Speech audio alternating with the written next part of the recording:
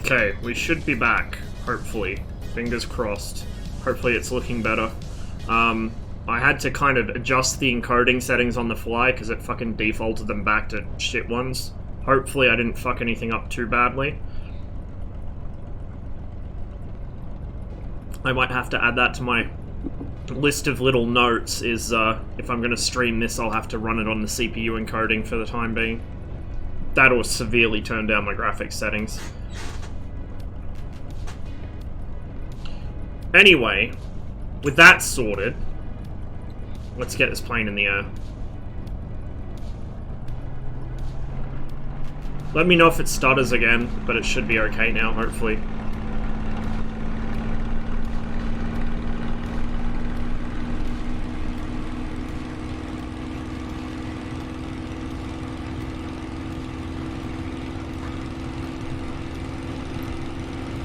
Could you not Spitfire?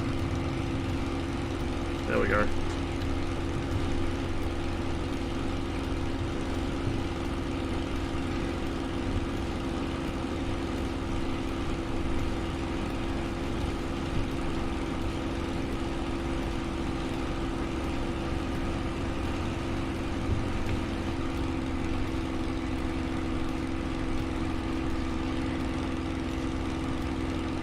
Terrible visibility, holy crap.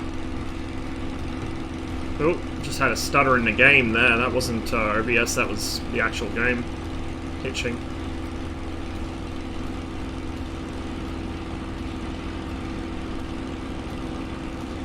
Okay, from memory, the city is to the east of Volga, behind us.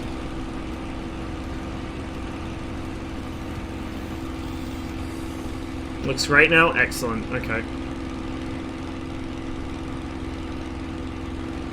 Well, once I do actually solve the inputs issue, I know that AMD were working on a fix. I think they may have actually deployed it by now, I just haven't updated. Once I do actually have that fix, so that I can not worry about my inputs being all monged up, I'll probably switch to CPU encoding then.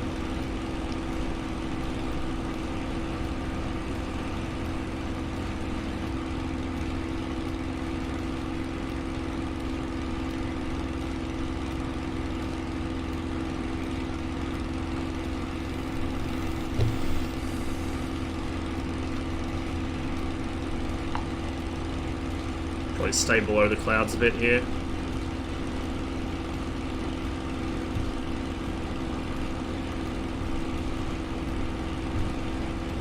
So my horizon reference at the moment is just slightly above the top of the nose, right about there, in line with that windscreen bolt. So we'll give her a tiny bit more nose down trim. We don't want to overcorrect, which is a bad habit of mine. Just about there looks good.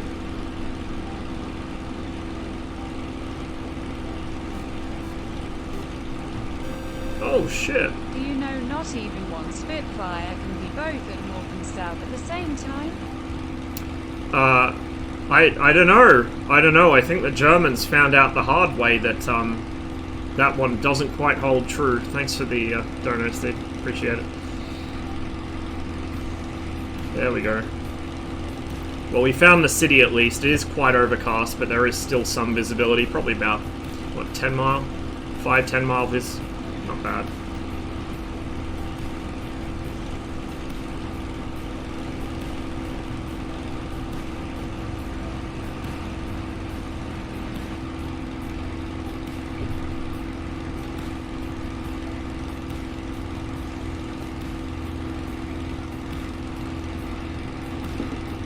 It seems to mostly be my keyboard and mouse that I have issues with, which is certainly better than it being my my HOTAS, put it that way. If I had issues with my HOTAS, we would have real problems.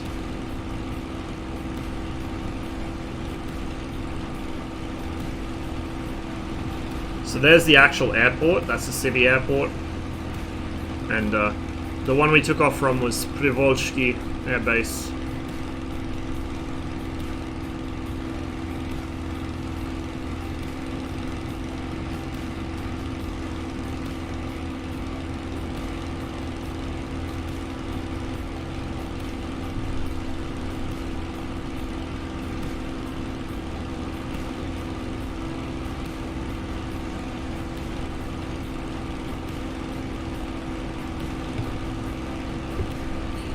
We'll come back on the revs a bit, because I don't really need climb power for what I'm doing here. Oh my god, this irritates the shit out of me. I fucking need to fix this throttle so badly.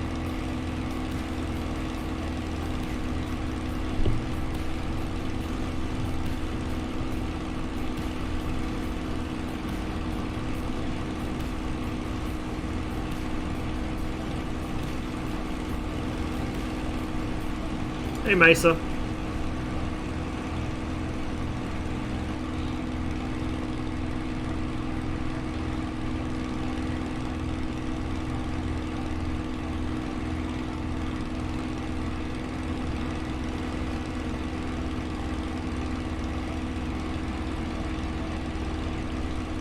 Grey Wolf had it affecting his HOTAS, so it's unplayable for him. Changed motherboard and it was fixed. Oof. Big oof. Yeah, it's annoying with the keyboard and mouse, but I can live with it. HOTAS would be a fucking deal breaker, though. Absolutely deal breaker.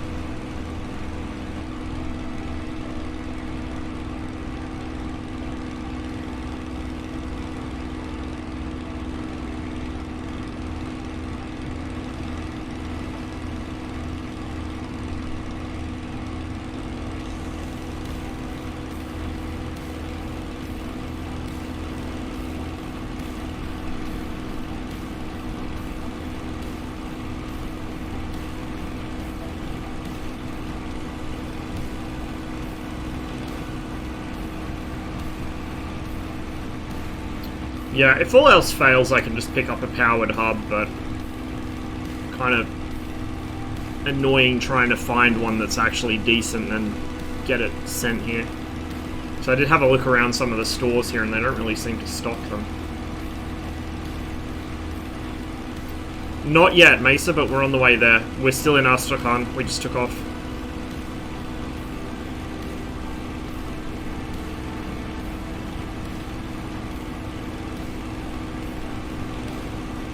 Hey, Palm.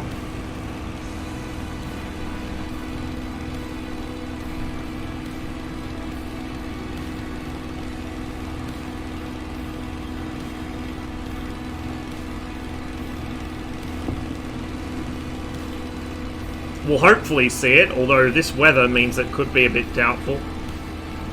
I like how the fucking holy rays of light are filtering down through the gap in the clouds there, straight towards Ashuluk, the hallowed ground of PVO training and evaluation.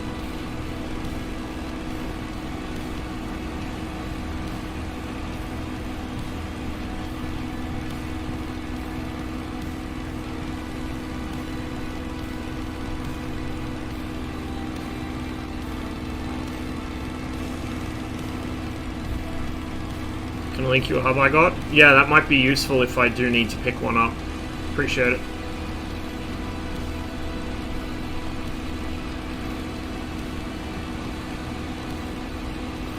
Pick up a little bit more altitude here, I think.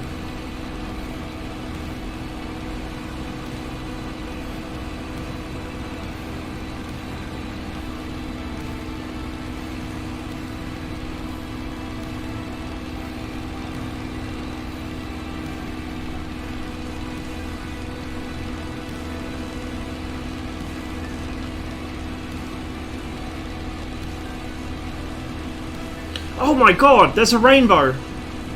My dudes! They actually simulate rainbows. That's really cool. That is actually really cool.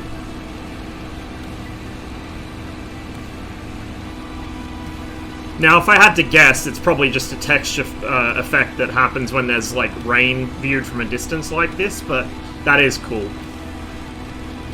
Wait. You can get fully circular. Wait, so they actually do simulate it properly? Holy fuck. That's awesome.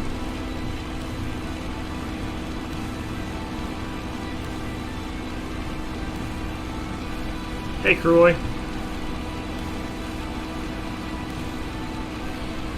Well, there might not be a pot of gold at the end of that one, but I'd say somebody's Dasha is at the end of it.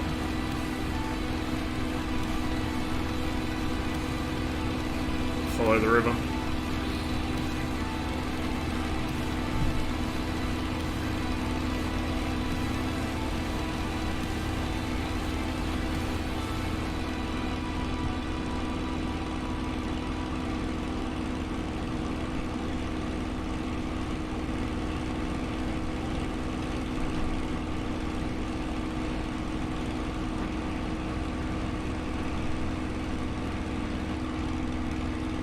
Oh, speaking of controller chips, I need to start looking into how to make my MiG-23 stick work, because last night I was finally able to get the top cover off of it, so I can start pulling the old wires and looking at whether the buttons still work, do a bit of testing on them.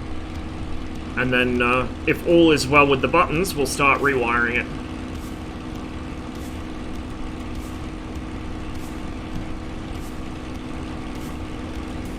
The trim steps on this are so small, but if I hold the trim on the rudder, like the rudder trim moves too fast and the pitch trim moves too slow.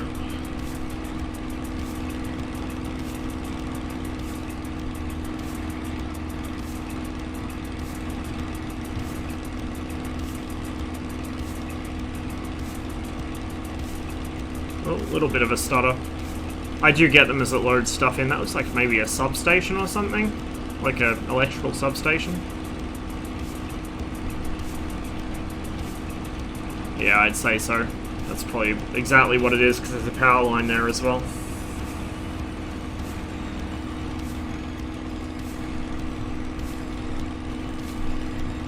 We'll zoom out our map a bit. It's quite a long flight. Following the river itself may not be the best idea, because it's going to add to the flight distance. And the Spitfire does not have the best endurance, but we'll see how we go. There's plenty of smaller airstrips and stuff I can land out on the way if I need to. We're flying into the storm, it looks like. What area are you flying in? So we just took off from Astrakhan in southern Russia, and we're flying up the Volga River. Once we hit the north end of the Volga, somewhere around Kazan, we'll head west towards Moscow. And then from Moscow, we'll head southwest across eastern Belarus, northern Ukraine, and then we'll probably follow the Dnieper down to the Black Sea. There are a couple places in Ukraine I want to check out, though, so I'll probably deviate from that course a little.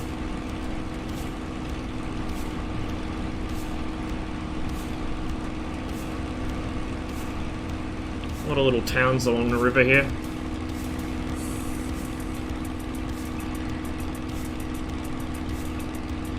You can really see, especially once we get further up the river and we start hitting the really big cities, you can really see how this river is pretty much the lifeblood of the entire country.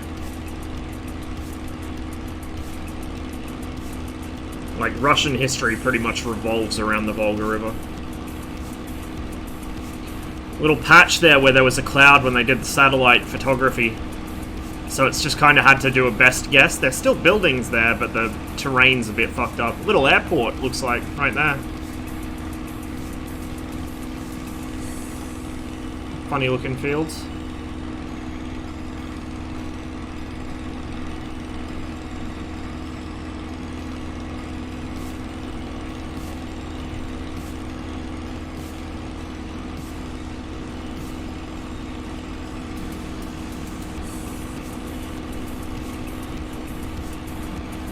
Causeway with, looks like a ferry crossing maybe.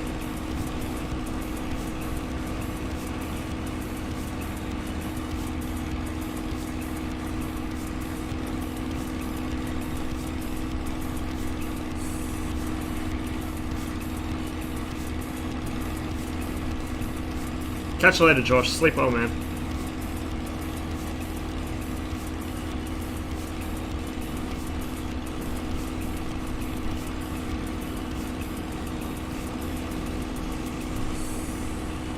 Sorry about flipping you guys upside down like that.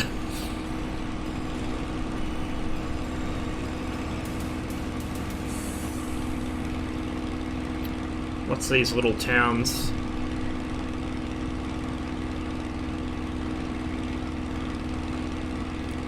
A lot of dirt roads. Hell of a lot of dirt roads. And here we go with the zoom in and out shit again. I really wish that it would, like, recenter to a fixed position instead of overshooting and undershooting like that. It's why I like having my zoom on a slider in DTS. And I prefer it to the way that zoom works in IL2 as well, where you zoom in and out manually by default. Because having the zoom on the slider has a center detent in it, so I can just feel when it's back to default. But especially for things like taking snapshots, you want your perspective to always be the same, so it's consistent, repeatable. If it's not, it can really fuck up some of your visual cues.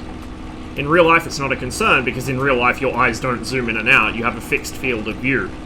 But in the game, you can't simulate that same level of visual clarity and the same field of view on a screen.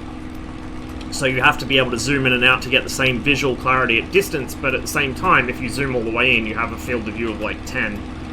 So that's why zooming exists even in realistic games and simulators. A lot of people kind of go like, oh, it's so unrealistic, how can it call itself a simulator? Like, miss me with that shit, dude. Like, it's specifically a workaround because you cannot fully simulate the way the human eye works on a flat screen. I mean, even with VR, you can only do it to an extent.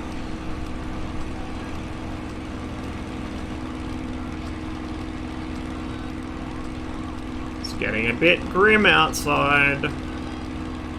But it looks like the cloud breaks up as we get more towards Volgograd, so we might get some clear skies over there. Look at the VFR map, I can probably fly basically straight line. But I want to kind of stick near the river, partly so I don't get lost, partly because it's just a really nice scenic flight. That red boundary to our right, I believe, is basically following the border. So we're actually quite close to the Kazakhstan border. So go a little bit past where I can see on my right wing there, like off towards the horizon, we're in Kazakhstan.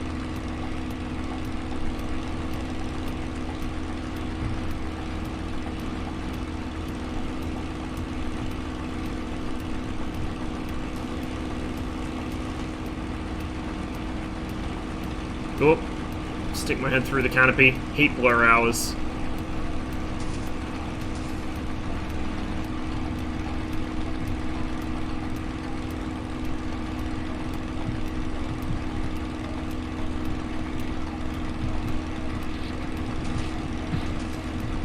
Traffic woes, welcome to why I don't have a car. I actually do need one, but when I lived in the city there wasn't much point, because I could get everywhere I needed to go on the bus.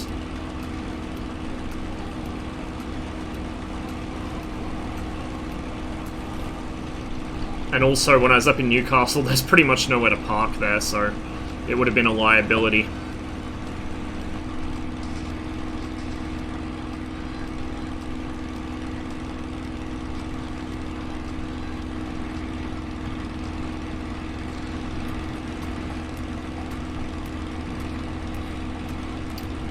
Pretty looking aircraft. How are you getting on with Flying Iron Spit Mark 9? It's quite nice.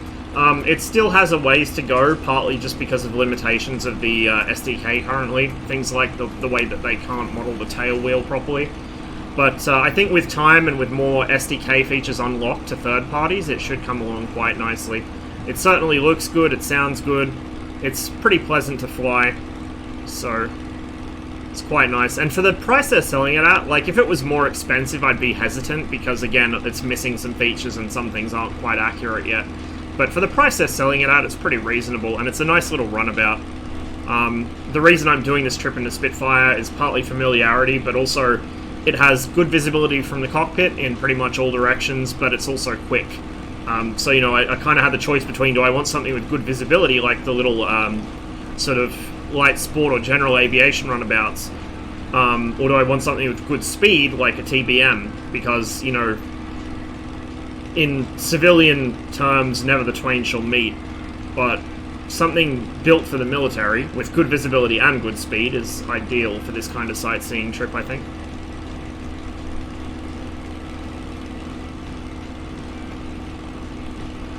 Just on the ground, it's a pig. So part of the reason it's such a pig on the ground is because the tail wheel is currently acting almost like nose wheel steering, except reversed.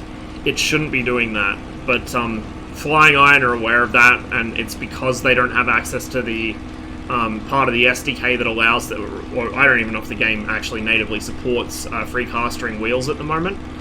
So once the tail wheel is free castering like it should be, it'll be a little difficult to keep it going in the direction you want it in, but it'll be easier to avoid it ground looping, I think, to an extent. Got little towns on either side of the river here.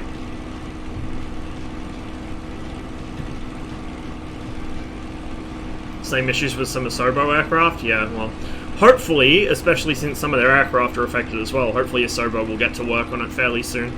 I know they're working on a lot of like performance improvements and stuff at the moment, but that is a big ticket item for me, and the flight modeling as well. So this Spit seems to have an alright flight model. I'd say it's probably not 100% up to scratch yet, again, just because of the limitations of the sim, but it definitely feels better than the Asobo aircraft. But things like the, again, because it's a civilian sim, things like accelerated stalls, not really well modeled, because your average civilian is not ever going to want to be in an accelerated stall. It's not something you do. Again, coming back to the sort of discussion I had earlier while we were going through TACU, that's the point where a normal sort of commercial or military sim, they just stop the simulation. So there'd be no, like, it wouldn't be scripted into the game at all, it wouldn't be programmed. They'd just stop the sim if you got into those parameters. Whereas in this, because there's going to be military aircraft, there's going to be acrobatic, or it's aerobatic aircraft even, same thing technically, and because people are going to do some silly shit, they really need to actually get the edges of the envelope polished. You can't just kind of say, oh, well, the sort of middle of the road flying feels perfect, so it's good enough. Not good enough. If you're making a mass market sim, you have to make sure the edges of the envelope are as well defined as you can get them.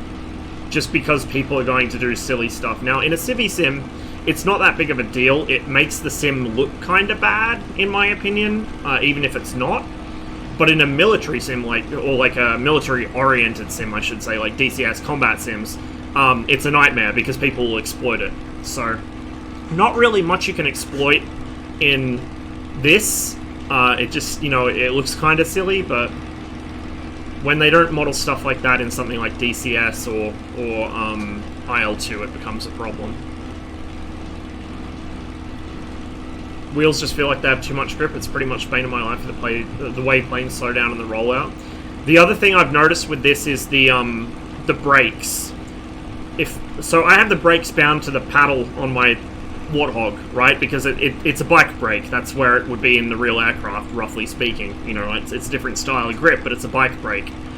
And so that means, because the Warthog only has a button there, it's not an analog sensor, it's a digital one. It's either on or off. So here I'm applying the brakes. You'll be able to hear me do it because you'll hear a squeak. Oh, sorry. I'm fucking up my tracker, I think, and my green screen. You'll hear a squeak and then brakes on. See the delay? What the fuck was that? Bro. Tracker, I was having a tantrum. But yeah, so that's an issue. Because it means when I'm trying to slow down or taxi and I hit the brakes, there's no response. So I hold the brakes and then the response arrives all at once and it just face plants. Now, I think there is a slight delay on the brake response in real life, but this isn't a delay on the brake response, this is a delay on the actual input. See it? You can hear it, like, squeaking. So, brake on, now it's on, brake off, now it's off. See the delay? That's the issue with the brakes. And I know when this released, it had a similar issue. The throttle response was really laggy. Like, the throttle would lag almost a full second behind your input. They fixed that. The throttle's much better now, but the brakes still need fixing, because that's a major issue when you're on the ground. Imagine crash physics in MS Flight Sims. God, I wish. I really wish. I know they won't do it, and I know why they won't do it. They don't want the next big terrorist attack to be, oh, they trained on Microsoft Flight Sim. But at the same time, it would be nice to have crash physics instead of just stopping the simulation. Crash physics are like 90% of the reason why Rise of Flight is so fun.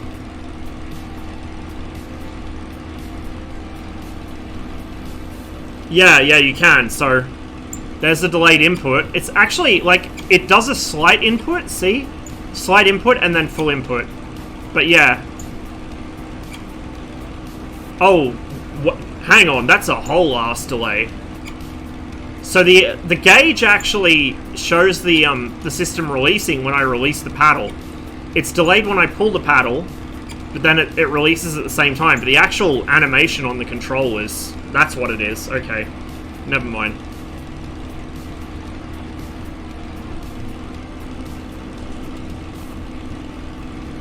So still buggy, but not as buggy as I thought. But I still... Again, partly it's because the Warthog only has a digital sensor there. I really wish it was an analog, like an analog sensor or something, but I know that because it's based on an American stick, that makes no sense.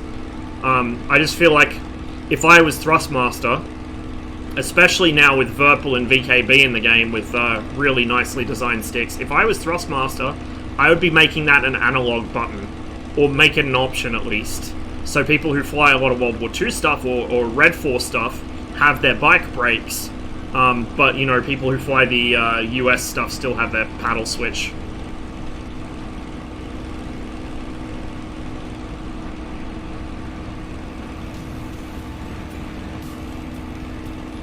So we've got lovely green fertile land here, and then just remember, not even 100 kilometers in that direction is desert. Or, well, steppe, like arid steppe, basically.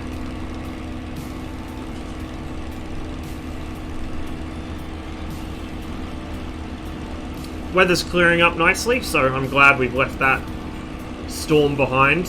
We should have much better visibility once we get to Ashuluk and then Volgograd.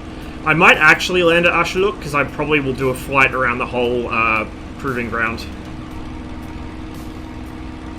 It does have at least one airstrip. I think technically one of the airstrips is actually in Kazakhstan.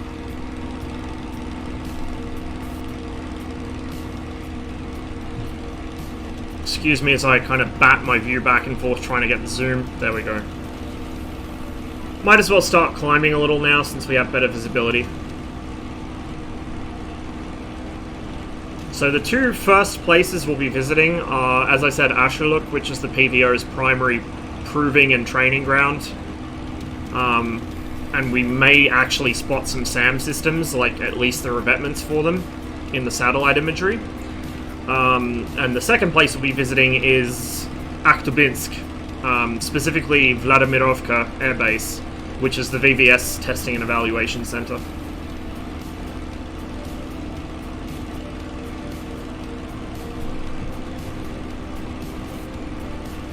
We'll then fly up to Volgograd, probably do a bit of a sightseeing tour around the city.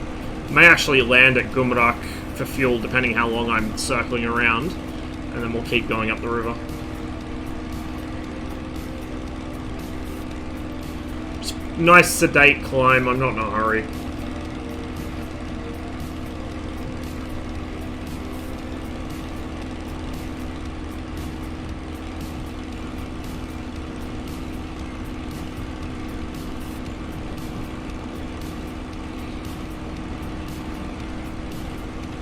So one of the reasons why most human civilizations form alongside rivers, it's not just because it's a water source, but it's also a very fertile land, generally speaking. Because the river's washing silt down along its course, so it'll bring more fertile land from elsewhere and dump it here, for instance, where the climate here is naturally arid. So normally, you know, you see the brown over there, that's what this area would normally look like. It's quite arid, quite dry. The summers are quite long and hot. The winters are, from memory in this area, they're actually quite severe, kind of like back home. Alberta's very much the same, because it's prairie. It's basically the Albertan prairie is pretty much the analog of the Great Steppe in Ukraine and Russia. It's the same soil type even. Like, it's pretty much the same thing, which is probably why there's so many Ukrainians in Alberta. But, you can see, like, it's arid over there. This is a naturally arid area. There's desert not very far in that direction, like, no shit desert. And out here, we've got this beautiful, fertile land, because the Volga River has washed all this down from up north, up in the forests. Cornfield. I don't know if they're still growing much corn after Corn Dad's little agricultural experiment. In Alberta, it's mostly wheat. I think there is some corn in Alberta, but it's mostly wheat. I don't know about what they're growing here. Probably wheat as well. Barley and wheat, yeah.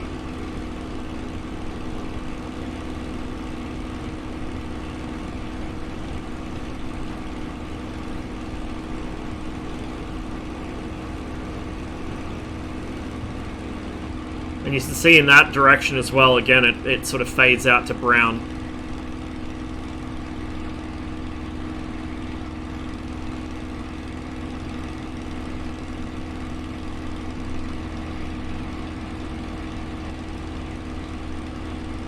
Steamed corn is the best snack. I'm not going to fight you on that. I'm not going to fight you. That is objectively correct. Fucking snack of champions.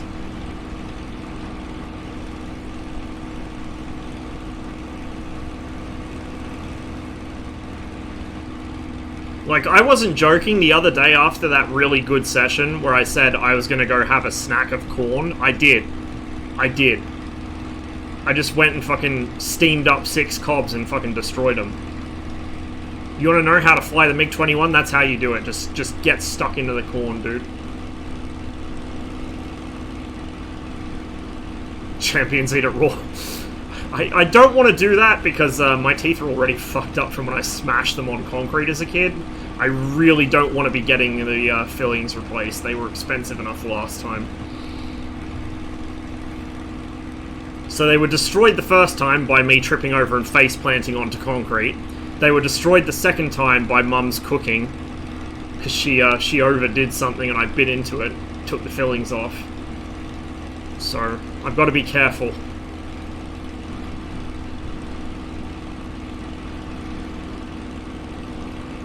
These clouds are really something. And now we have them in DCS as well. DCS's clouds aren't quite as polished yet, but they probably will be before too long.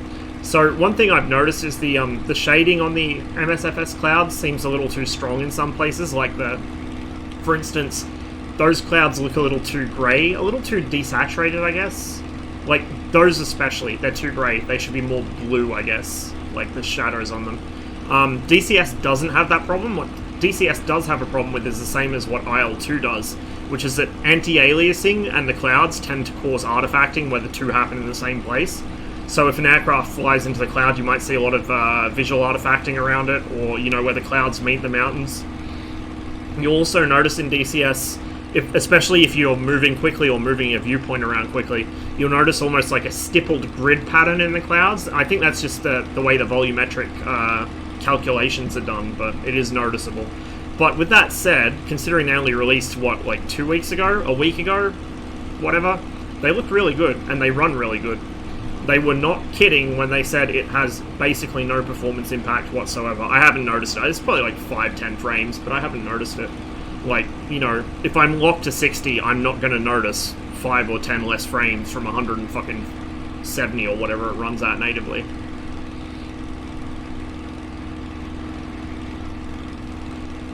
Had to squeeze the PC Flex in there somewhere.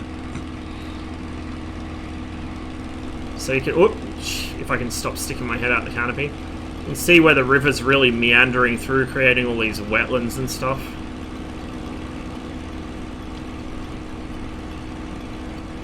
We're nearly there.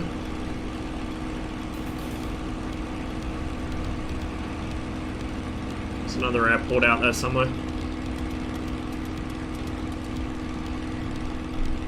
Good corn's actually soft raw when it's ripe. Oh, well there you go then. I learnt something today.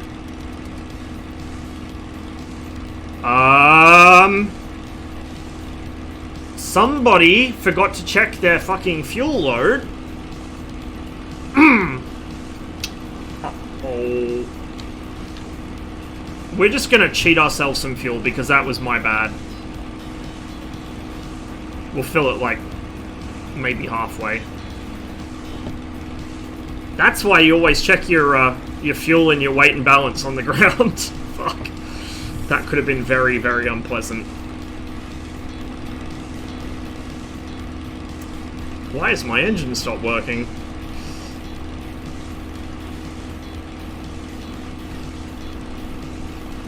What's our altitude? Okay, we're coming up to about 10,000. We're 8,000 at the moment, so we'll just kick the oxygen on. It'll be fine. We don't really need it here, but put it on either way.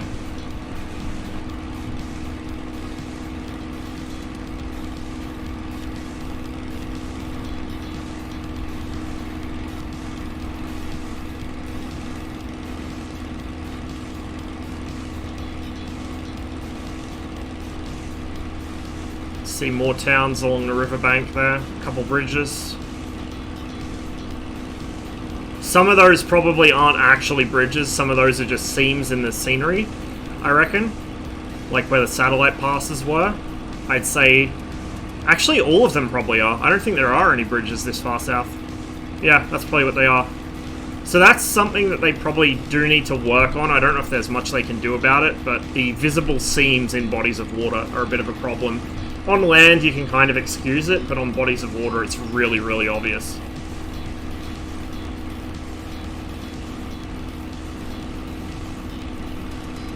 Need MSFS Witch Edition, Bubby Yaga's Flying Cauldron, the Flying Brew.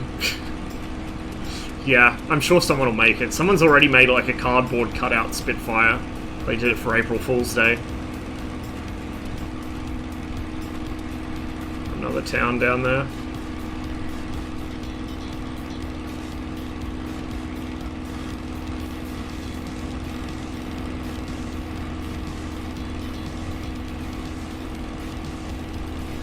Okay, I don't want to climb too high. I don't want to get up on the other side of the clouds, really. Try and stay below them. Not much of a sightseeing trip if you can't, you know, see the sights. Kind of a futile exercise at that point.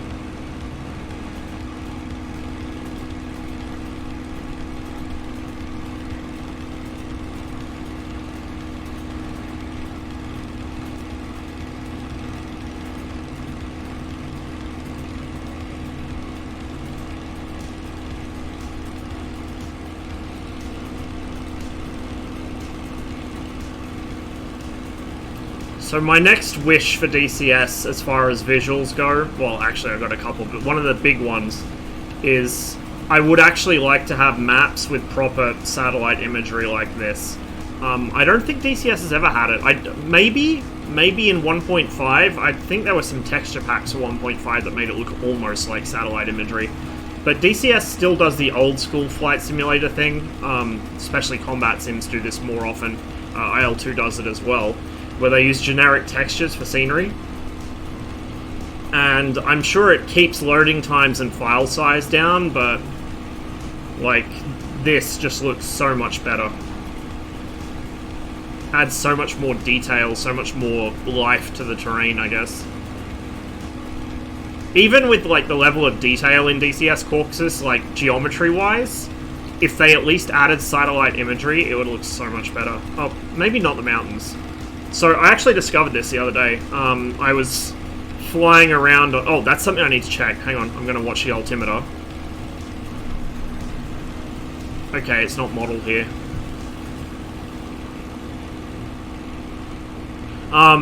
So I was flying around in the DCS Spit the other day on NTTR, and I discovered two things. First of all, NTTR looks really good from high altitude because they use normal mapping to fill in the detail on the mountains, because, you know, NTTR is an old map, the actual 3D geometry is not very detailed, not very high resolution, but they use normal mapping to actually make the mountains look much more detailed. From the air, it looks beautiful. As soon as you get down to low altitude, it looks like dog shit, because you see this flat, normal map shadowing on terrain that is literally flat. Like, just flat. It looks horrible. So, Caucasus, in a way, is actually aged better than NTTR. because although Caucasus is less detailed overall, it looks the same at any altitude, whereas NTTR looks fantastic up high and horrific down low. Caucasus is at least consistent. The other thing I discovered is, not modelled in this, I was just checking it there, in the DCS Spitfire, the altimeter needles respond to Gs. So if you pull the stick suddenly, you'll see the altimeter dip and then rise. And it's consistent. I was testing, I was just wanking the stick back and forth, watching the altimeter. It will dip and then rise. Or if you push the nose forwards, it will rise and then dip. And it's consistent. It's proportional to the amount of G you pull. It's really cool. Really, really cool. Really regret getting Nevada. Have no use for it whatsoever. Yeah, I mean, I don't really regret getting it, and I have played it a handful of times, but yeah, generally speaking, I don't really use it that much. No servers run it that I play on anyway. ATWG did run it. I don't know if they still are. I actually don't know if the server's up at the moment. I'll have to check. But, yeah, like, it's kind of a map you only really get if you want to do proper by-the-books, US training. Like, you actually want to do the training at the place they do the training. You know, if you wanna fucking role play or something.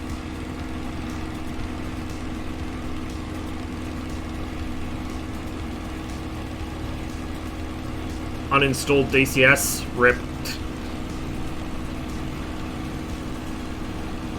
Razbam's using satellite pics as placeholder for Falklands, but pure satellite pics won't work too well up close. Yeah, you've got to kind of doctor them a bit.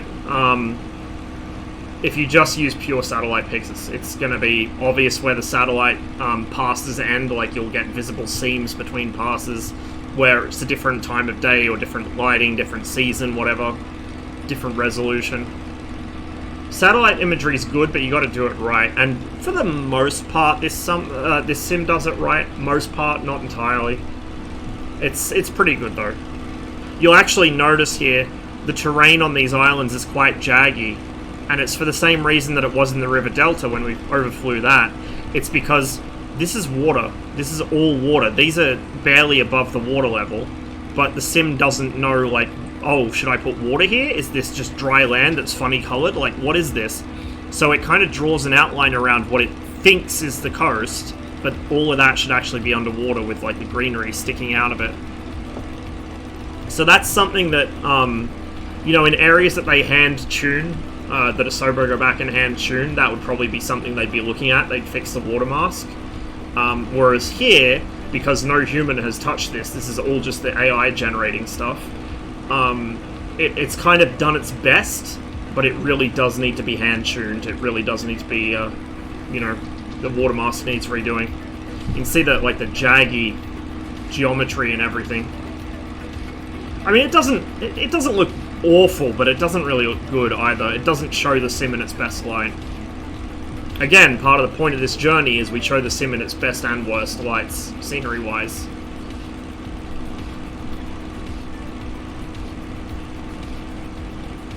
Put it on a discount with one of those BFM campaigns, thinking it would teach me something, but it didn't. Yeah. Yeah, I think those give you, like, the actual setups they do. And at least as far as US training goes, it seems like the BFM training they do is very oriented towards specific things. So, like, how to rate fight properly, or how to recognize the visual cues, which are good. Like, it's useful knowledge to have, and I'd say it's probably worth doing, but at the same time, you take that knowledge online, you're gonna get spanked by either Carlos or some dipshit, like, stall fighting in a fucking Mirage. Like me. Like, as far as dogfighting goes, I'm obviously not the best. I have my moments, but I'm not the best, and there are certain things that trick me and trip me up every time. But everything I picked up is self-taught. I never did any of the fancy BFM training stuff in DCS, and I've never really... I mean, I've watched The Art of the Kill, but I never really studied it. The thing is, like, it's handy having those concepts. You don't want to fly by the book, but you want the knowledge that flying by the book gives you. You've just got to...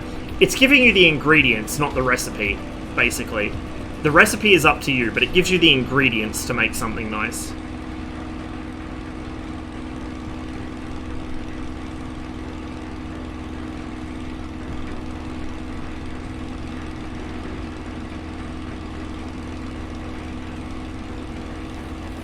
Nothing in there about visual cues or turn circle entry or even much about lead lag pure pursuit. They just set you up on a SID out of Nellis and you have to enter the NTTR, then just abandon you to a normal 1 vs 1 AI setup. Oh, rough. Okay, that's pretty grim. So yeah, basically roleplay campaign then. Oh, hello! Guess where we are? We're there already. How much fuel do we have after I magicked myself half a tank? Yeah, we're alright. We can circle for a bit, then we'll have to land.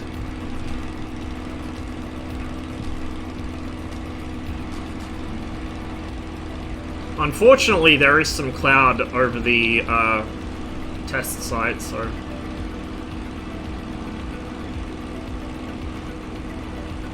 But we might spot some SAM systems, maybe, or at least some revetments.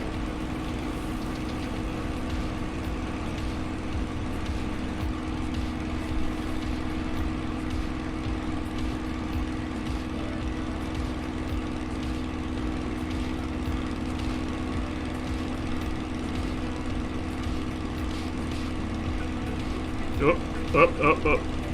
Can we not do this, please, Flight Sim? Fortunately, the 1 vs 1 scenarios are quite easy because there's a 6,000 foot hard deck and the AI only ever does vertical loops, so it always loses if you go to 6,100 feet. Yeah, big brain strats right there.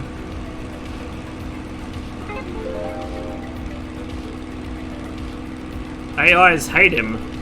Learn how to defeat the training missions with this one simple step. There's the airport, or air base, rather.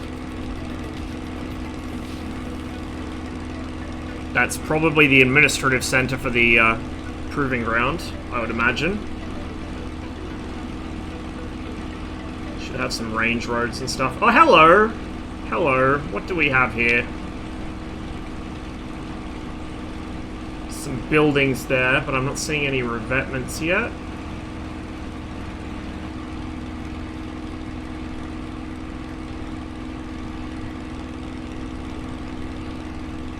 Somewhere else we'll overfly at some point in this trip. We'll go over Sadi Shagun, because we'll spot some of the test radar setups there, possibly. Don't know how visible they'll be in the sim, but we'll try and spot them.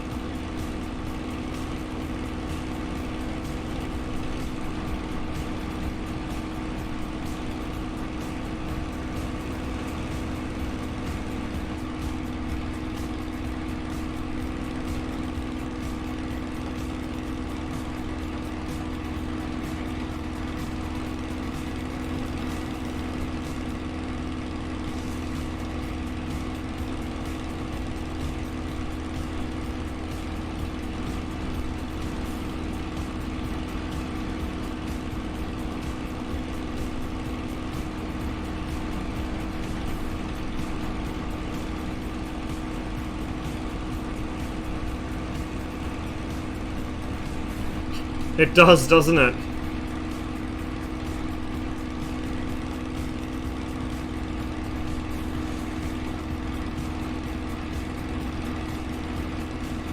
So I think there's a smaller airstrip they use further out for, like, launching drones from, I'm pretty sure. Like the target drones.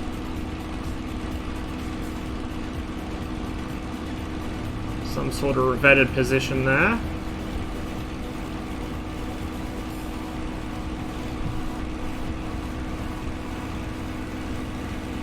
Oh! I had something arrive. I'll show you guys in a little while. Might do it while I'm fueling up the aircraft on the ground. We'll take a bit of a break and I'll show you what arrived the other day. Now I did look at this whole area in Google Earth, but I can't remember the exact layout. I know the small airstrip was off to the east near the Kazakh border, and there was a whole rank of revetted positions somewhere. I think I've gone past them actually. It might be on my left. It's quite a large area, as you might imagine, for some of the systems they test here. Fly out towards the air base over there.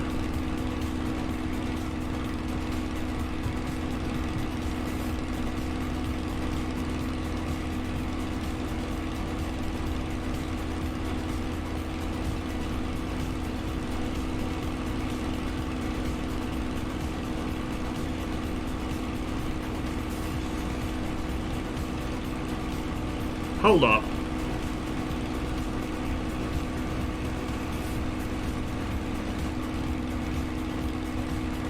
Hold up.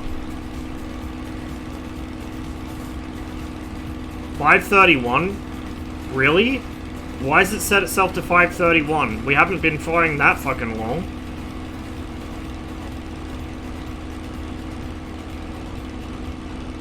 Should be like fucking what? 1:30 p.m.-ish. It's acting like I got fucking time acceleration on or something. There we go.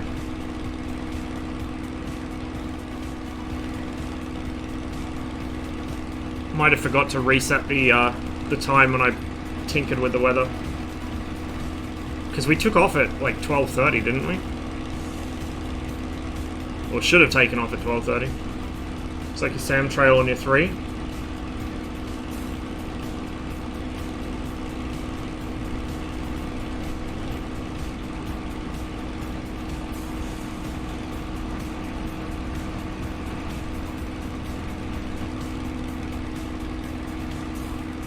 Something back there as well.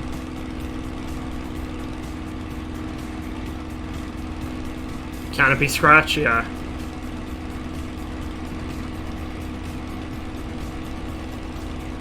Yeah, the canopy on this is scratched as shit and back.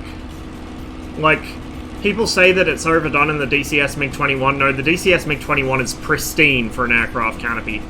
Like, even an American jet, a modern American jet, usually looks worse than that. Maybe not an F-22 or a 35, but like an F-15, F-16, they will look like that, but worse. Especially if it's an older airframe. But this is actually overdone, because it looks like the ground crew cleaned the canopy with a fucking Brillo pad. Whereas in the 21, it's just nicks, scratches, and bugs. Oh, hello. Landing sites for helicopters or something. Maybe. There's some buildings over there. Nah. Not ICBM silos. They don't have ICBMs here. I think usually when they test ICBMs, they launch them from Plesetsk, up around that area.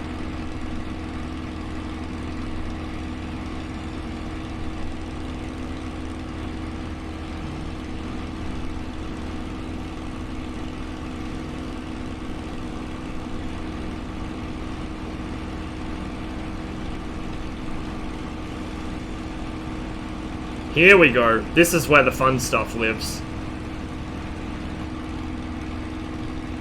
But yeah, that makes sense, that they wouldn't put them the way they'd normally lay them out. However, although I don't think that, no. Never mind. It's not herringboned enough. I was going to say it looks almost kind of like an S-25 setup, but it's not big enough and it would be more herringboned. And I don't think they built a proving, like a trial version here. I think they built all of them around Moscow, even the evaluation system.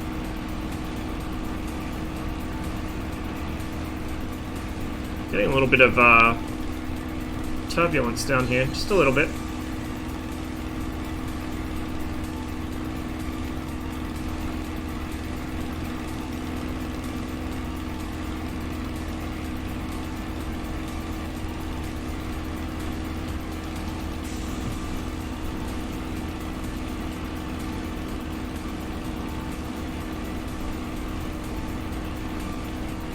What is this?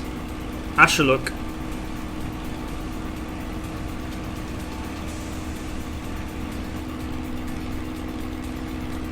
Oh, hello. Here's something.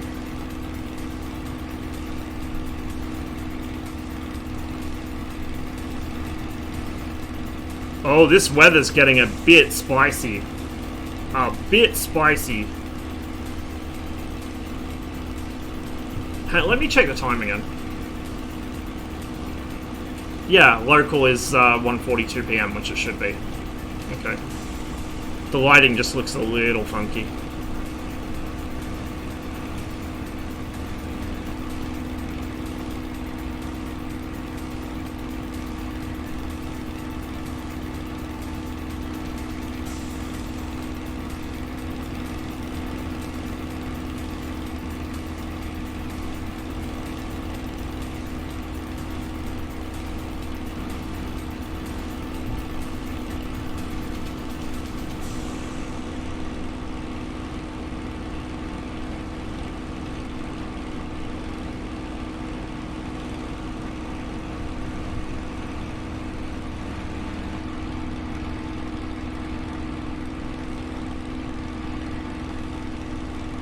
So off in that direction is Kazakhstan. In fact, the border is probably visible somewhere around there.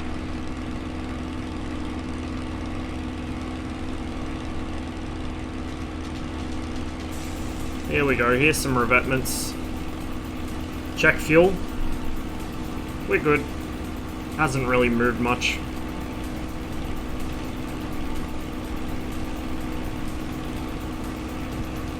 Oh, that's what we came to see right there.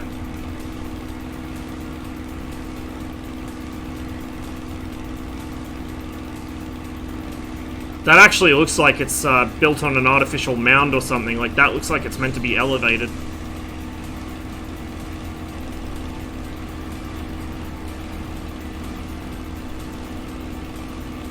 Revetments down there. It's like almost a little airstrip, but not quite.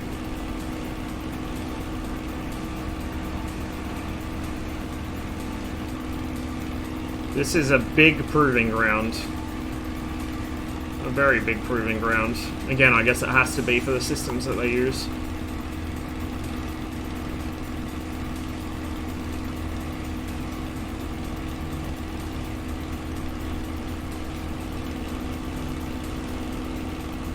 I'd say probably these are actually built up on mounds or something in real life. Oh, that's spicy. That's an underground storage bunker. That's what that is. That's where they keep the missiles, under there.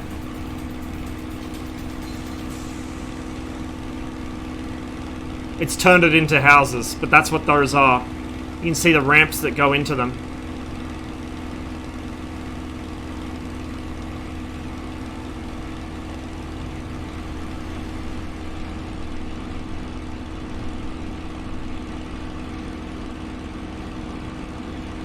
Hatch on the top circle.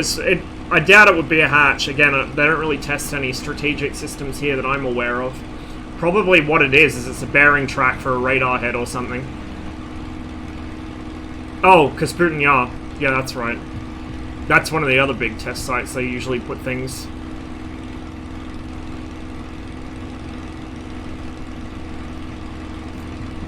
Kapustin Yar, even. I always fucking misread that one.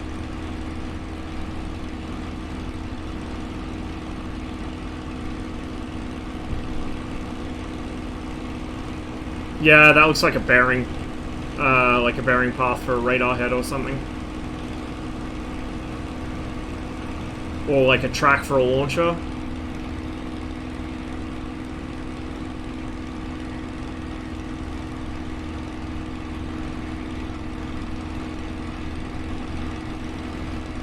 Because none of their air defense systems that I'm aware of are really like silo kind of stuff. Even the vertical launch things tend to be in tubes on the back of trucks. It's probably just... Well, it's not a silo, though, like, I don't think. It's just a storage bunker. They're dug in so that they don't blow up and take half the site with them. And if it gets attacked, they're safe. Which is not entirely uncommon to see on some of the fixed SAM sites, like the big fixed SAM sites. You would sometimes see like a central bunker where the missiles were kept. There's an anti-ballistic missile system that's launched from a silo. Ah, there we go. Is that one of the new ones or one of the old ones? I guess one of the old ones, probably, actually. I think the new ones are a little more... Oh, no, that's right, because I watched a fucking documentary, like, a couple of months ago, on the PVO, and they showed one of the new systems being launched from a silo. You're right. It's up in Moscow somewhere. Anyway, I've got nice and turned around, and I have no idea where that airfield is from here. So this will be fun. Link to the documentary. I think I posted it in the Discord in military media, I think. I'd have to find it again. It was, I think it was like an episode of Combat Approved. But they had some really good footage.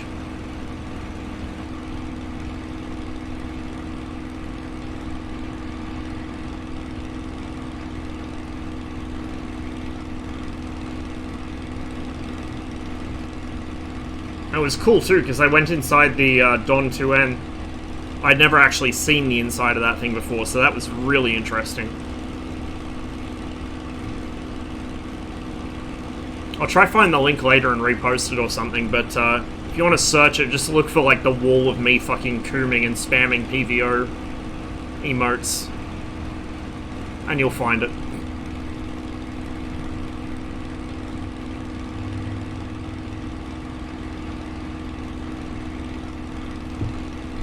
I'm gonna cheat.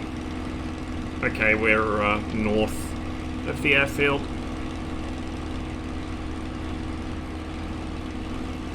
I think... How's our fuel? Yeah, no, we'd better land. I won't risk it.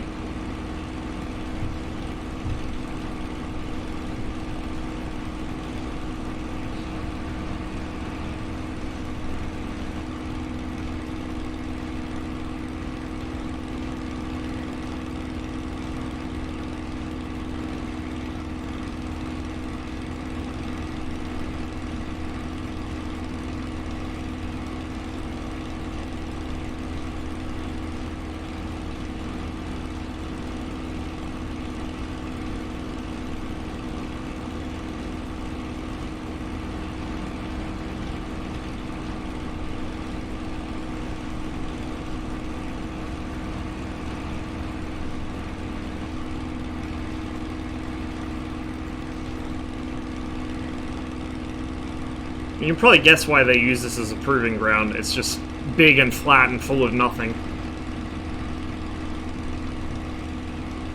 And it's quite deep inside the country, and it's on the Kazakh border. So it's a good spot for it. Oh, there's a... Whoa, whoa, boy. There's some good shit right there. There's the real good shit. Kind of tracking west back towards the river at this point, which is fine.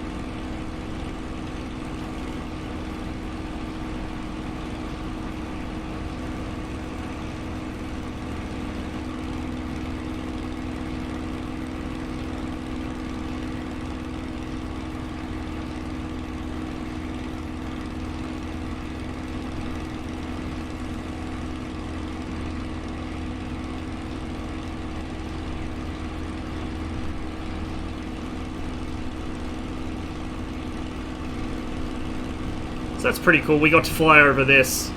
Because in real life, this is like one of the #1 places on Earth you don't want to fly over. Partly because it's restricted airspace, and partly because the things that make it restricted airspace are more than capable of making you not be in the air anymore, to put it lightly.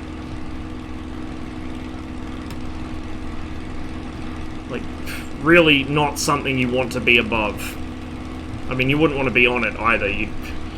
You'd be in deep, deep trouble if you got caught here, but you definitely don't want to be above it.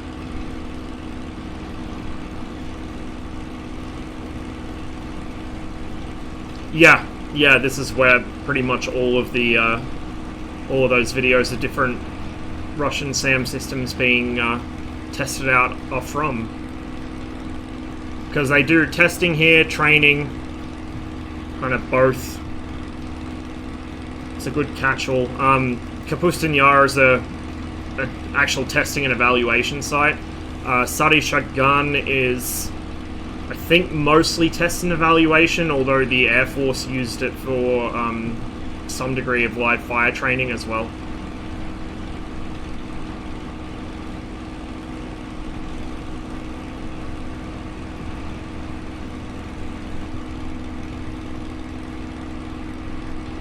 Sari Shagan was also the site of the first successful intercept of an ICBM. The Soviets managed to shoot down one of their own. That was like a long time. I think it was like 61 or something. It was really impressive. Like, I assumed that actual no shit working ABMs were much later than that, but no.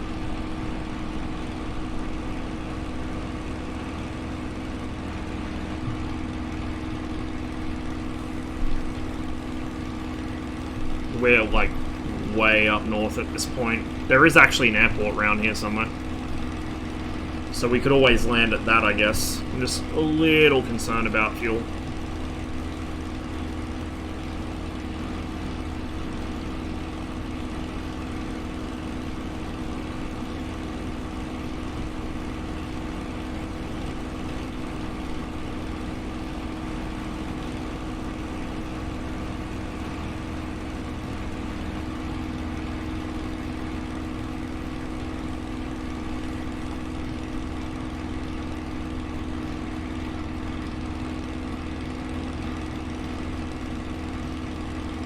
I should actually note, it was the first successful intercept by a non-nuclear ABM. So I think both the Soviets and the Americans had ABMs up to that point, which could destroy an ICBM by a nuclear explosion, but this was purely kinetic. It shot out a shit ton of ball bearings from memory, or like rods or something. Someone forgot to set the clock. Yeah. That's a big oopsie.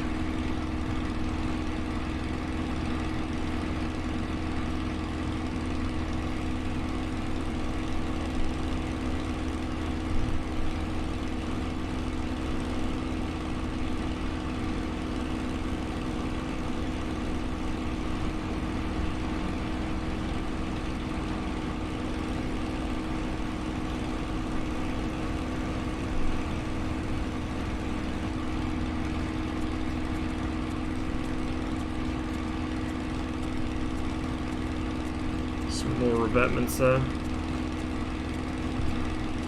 We'll actually land at the air base here, and then we'll continue up the river.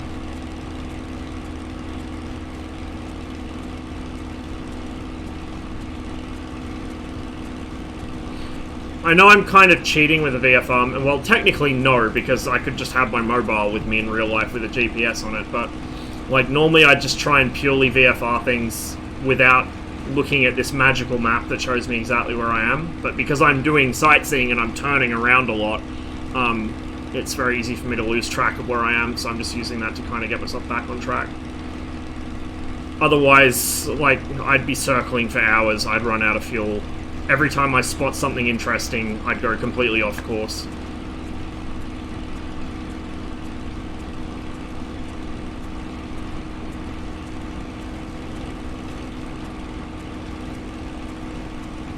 The Americans' opinion of Soviet radar capabilities in the 50s and 60s is just... oh boy. Oh boy.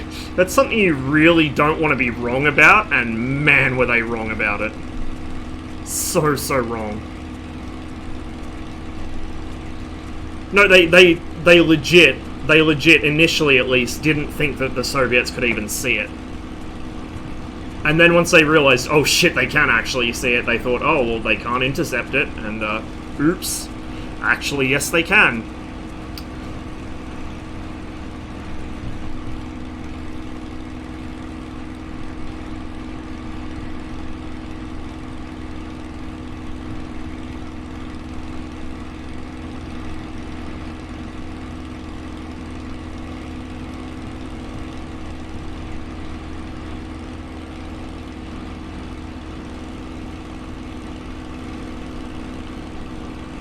Seems like the Americans had a lot of oh shit moments like that, like, nothing will be able to intercept the SR-71, then A-12, which is even faster and flies even higher, comes back from Vietnam with a fragment in one of its fuel tanks.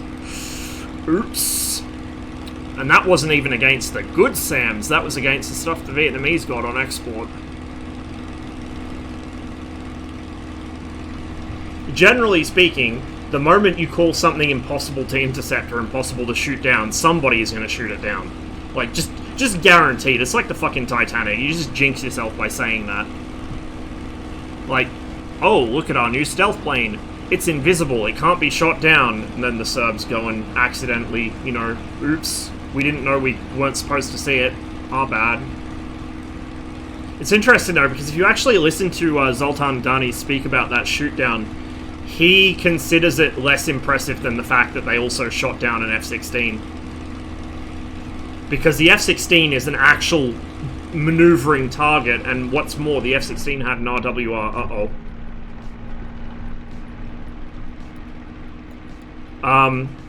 Where did the last of my fuel go? Okay, this is slightly problematic. Why did... I'd had more fuel than that, surely. Where is their base? Where is their base? Right off my nose, apparently. That's probably it there.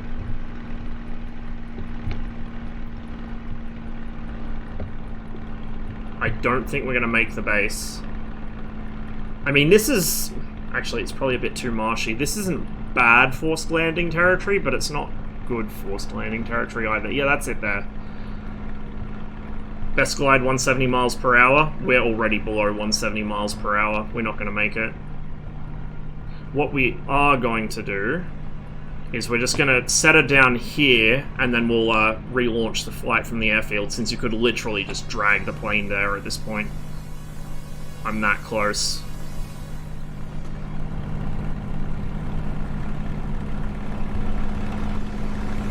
I mean, I still have an engine? Question mark? Not anymore. That's really odd. Oh, you know what it might be?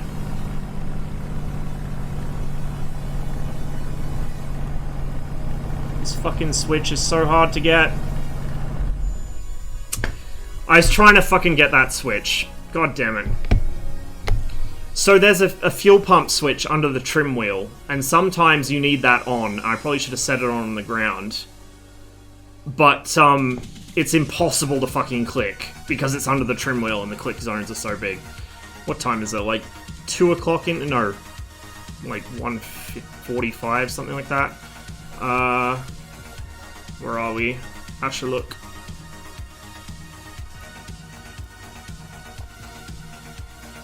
Oh, what? No. Okay, disregard me. We actually went all the way up to Ukhtybinsk.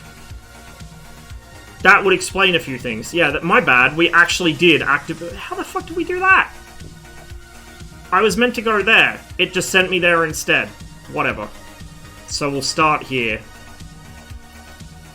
Because I'm not flying all the way back up there again. I should have gone straight north. And I didn't think to check it. One of those days today, apparently.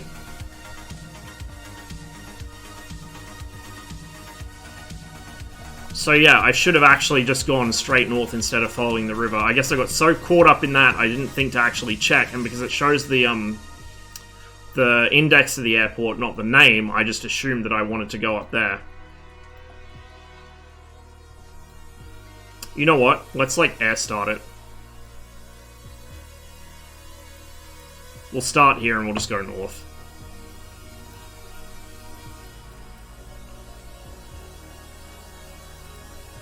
So, don't mind me just getting severely lost or anything. And then from there, I think... Add? Set as... Oh no, oh god, now I've done it. Hang on. Set as departure. Set as arrival. And then... Add? I think we're good. Yeah.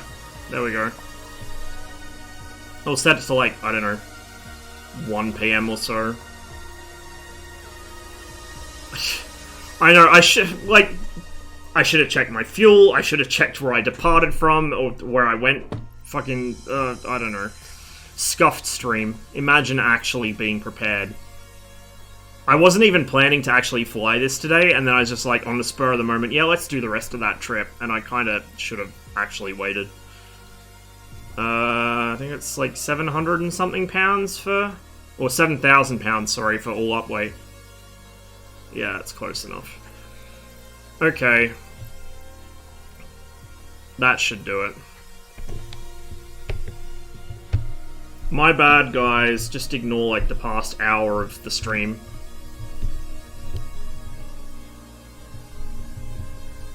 You already have Me-8s heading to rescue? Yeah, exactly. Well, I mean, I already would have been shot down if I'd actually gone there, but... And this time, we'll make sure that fuel pump switches on, because I think what happened is the tank started draining, it couldn't feed it quickly enough. Why are you in the middle of my fucking screen all of a sudden? I should have set my altitude lower as well. Watch me hit the ground, I have no idea where the clouds start, or stop rather.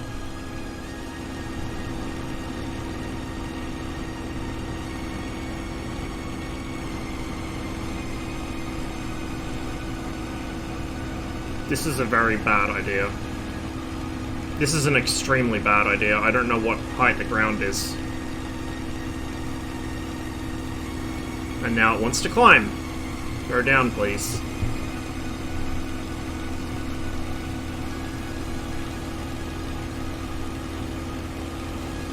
I see the grounds. Small victories. Now I gotta move this. Wind that back to about 70. There we go. Straight north.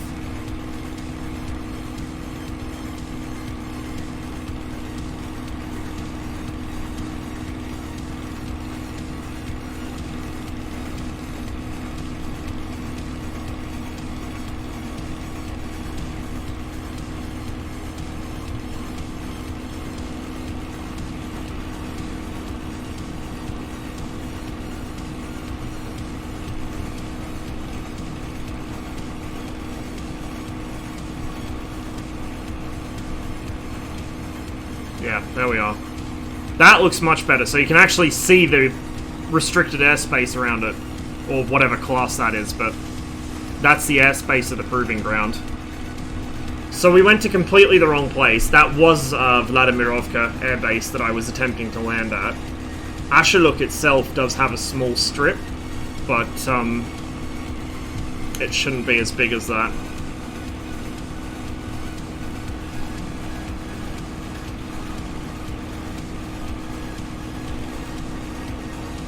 A lot of lakes, I guess. It almost looks like some of them are salt lakes.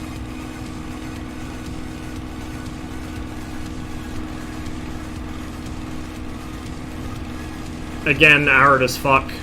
Kazakhstan is over there, as is the desert, and then the river's over there.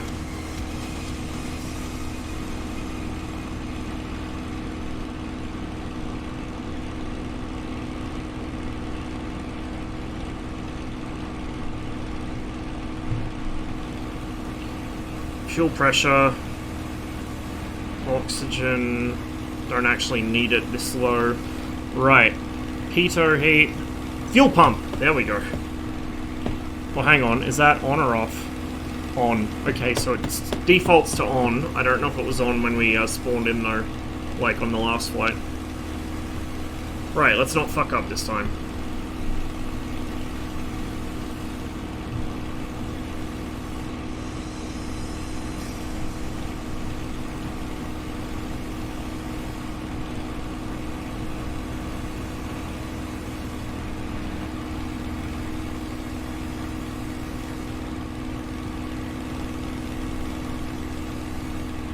In either case, as you can see, Akhtubinsk has a lot of actual, like, proving ground attached to it as well. Again, it was, probably still is, the main VVS testing and evaluation center. They did a lot of training there as well, so same sort of thing as Ashuluk. Just for the Air Force instead of the Air Defense.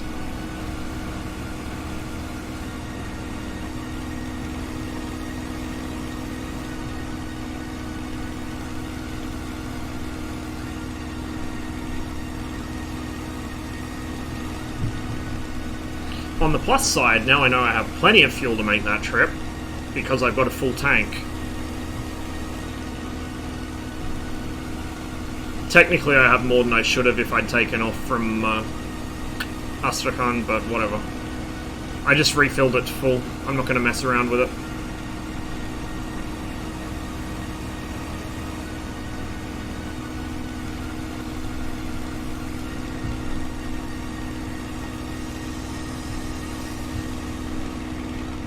It is kind of weird though, because the fuel, like, it was sitting at about... What's the scale on that? It was sitting about 10 gallons and then it just dropped to nothing over the course of what felt like 5 minutes. And I'm cruising, I'm not at high engine settings.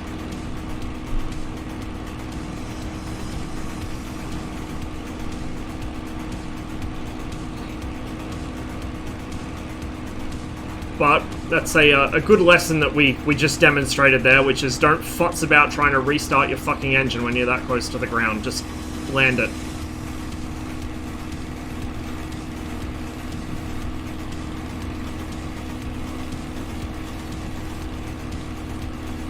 It's got me killed a few times in DCS as well, where I've been trying to restart and relight an engine right above the ground, and I've been so busy with my head buried in the cockpit, I've just gone straight into a fucking tree.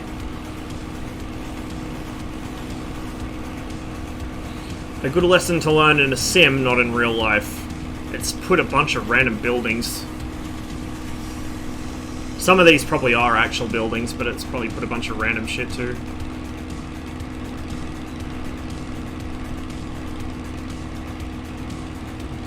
Brown has a PK of 1. It sure does. Absolutely fucking does.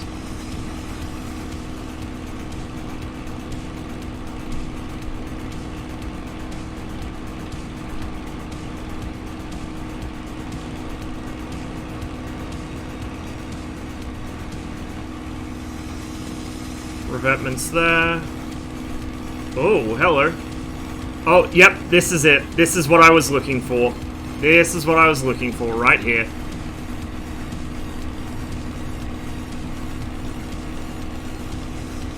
And this is why I was confused I couldn't see it, because it's really obvious from the air.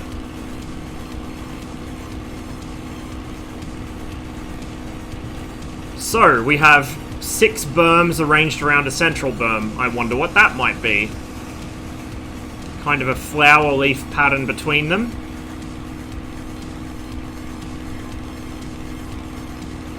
Another one there.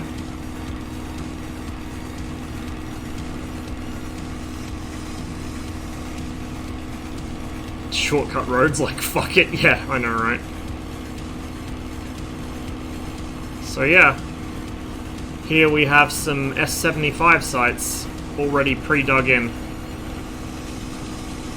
So each of these outer berms would have a launcher in it, and then the fire control radar would be in the center. You'd usually have an early warning radar kind of skewed outside of it with a generator and stuff. And they are very easy to spot from the air because they almost always take the same form, which is 6 revetments around a center one, and then like roads that look kind of like petals on a flower, which is where the transloader trucks bring in the missiles to reload the launchers. And the trucks themselves would usually be parked between the revetments. So like you'd have a truck parked, wait until I fly over it again. You'd have a truck parked there, one parked there, like all the way around.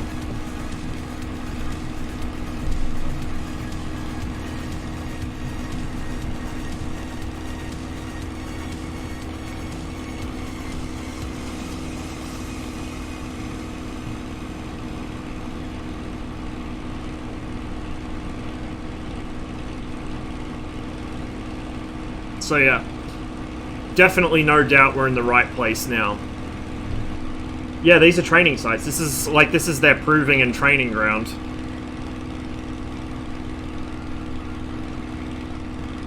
They're actually in those equal signs looking revetments around.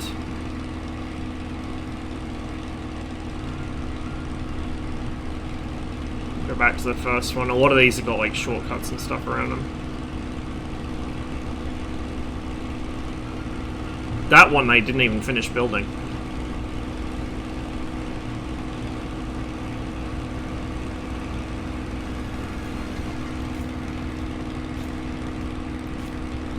Oh, so they're further out, yeah. So there you go, you got a whole line of them all the way down to there.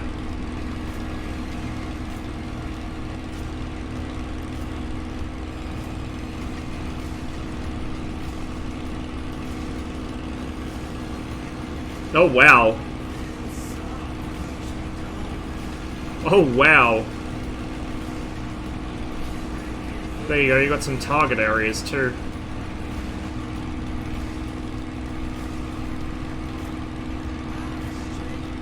A little bit of turbulence, because we're flying into a storm.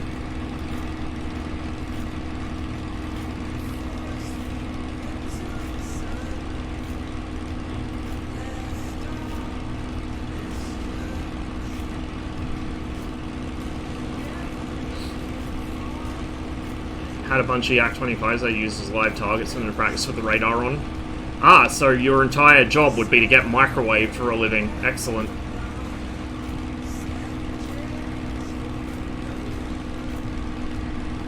Want to have a steady supply of tinfoil.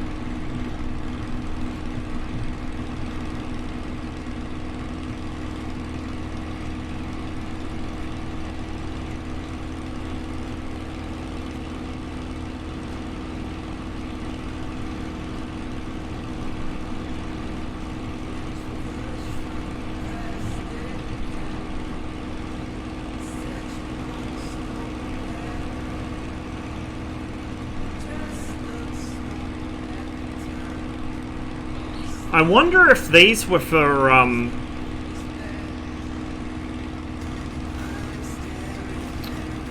using them against ground targets, because you could actually use a number of the SAM systems against ground targets. Not ideal, obviously, but it did work. Or maybe they were for, like,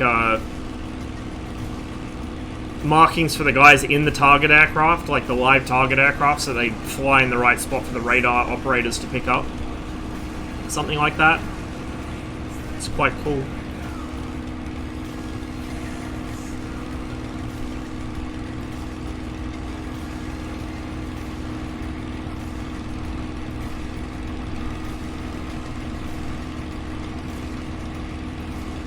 Everything's rocket artillery if you're brave enough. Yep. There's the runway, so that's the airstrip there.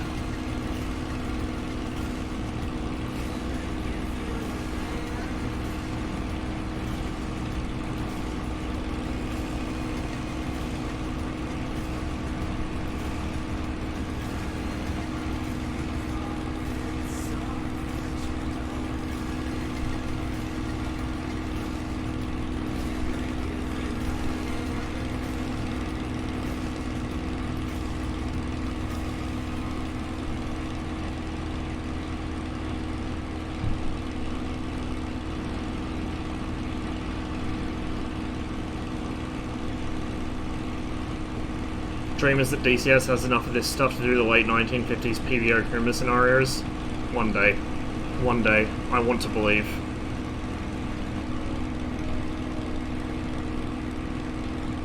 Having AI U2s and Blackbirds would be nice. Just to flex on all the people who are like, the Vigan's the only aircraft that could ever lock up the SR-71. Like, dude, stop fucking eating paint chips, seriously. Here, let me demonstrate in my MiG-21. I don't understand the logic of that. Like, if you know where it's coming from, which you will, because early warning radar. If you approach it from the correct direction, which you will, because GCI. If you have the radar on at the correct time, which you will, because GCI, and because, you know, you would kind of have an idea when you're close enough. There's no reason you couldn't lock it in literally anything. If you put a fucking radar in a Cessna, it could lock an SR-71. You just point the radar high enough and get it head on. Now, whether it could successfully fire on one's another story, but anything that can close head on with it and reach roughly its altitude, or a couple kilometers lower, could kill it. It's not difficult. The difficulty comes from getting the timing right and getting the minimal distance error in doing so. Obviously, if you're fucking off kilter by a couple kilometers, it's going to be a miss. You have to be approaching from exactly the right direction at exactly the right time and execute all your, turning your radar on, finding him, locking him, getting the missiles ready. All of that has to be executed perfectly, but if you can do that, you can shoot down an SR-71 with anything, as long as you can get close enough to deliver the missiles. I mean, that's the whole reason that most missiles have a fucking snap-up mode, so that they can engage targets above the jet, so even if you can't climb up there, your missiles can. Like, it's not new technology at all. But it's stealth. I know, right? It might have had a fairly low radar signature from the front, but nothing was flying at it from the front at its altitude. Everyone was below it. And from below, holy shit. Not only is it a big aircraft, but it also is moving at such ungodly closure rate, any radar would pick it up without trouble.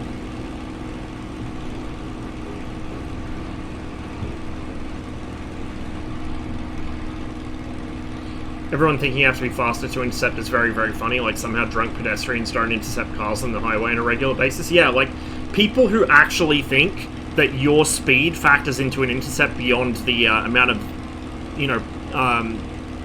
zoom climb ceiling it can give you. Like, why the fuck would you ever intercept anything in a tail chase? Like, you've got to be actually mentally unsound to try and intercept anything, let alone an SR-71. On a stern chase. Like, even a subsonic bomber, even a B-52, which is not the fastest thing going, you've got to be dumb to try and intercept that thing chasing it.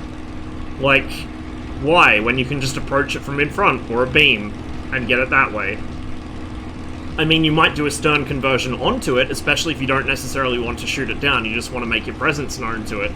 But if you're actually trying to kill it, just come at it from the front. Yeah, and the tail guns on the bombers are quite nasty.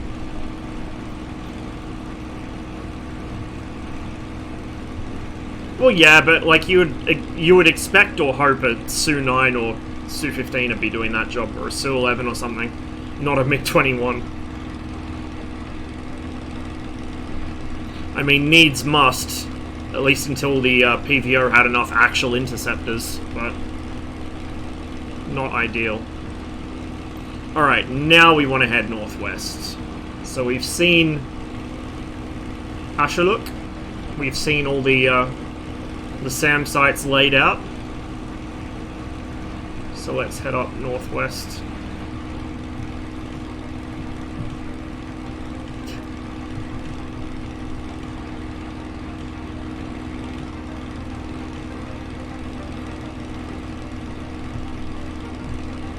Su-15 in the late 70s, that would be me. That would be my dream.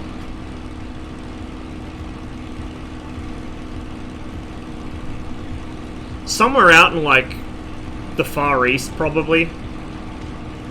Because it's really isolated and everything, but it's really beautiful country. And it would be a bit more chill. Like, if you wanted a high-intensity lifestyle, you'd want to be posted to a regiment somewhere near, like, Moscow, I guess, or a major city. But out in the Far East, you'd have a lot of training, but you wouldn't have much else. Or if you were a nightlife kind of person, you'd want to be near Moscow.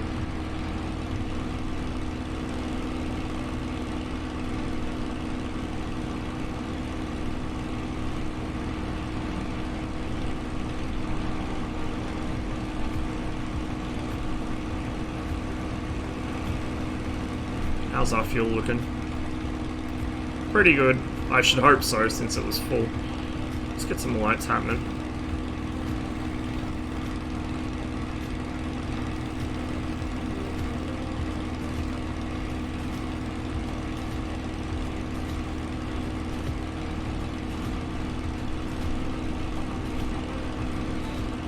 Would want to avoid the 19p. It was a bit of an ensign eliminator. Still think it's a bit too kind to you at low speed and DCS. I mean, at low speed maybe, not at high angles of attack.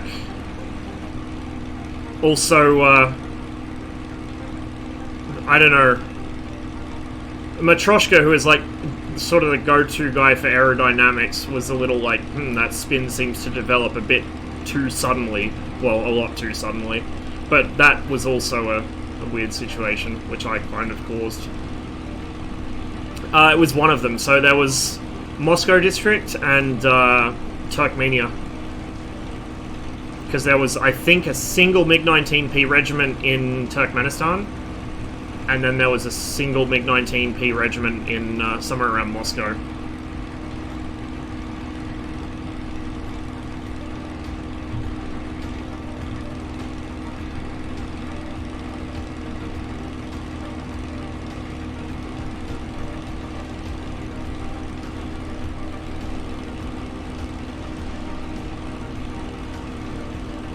Wait, interview? Where's this?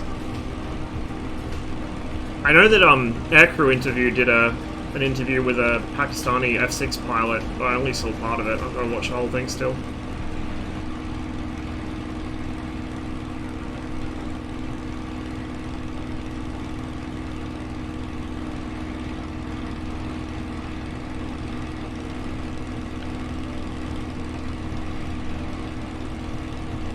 Contributed to the Su-30 fund? What'd you buy, the Jeff or something? I don't know, I guess it would be okay to have a Su-30, because then, like, all the guys that want modern Red 4 shit could shut up for 10 minutes, but I don't personally care for it.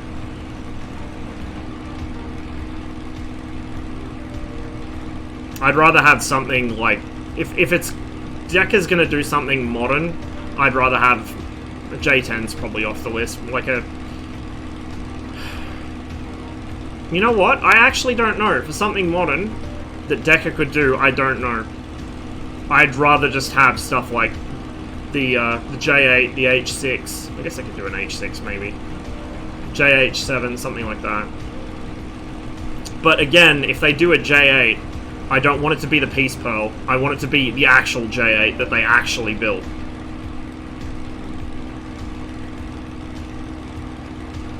Two Hornet-like Mark 1.8. Oh yeah, fuck that then. The only sub-Mark II modern plane that I actually give a free pass on that is the Rafale. That's the only one that gets the benefit of the doubt on being sub-Mark II.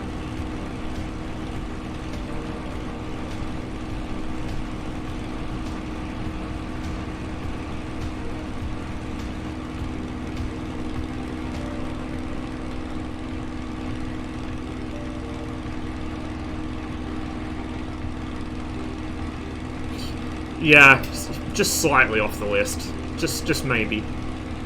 Okay, we're kind of getting close. Well, actually, no, we're not even halfway. Whatever. Let's head like 3...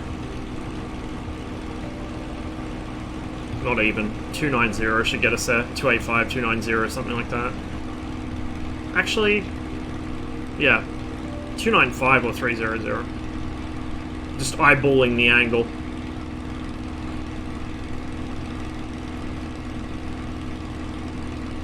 And yeah, every time somebody's like, man, I really hope DCS gets the F-22, or I really hope DCS gets... Like, please, no.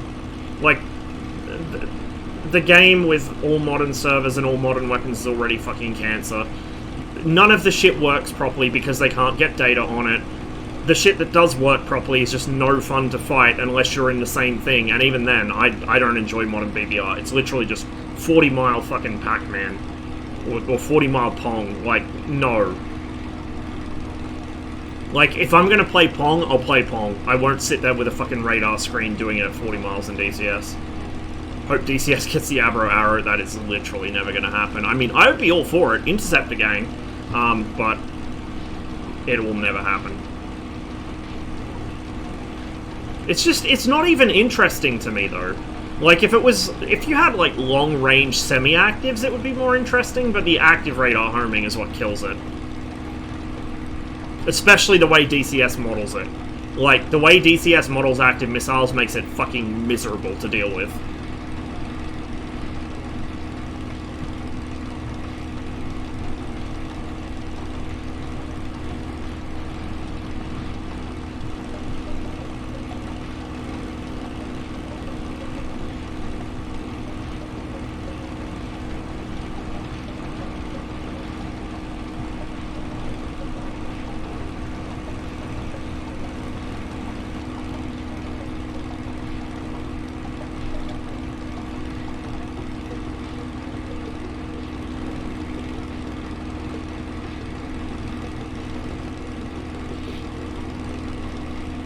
So after all that beautiful farmland, just over there off the left wing in the distance, we got this shit here. Like, ugh.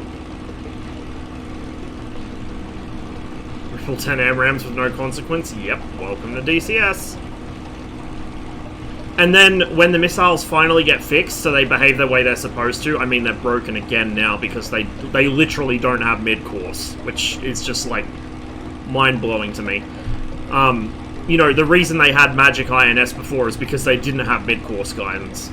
But when the Phoenix was actually corrected to behave more like it should, like, you know, not going active in STT if you don't hold the lock, people started losing their shit. Oh, they've ruined it, they've nerfed my Phoenix, oh, it's so unfair, why did they nerf it? Oh, like, just... I've been telling you guys for, like, 2 years that this would happen, and that you wouldn't like it when it was fixed. I hate to say it, but I'm always right, so, like, just, you know, it's just so predictable. It's so predictable. When the Tomcat came out and people were yeeting 6-gun Phoenixes left, right, and center with no concern for supporting their missiles, it's just like, yep, enjoy it while it lasts. Just wait and see what happens. And then it comes along and they're all flabbergasted. How could this happen to my missiles? Like, if only you'd actually read about how the missile works, maybe you would have seen this coming.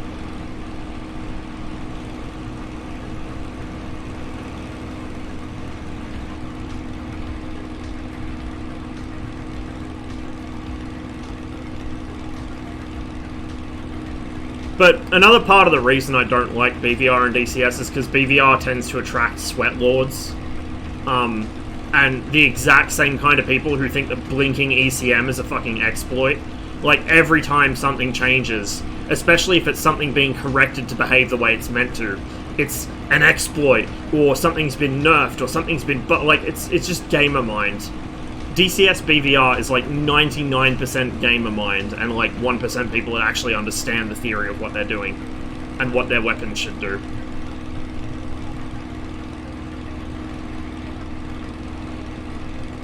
And last I checked, that's still a thing. People are still convinced that blinking the ASPJ is an exploit.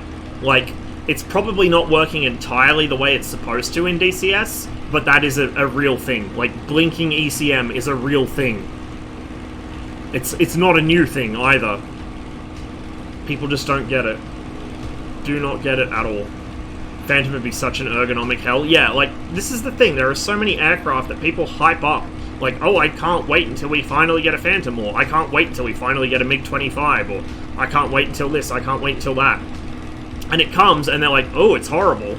Like, I told you you weren't gonna like it, because I know what planes you do like, and it's nothing like them. Like, the Phantom's ergonomics are so fucking bad, compared to, like, people think the fucking, the Soviet stuff is bad. Like, people think the MiG-21 is an ergonomic nightmare. Wait until you're in a Phantom. Have fun with that. Really, have fun with that. Like, you need some autistic wizard in the back seat to even get the radar to lock something.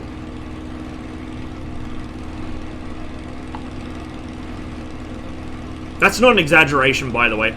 Whoop, if you still have the link, can you put the link to that, that ECM video in chat so people can see exactly how fucked up it was?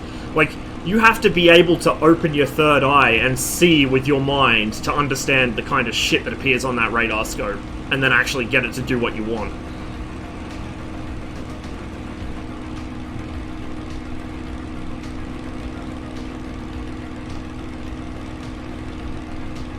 We're actually getting close to the edge of the river now. Let's see, there's a town over there. And you can see that green band in the distance where the river's running. Let's go say hello to that town. Like, it warms the cockles of my cold, dead heart when somebody comes from the modern shit and plays an older plane and is like, wow, this is actually really cool. And then they end up liking it. That's really wholesome, but more often than not with DCS, somebody gets the Hornet, becomes a MFD fanatic, and then is like, wow, the Phantom would be so cool, I can't wait for the Phantom. Watch. Just fucking watch. It's like the Mi-24. Everyone was hyping up the Mi-24, and, you know, people who actually have taste still are. My man Gardo, he knows a good helicopter when he sees one. He understands what that helicopter is built to do and how it works, and he's still hyped for it. But a lot of the other guys are like, oh no, I'm not buying the Hind, it's so trash, look at it, it's so bad, I'm just going to get the Apache instead. Like, I'm personally not into the modern stuff, so I'm probably not going to get the Apache, but I can respect it. I understand how capable that thing is. It's a fucking fantastic helicopter. It's just not my cup of tea. But a lot of people really overestimated what the Mi-24 would be capable of. Like, they really overestimated it. They, did I say under, fucking, I don't know. My brain operates faster than my mouth does. So, like, they thought it would have guided weapons other than the ATGMs. They were wrong. They thought that the ATGMs would have, like, a screen and flare so that you could aim them at nothing. Like, no. It's day only, fair weather. The aiming device for the ATGMs is a literal periscope. A gyro-stabilized periscope, not very well gyro-stabilized, but that's what you get. A periscope on the bottom of the helicopter, so hovering above buildings and trees is a bad idea, because you've got to expose your entire fucking helicopter to do it. All your other weapons are unguided. For the Hind, Mi-24, the Apache does have flare and all fancy computerized stuff and guided weapons. The Apache, the Apache even has, I think, air-to-air Hellfire modes in real life. I don't know about the one we're getting in DCS. It's the P with the 30mm.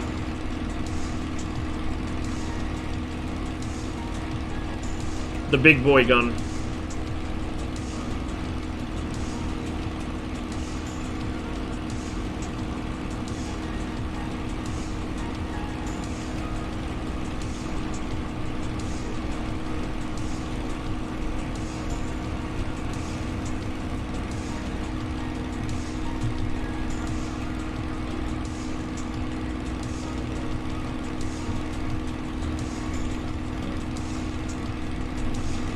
If you guys want a sort of preview of what the Hind is going to be like systems-wise, the Su-25 is your closest bet currently. The Hind is essentially a rotorcraft Su-25 without the laser-guided stuff. So, you know, you've got the same sight, the ASP-17. You've got the same general main weapons, unguided rockets and bombs. The ATGMs on the Hind replace the laser-guided stuff on the Su-25, but other than that, they're very, very broadly similar. And the attack pattern is the same. You run in at high speed, you fire your weapons as far away as possible, like basically at their max range, and then guide them in, and as soon as they hit, you turn off at full speed and circle back around. It flies like one. Doctrinally, it is a Su-25, just slower. And it can carry guys in the back. OBS is complaining about dropped frames. I do apologize for that. I don't know why it's dropping frames.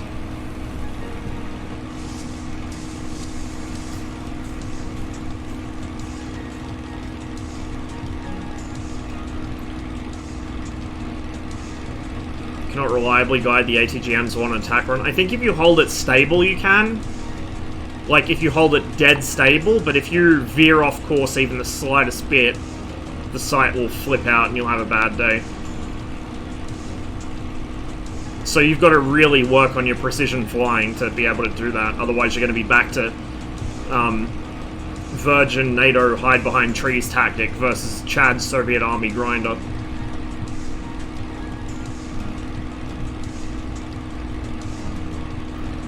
Kind of sad we're not getting the old school AH-64. Yeah, likewise. If we were getting an AH-64A, I'd probably buy it. But since it's the D, nah. I appreciate it. It's a cool helicopter. It's a very capable helicopter. I'm not going to trash talk it because I'd be stupid to trash talk it. But it's not my cup of tea. Whereas a lot of people are trash talking. Well, I say a lot of people. People I've seen trash talking the Mi-24 are always like, oh, it's not. It doesn't have this capability, or it doesn't have that capability, or oh my god, it doesn't even have any screens. Like, yeah, look at when it was designed and what it was designed to do. It made no sense to put screens in it. Like, people just need to understand what they're buying into, and a lot of DCS players don't. They get duped by the, oh, so cool, you know, the iconic helicopter, it's so amazing, and they never actually understood why it was designed, what it was designed to do, how it was meant to be used. Never seen inside one, or if they did, they probably thought the actual chart, you know, the Doppler navigation system where you put the chart in and it moves a little crosshair around. They probably thought that was a screen. Boy, were they wrong. Whereas I love stuff like that. I find it really interesting. If something has, like, shitty old-school analog systems, I'm more likely to buy it than if it has screens in it. I fucking hate MFDs. I hate navigating them. I find them just really soulless and boring. And I also find, like, I have the problem where I can't read MFDs very well because ADHD brain. There's, like, an optimal amount of distraction to get me to focus on something, and that's too far the other way. There's just too many things moving and changing colors at once. So I just look at it and it, like, overloads my brain. But the other thing is, I already have a problem with tunnel vision, where I'll focus on something and not pay attention to what's going on outside, as we just saw when I tried to emergency land and flew myself into the ground looking for a switch. And MFDs really exacerbate that.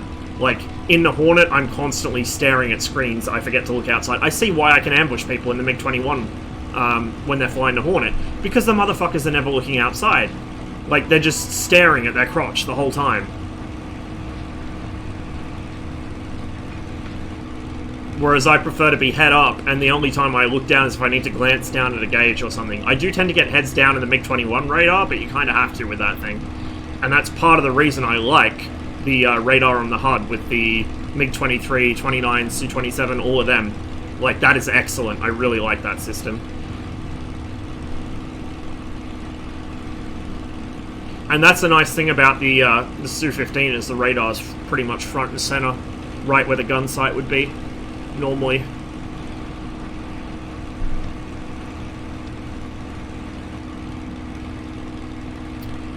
I mean, most MFDs are still, well, were, not so much now, but even in the 2000s, most MFDs were still CRTs, I think. They were just CRTs with buttons. Like, HUDs are almost, well, until recently, again, almost all CRTs. A lot of stuff was still CRT back then, and to an extent still is.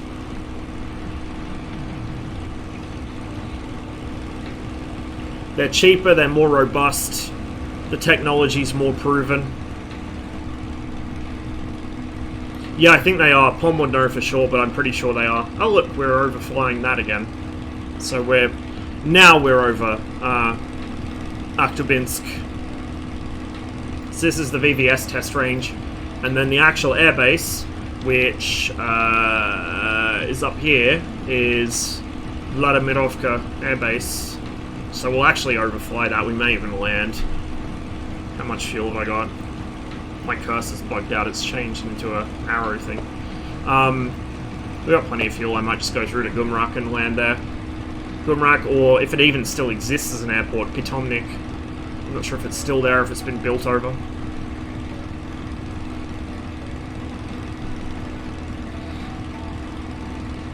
Should like the A7.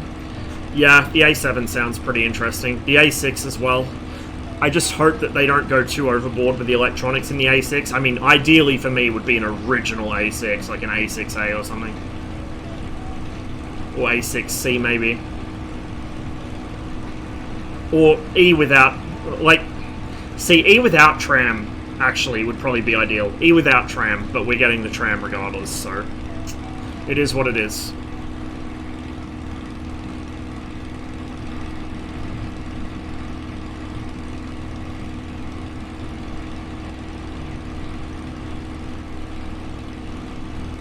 Yeah, it is, because you can see the little bubble under the nose. And I understand their logic for doing it. I would just prefer that we had the version without, because you know me, I like my older Cold War stuff.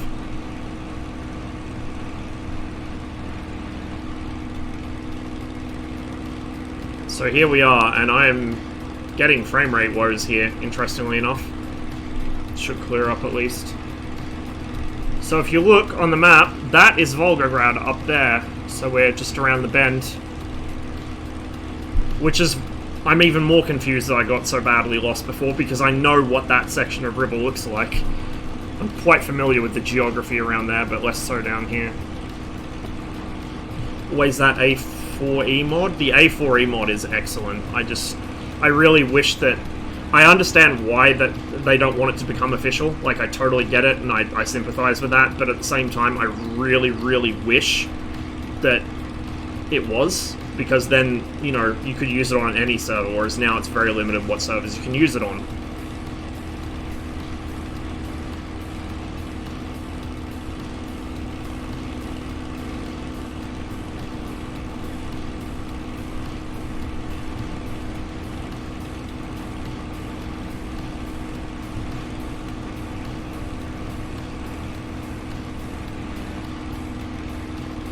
Let's see what we can spot at the airbase. There probably won't be any military aircraft parked there. I don't think MSFS has scenery for them, but we might spot some revetments and stuff.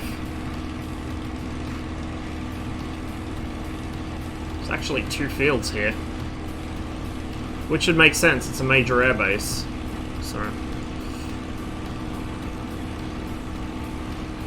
Be neat if TCS had built-in support for mods. Yeah, to an extent it kind of does. So it's a server setting you can enable, I believe, where if users on the server don't have mods, they can still join, but every mod aircraft they'll just see as a Su-27. So it's better than nothing, but still not ideal. But again, not all servers have that enabled. And there are other factors as well, like it isn't ideal for PvP servers because there's certain things that you can't, you know, like there's a lot of backdoor kind of workaround stuff that goes into the mods to get them to work, especially the Skyhawk. They reverse engineered the entire comm system basically so that you can hook up with the tanker. And it's hard to kind of keep track of exploits or bugs or where something's over or underperforming. There's just like that extra layer of consistency you get from an official module. But with that said, the Skyhawk guys are really, really good at keeping on top of that. Really good.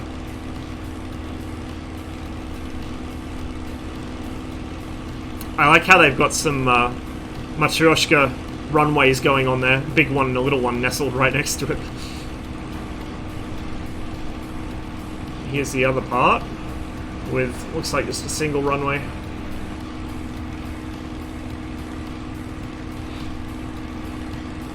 Oh! Oh, that's a run... Oh! Okay, that's a runway too. It's just a really fucking skinny one. Huh. And then this looks like an old runway, which is inactive now, because it doesn't have any markings on it. That's cool.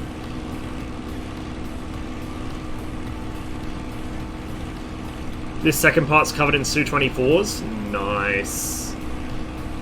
Too bad it's not in the sim as well. There are some MiG-23s here as well. That must be either old imagery or they're using them for testing or something. Because the Russians retired the MiG-23 back in like 98, 97, 98, somewhere in there. When they officially retired all single-engine combat aircraft. But again, this is a testing and evaluation center, so it's entirely possible they are actually flying them for something.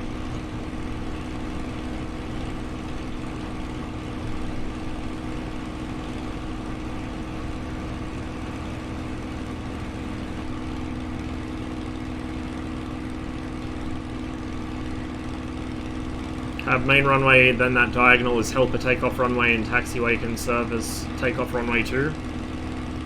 It's a lot of runways. It's a hell of a lot of runways. This is like an airbase as designed by POM. Everything's a runway.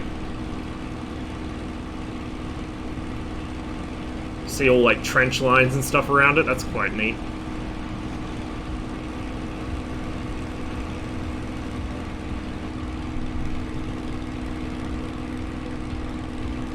So I'd imagine probably the army used that for training exercises. As designed to resist POM grief. Yeah, really.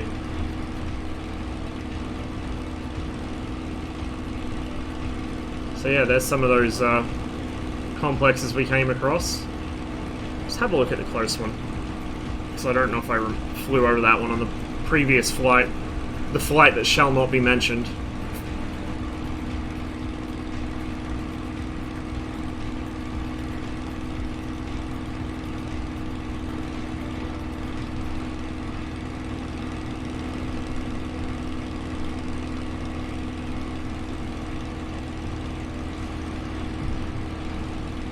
I'll trigger your OCD. Su-15 scope is just slightly off to the right. Yeah, so's the MiG-21's actually. The MiG-21's sight is slightly off to one side. The scope obviously is because it's fully offset, but the 21's ASP is just slightly off kilter. So's the 23's, I believe.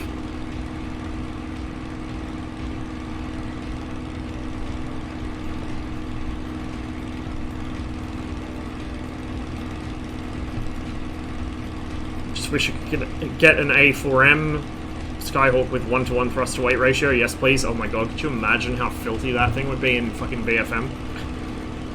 That had ARBs in it too, didn't it? You use it as like a trainer for the Harrier.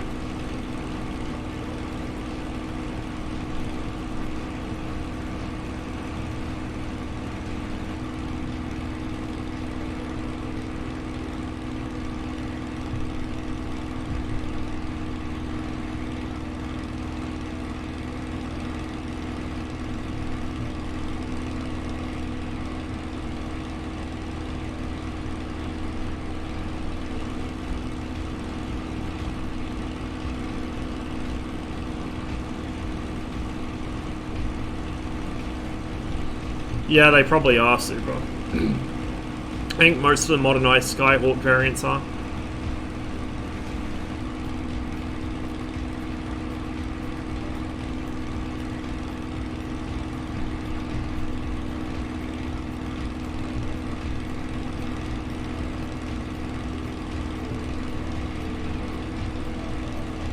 .66 is the F-16 radar, isn't it? I think it goes 66 for the F-16, 73 for the Hornet.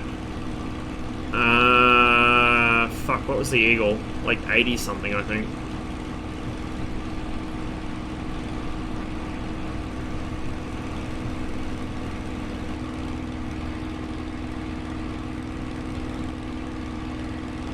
Smaller antenna? Yeah, well, it'd have to be to fit in that thing. Excuse me kicking the nose around, my foot's itchy. One exercise we had an aircraft taking off from a seat. Yeah. Was it fucking Shield 84, I think? I read about that. And how the pilots all thought it was a monstrously stupid idea, and one of them nearly crashed.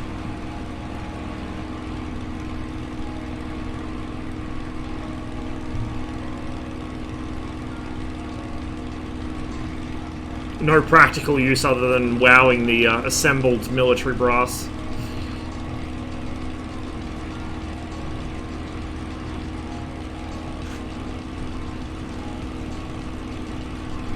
How insane is it though that a jet with a non-afterburning engine can have 1-to-1 TWR? I know, right? Imagine if they slapped a burner on it.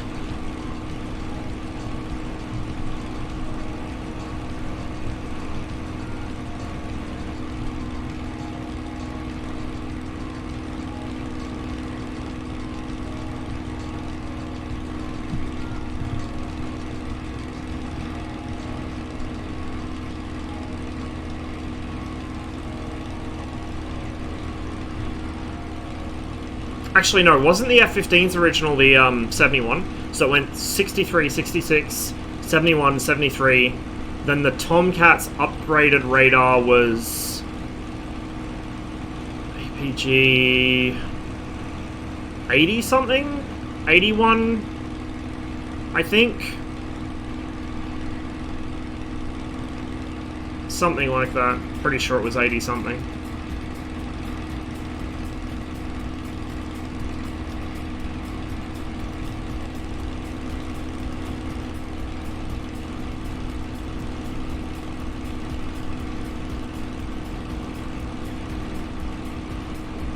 I don't know. I don't understand burger technology. Oh, 71's Tomcat up. Oh, there we go, size 10 off. Close enough. It'll do.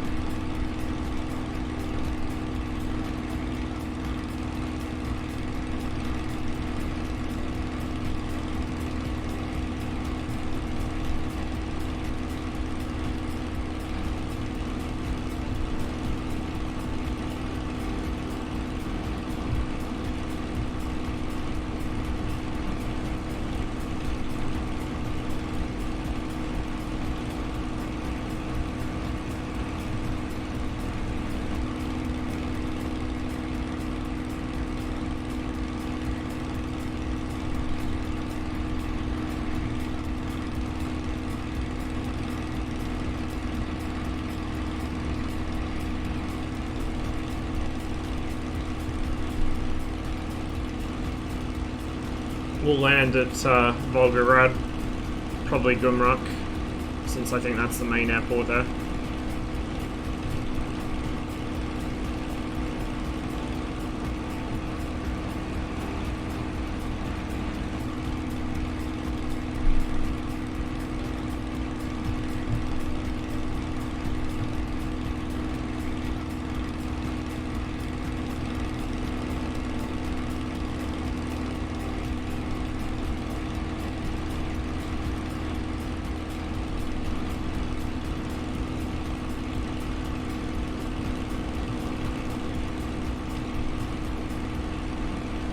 Kind of turn a bit, follow the main river itself.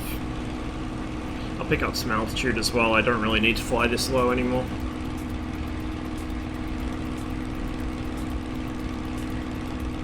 We're past the really interesting stuff.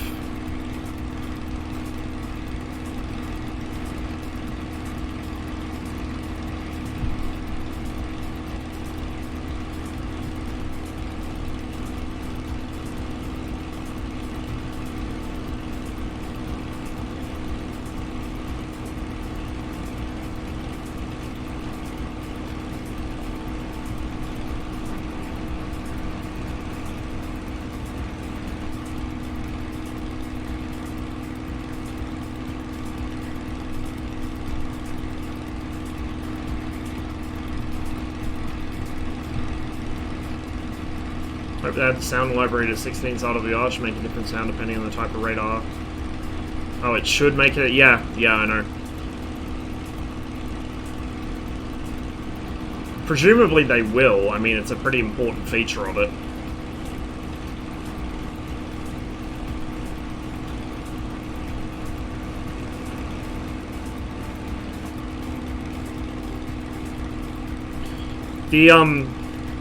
I'd have to look it up because Yink did dig into it a bit, and there was also the more technical side which I did come across at one point. But the SPO10 should actually be a lot more informative than it is in game. Like, it should actually do more than just beep at a different rate based on the signal strength. I think it actually beeps in varying tones depending on the PRF or something like that. I have to double check, but I'm pretty sure it does actually give you quite a bit more info. It's almost more like the Viggens RWR. Yeah, I'm curious to see how they model it. And if it is modeled, more in-depth, I guess, I'd like to see that brought across to the 21, although, obviously, two different developers is going to complicate things with that. This is one problem with third-party development, is you end up with a lot of redundant systems where two aircraft have exactly the same thing, but because it's different developers, they work in completely different ways. The best example of it in DCS, I feel, is the Achaeus 1, which is the clock, this thing. These are modeled differently in every single DCS module, except the ones made by the same dev. So the way this works in the MiG-21, the way it works in the MiG-19, the way it works in the Mi-8 is just completely different. Like, the click controls are different, like everything. It's very annoying.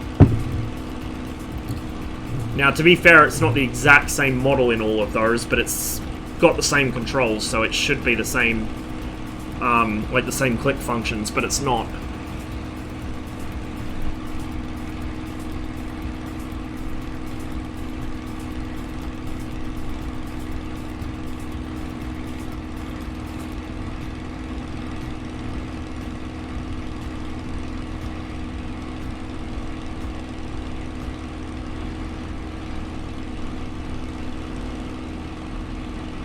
So we're back over the Volga.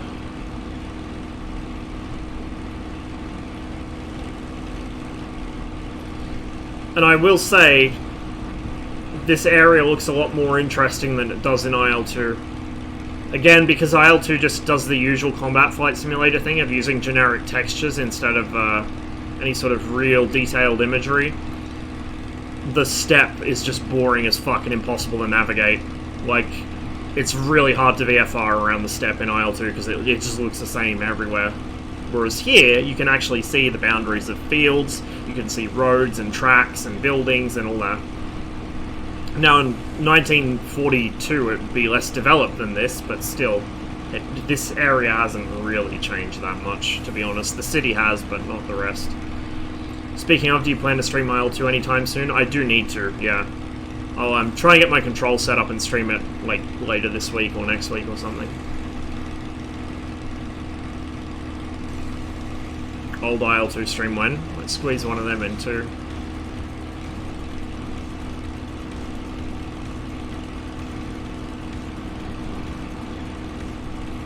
Coming in from playing DCS now and the newer IL-2, I can see why, as, you know, when I was younger, I was going to say as a kid, but I was an adult by the time I actually started playing it.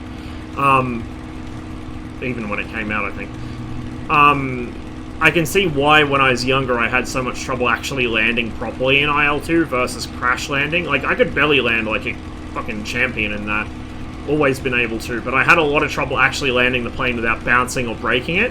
And I understand why now, because coming back from the more modern sims, you have a really, like, quite often, even if the plane has 6 degrees of freedom head movement, you can't actually move your head enough to see over the nose, or, you know, just the visibility's really bad.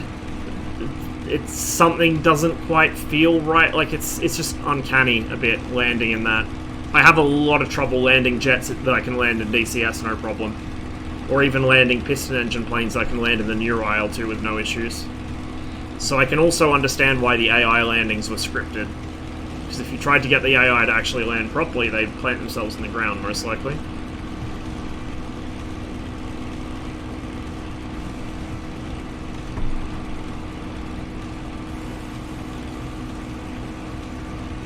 That's actually something the MiG-21 should have in DCS. The switch is there, it's just not clickable. It's on the left-hand panel near the ARU override and stuff like that. It's to move your seat up and down. I don't know why it's not clickable. I guess they just decided it wasn't necessary, or you could use the keyboard controls to move the camera or whatever, but it would be a nice feature, I think. Because a lot of people have said, like, you know, I can't see over the nose. I had Tricker ask me, like, how do you see over the nose like that? Like, how are you supposed to land this thing so easily? And it's like, because I raised my head position up. Like, Tricker can land the thing, no problem. He just can't see what he's doing when he's doing it. So I can kind of understand why some people have trouble with it, actually. Because I just instinctively raise my viewpoint up so I can see better.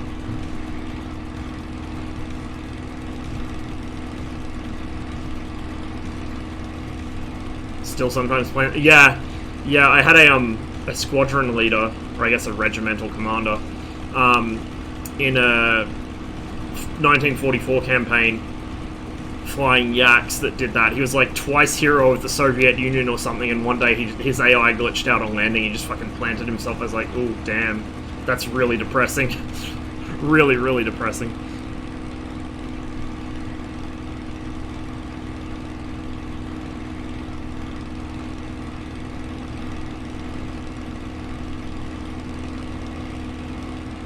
See, this looks much more like Kuban in IL-2. Not even that side so much, but like over there where you've got the different fields and stuff.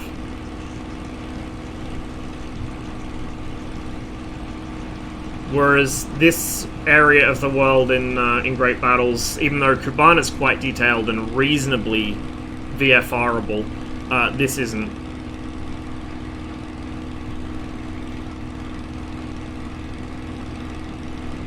Should be nearly there. Let's see the river bend off in the distance.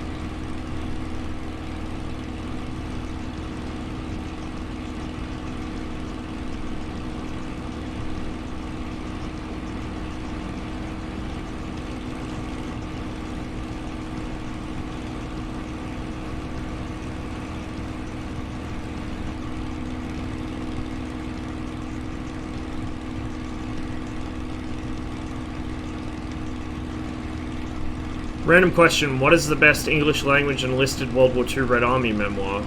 I actually do not know. I need to pick up some more of them.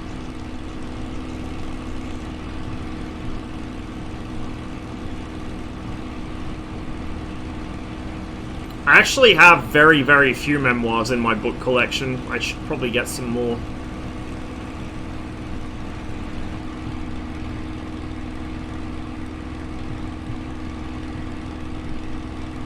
Sway to VFR is with the town shapes, yeah. Also, conversely, managing to land the 21 in aisle 2 made the transition into DCS smooth. It's almost too easy in DCS. Yeah, I know, right? Like, that's what's always got me when people are like, it's so hard, and then it's like, for me, it's just easy. Not even a challenge. Been doing edit ground practice with my dad today, and when it gets dark, we'll do it at night. Nice.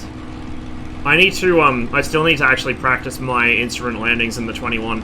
Although I'm beginning to suspect a lot of the air bases in DCS, particularly on maps other than Gorxus, don't have the beacons set up, because my gauges weren't, you know, like the ILS wasn't really coming to life or anything on approaches.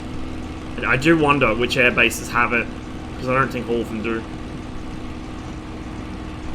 Something arrived in response to me talking about the E100. Once we're on the ground here, I'll show you. So, probably another 20 minutes or so. Actually, maybe less at this speed. Yeah, we're pretty close.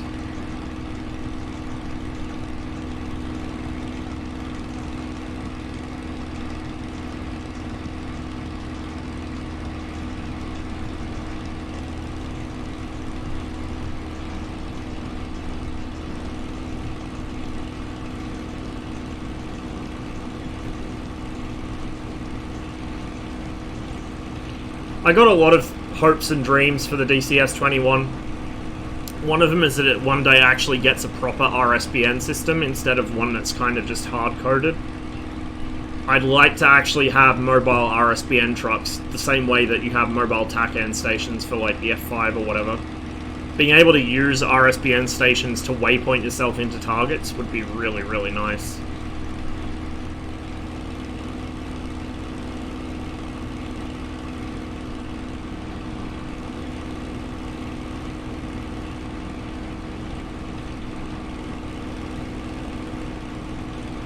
Here we go, we're nearly there.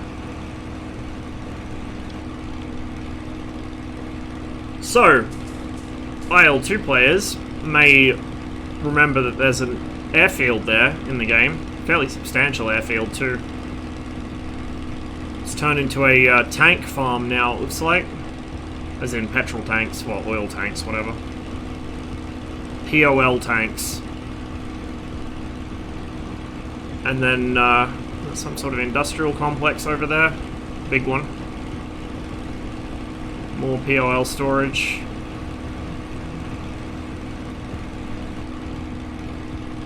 The actual IL2 air bases of Verkhnaya Akhtubinsk and Srednaya Akhtubinsk, and then there's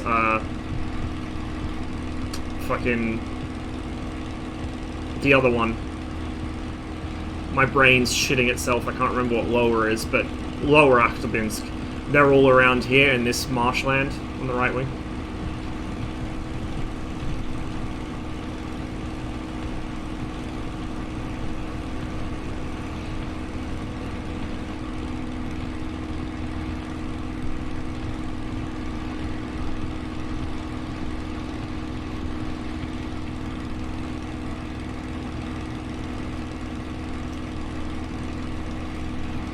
Yeah, there's no portable RSBN or anything, sadly. Maybe one day.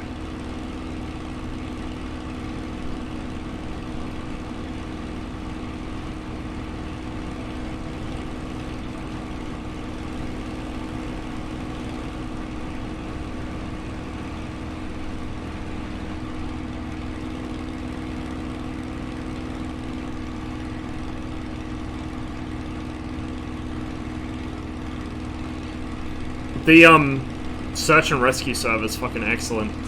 I think they still have the firefighting game mode on there as well, so you can either rescue people or you can go firefighting. That might be something to do actually on stream now. My PC should be able to handle that server. Poor Beepsky Mark 1 couldn't deal with all the smoke, but Beepsky Mark 2 should be able to handle it, no sweat.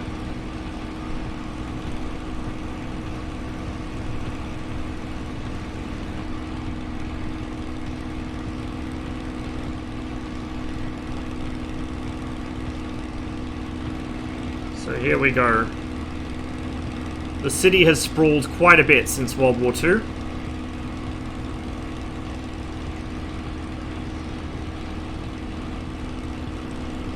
We're actually way south of Volgograd itself, like Volgograd proper. What used to be Stalingrad is up there. Just kind of not quite at the horizon, but a little bit closer. And now we've got all these... These used to be little suburbs and villages. They've all been built up.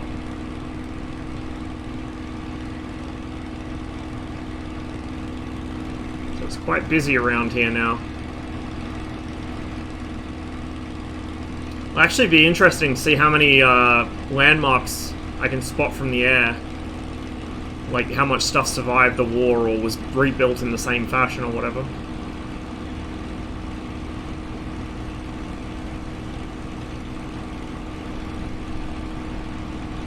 Were there any accounts of what Russians saw to the Spitfire? Quite a few. They actually didn't really like it that much. Like, they could... The general consensus was that it was clearly a decent fighter, but it was not suited at all to what they needed. It was not ruggedly built enough. The Mark 5s that they got on Lend-Lease were all clapped out Battle of Britain variants. Or, sorry, Battle of Britain veterans that were upgraded from Mark 1 or Mark 2 to Mark 5. And they were, you know, kind of run until they died, basically. It's like a little airstrip or something there. They did use the Mark 9 in the PVO, as it was quite decent at high altitude, which is what they needed after the MiG-3s all got shot down at the, you know, at the start of the war when they were being used for shit that they weren't designed to do. But even the Mark 9s weren't really suited to Eastern Front conditions at all.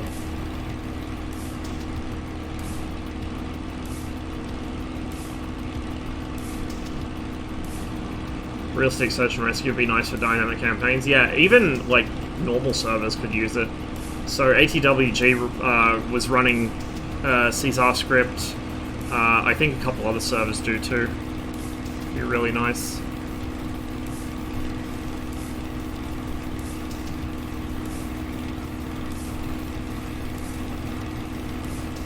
Yet they love the Bell Aerocobra because it was good. It was fast at low altitude. It was extremely robust. It had good, like, heavy-hitting guns grouped closely together like they preferred.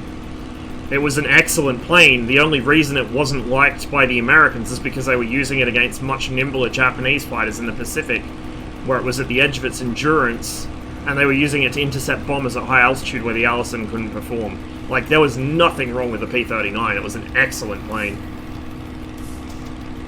Just that the things it was good at were not the things it was being used for by the Americans, and the things it was being used for were the things it was expressly bad at. Did the Red Army have to... Oh yeah, the Red Army were pushed back to the Volga. In fact, in several places the Germans reached the western bank. They had to bring reinforcements across from the eastern side. And I think they had like a bunch of aid stations and aid posts set up on the island I'm flying over right now.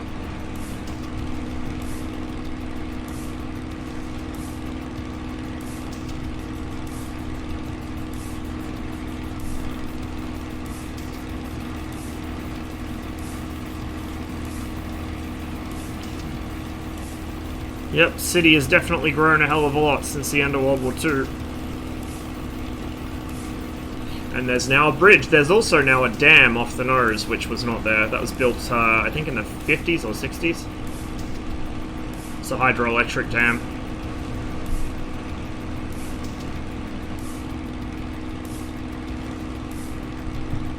Laptop's fan is dying. Oof.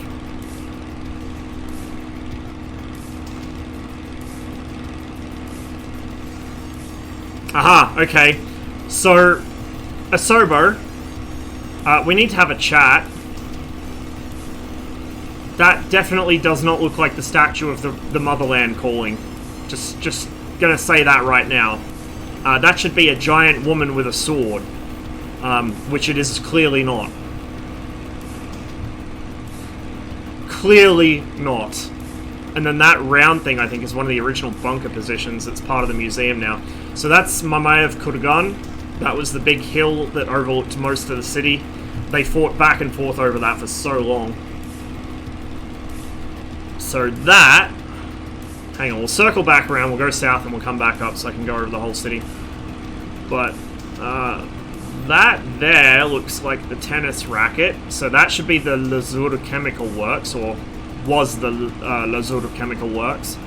That's the Red October steel plant, right there. Barricadi gun factory up further, we'll come back to it. Yes, it is. It is one of the most famous war monuments in the world, and the tallest freestanding statue in the world, I think. One of, if not the tallest. Excuse me? We just dropped to 0 fuel again. Intriguing. It keeps doing that. Well, I don't think we're close enough to the airport. There are airports around here, but we're quite low.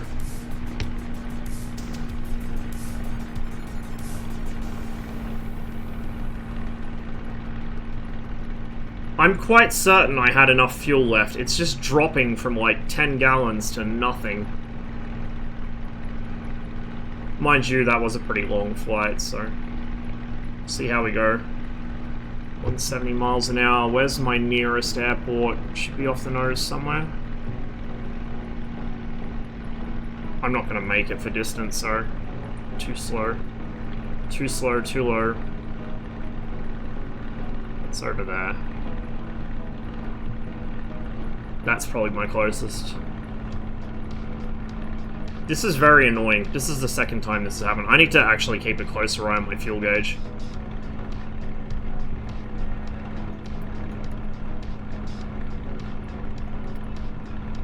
It's reading empty, but I don't know. It's still running, so I feel like it's not actually...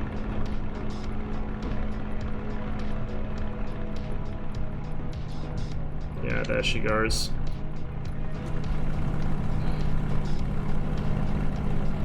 Definitely not a good place for an engine failure.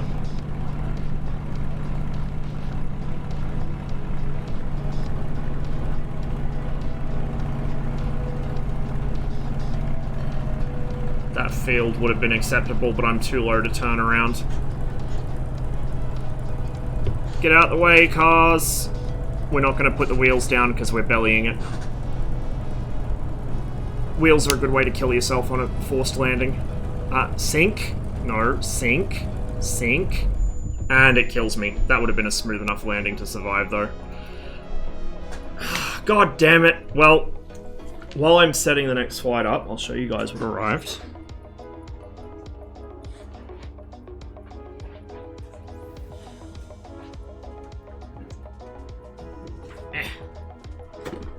This is what arrived. And it's huge. It is absolutely massive. I severely underestimated how big it would be in this scale. I have no idea where I'm going to put it, but I'll find a place. Oops, sorry. Loud noises. Give me a second. I'm going to pop the lid off, which is a very tight fit.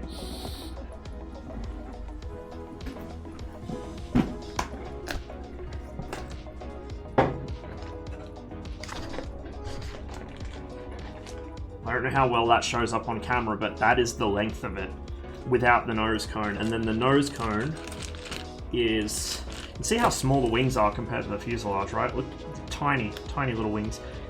That's the radome right there. Like, it's fucking massive. Absolutely fucking massive.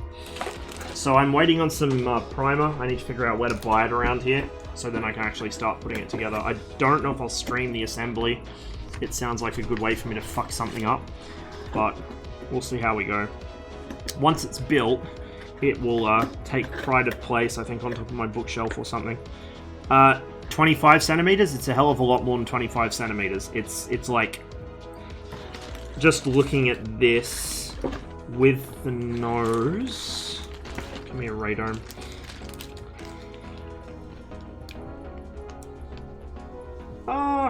Might be 30. 30 or a little more. It's a long boy. I do actually have a model MiG-23. It's still in a box at the moment. I haven't unpacked that particular box of stuff from when I moved, but I've got a, I think it's a 1:48 scale MiG-23 MLD as well, which I'll be putting together at some point.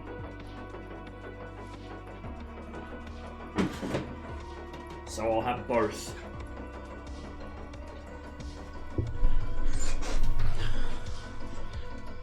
I kind of wish I'd been paying more attention to the fuel gauge, because I'm curious if I ran out of fuel, or if I just lost fuel pressure for some reason.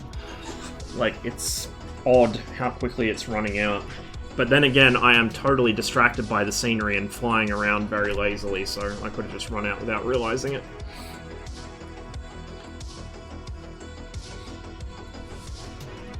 It's on the victory medal? I think it was, yeah. Excuse for someone to make a $25 Stalingrad landmarks. Yeah, I mean, maybe. They might actually do like a Russian scenery pack like they've done for France and England at some point. Well, France and the UK, I should say. So I'm hoping that that's what they'll do when they get round to that, is actually fill in things like that statue. Alright, let's go... Was it like 2-something PM, I guess, after that flight? Let's go from Gumrak. Let's not fuck up this time again. Set as departure. We'll check up. Our fuel's actually full. It should be. It's not. I don't know why it gives you 50% fuel. I really don't understand why they give you 50% fuel by default. Like, bro, come on.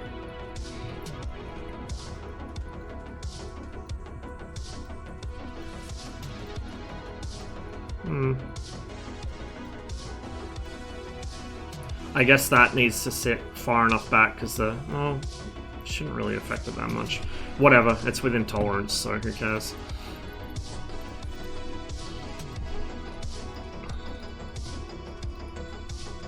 We'll set it to... yeah, 2-something PM.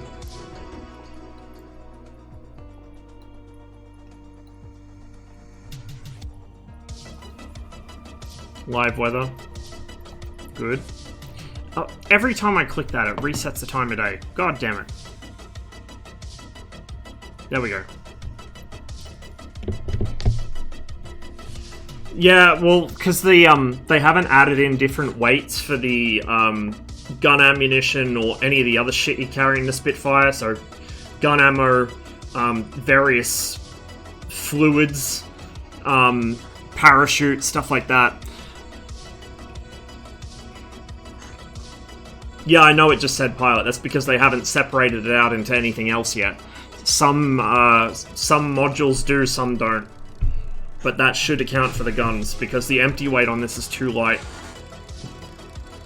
for like an actual fully armed, fully loaded, fully fueled Spitfire. Also notice, when it spawns you in, your tail's hovering for some reason. Okay, let me unfuck myself here. I don't know why this suddenly pops up in the middle of the screen. It used to pop up over here, and I don't want it turned on by default. I want it to go away and only come up when I tell it to.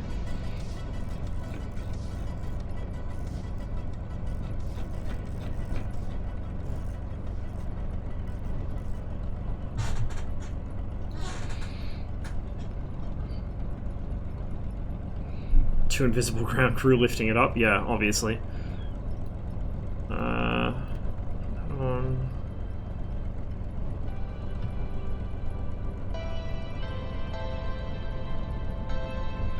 At least I'm getting a lot of takeoff practice. Landing practice would be nice too, though. Why the fuck were my flaps down? Flaps should never ever be down for takeoff in this thing. Oh, because I landed and I didn't reset the switch, that's why. Big brain. Right. Open the lid for takeoff.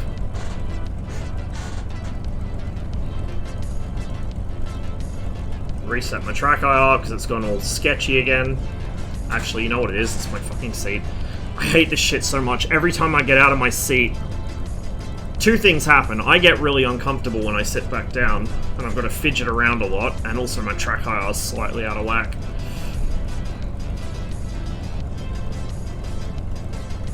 There we go.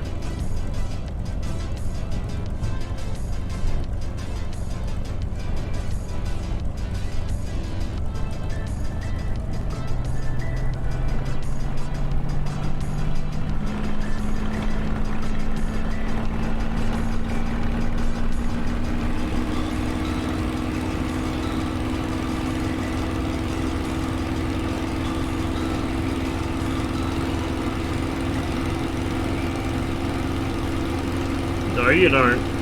She tried. She definitely tried.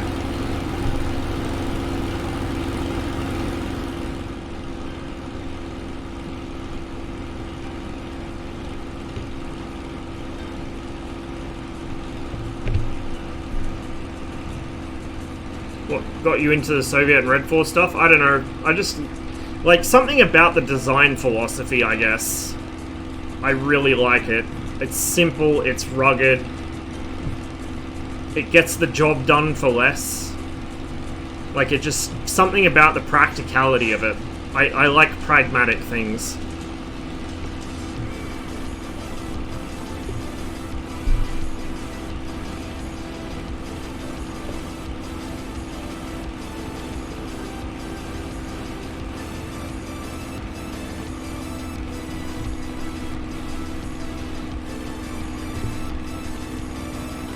So when it came to, like, World War II, I was always into British stuff, especially aircraft. But, yeah, like, anything post-World War II and even during World War II, especially on the ground, the Soviet stuff really interests me.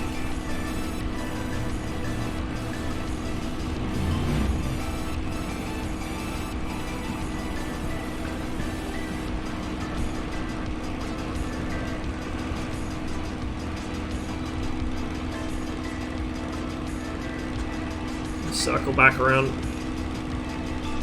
So this is one of the airfields, well, was one of the airfields, it's a proper airport now, that the Germans evacuated troops out of until the Soviets literally overran it while they were flying. Number of Junkers 52s were destroyed on the ground trying desperately to take off. Some of them were overloaded, there were guys clinging to every available surface on the aircraft. Like, it was a real shit show. An absolute shit show.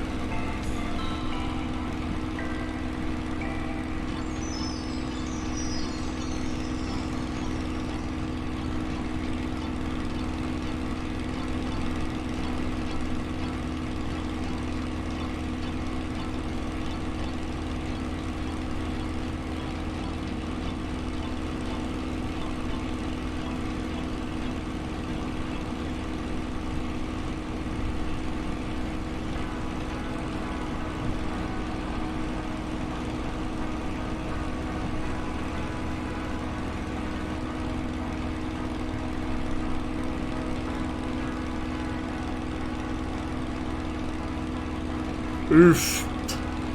True though.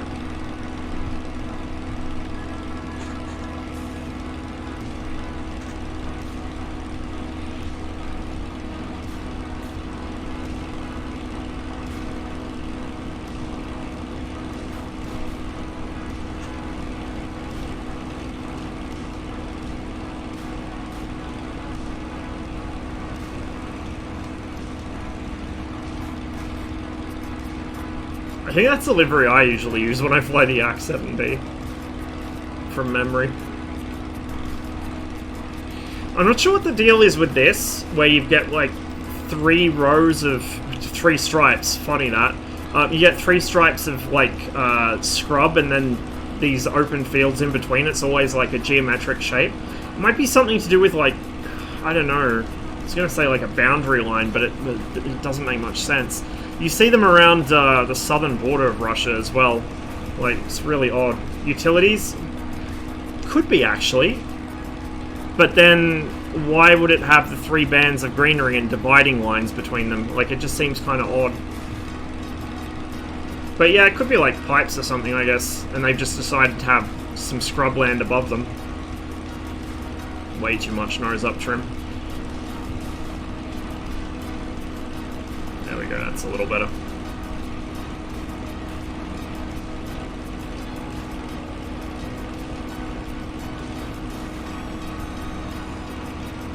So I think, from memory, this little river we're passing over is the, or one of these two is the Tsaritsyn River, which gave the town its original name before the Civil War, after which it became known as Stalingrad.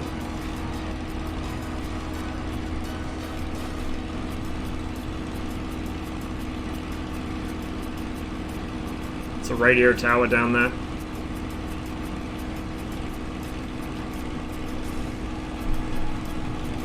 Or it would be if it was rendered in 3D. Saw crop circles in IL2 the other day that honestly looked super similar to an archaeological site. Need to go back to that area in Google Maps at some point. Interesting. So around here somewhere, it should be the grain elevator. I'm gonna find the train line first. Once I find the train line, I'll find the grain elevator. Or maybe further south. I know it's quite far south.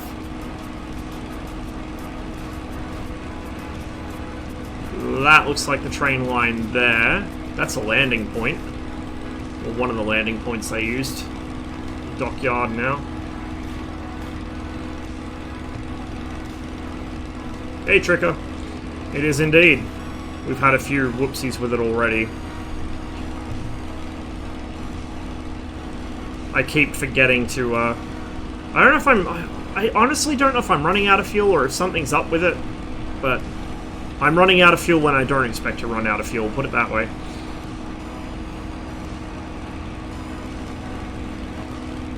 When was this bit added to MSFS? It was released a while ago.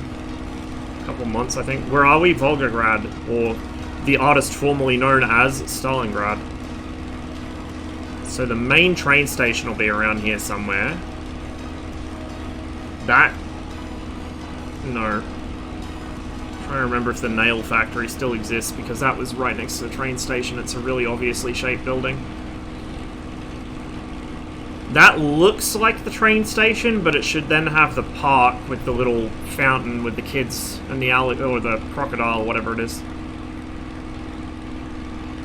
Which I can't see at the moment. But there's 2 train stations, I think.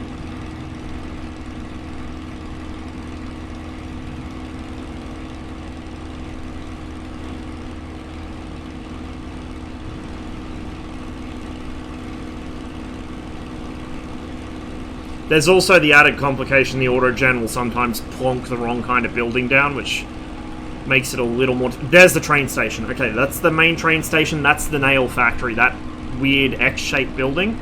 Okay, so I know where I am now. And then the Fallen Fighter Square is right there.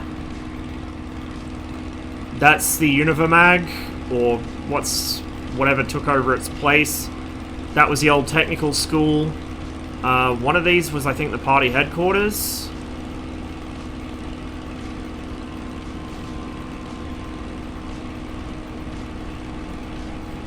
And then if we go a little... So that we're past the grain elevator, that'd be further south. So then if we go up this way a little further... Oh, sorry, no, I'm wrong. No, that is, I think that is Fallen Fighters. Because there's 2 squares that look very similar. One's Fallen Fighters, the other one's not. But that looks about right. And the train station's nearby, which it should be. I'm used to seeing it backwards the other way. Yeah, that's Fallen Fighters, because that's a cenotaph there. This is the other square, which I always mix up with it. So there's a cenotaph at the end. And that, I think there used to be a building that ran the full length of that, but it's gone, because, you know, World War II.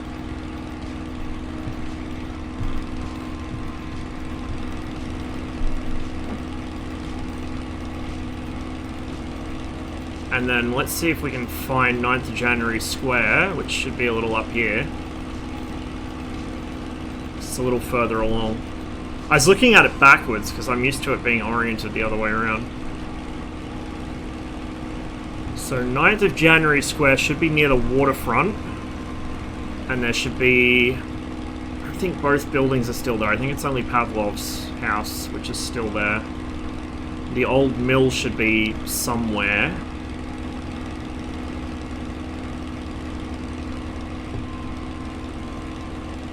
I don't remember if they built up the square or not, like if it's got other buildings on it now. I think that it does.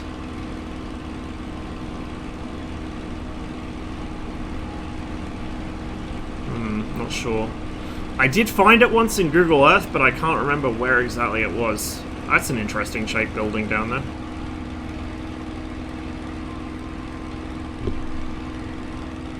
I think it's, like, somewhere under me right now.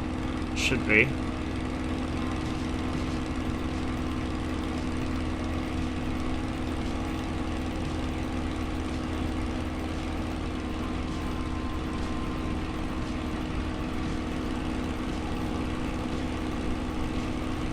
Then, yeah, that... Somebody needs to fix that. That's a bit... oof.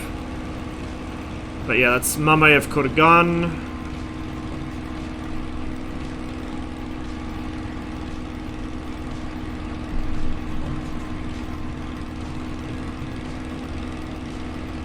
That's where the chemical works used to be in the tennis racket. Called that because it's a big rail loop that goes around. Not as obvious as it used to be because they built stuff in it. That's the steel works. I don't know if that's still operating. It's still there, I just don't know if they still actually produce steel with it.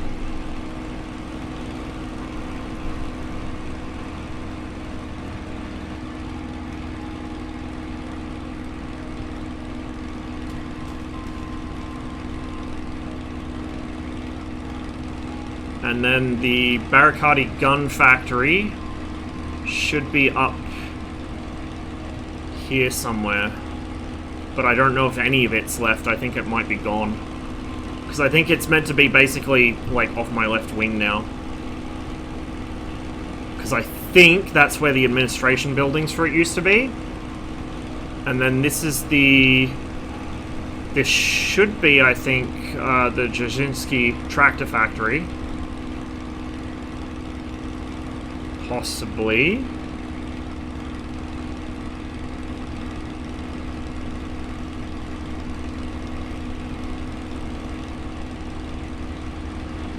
Actually, hang on. No, that's the tractor factory right there. That's Barakati. So yeah, this is the tractor factory. Because there's the main admin building, I recognize that, and that's where the worker housing used to be. So yeah, the big one's the Barakati gun factory. Which then raises a question. Can I find the buildings I actually recognize out of that?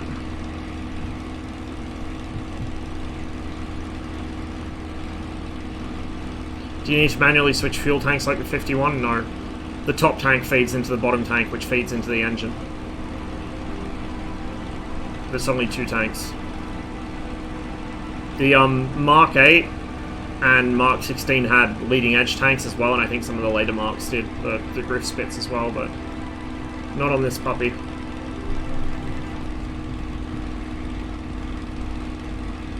So the Red Orchestra 2 map Commissar's house is basically under my left wing somewhere. I think, like, specifically about there, where I'm looking. Red October is obviously in the Red October Steelworks. I'm not sure which side of it it's on, though.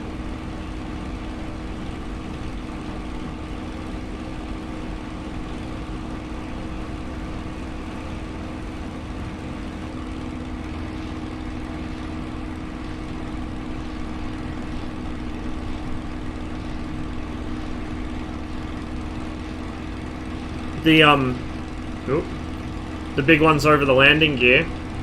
Yeah, I think so. I think the Mark 9 had a sort of bigger, more rounded off one that wasn't, like, it didn't stick up as much. What did the Soviets think of the Mustang? I don't think they ever operated them, so I doubt they had an opinion on it.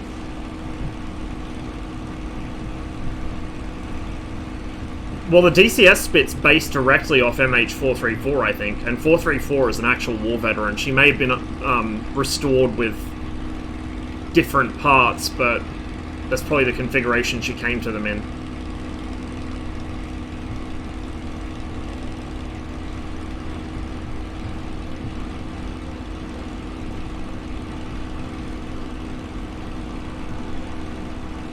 Did you play Close Combat 3 back in the day? Nope.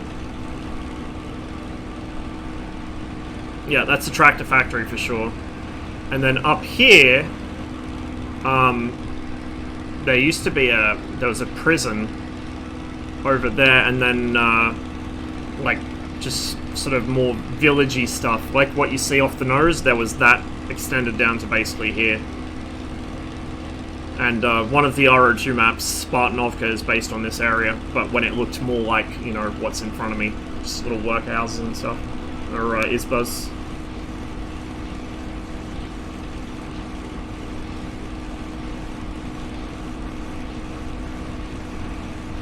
Soviets got the Mustang, one of the first production examples with Allison engine. Ah, okay.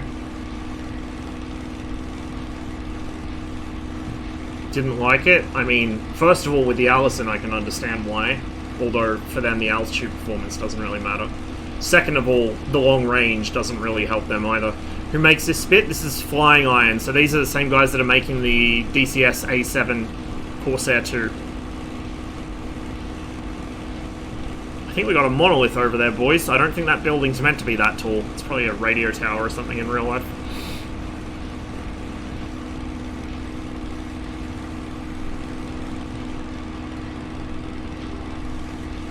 So you got all of this, and I'm not familiar with any of this. I think this appeared after the war, after the city was rebuilt and expanded. That's one thing to point out, is that city was destroyed to rubble during World War II. And now look how much it's grown since then.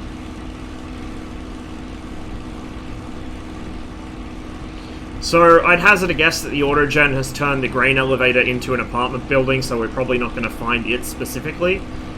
If I just had the 2D scenery with no Autogen buildings, I'd be able to find it because it's quite obvious in like satellite imagery, but we don't, so... Huh. I wonder what that is. Quite interesting.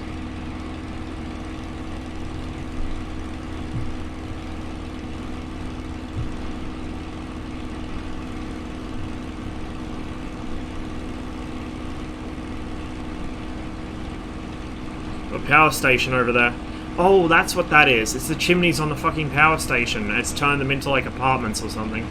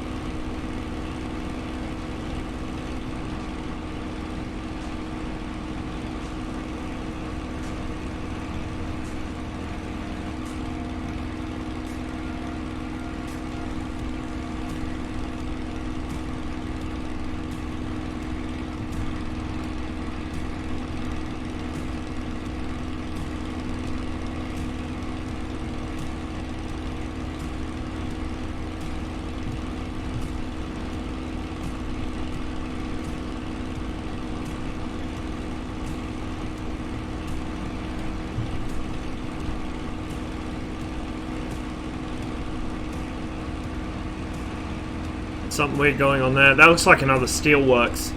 You can see the Autogen has turned it into these massive, big, blocky buildings, and the terrain data's actually brought the elevation up through the roof of it. Again, best and worst of the sim scenery on this trip. Those are probably meant to be chimneys on a power station. You can actually see them on the ground. Red and white stripy chimneys, but it's turned them into monoliths.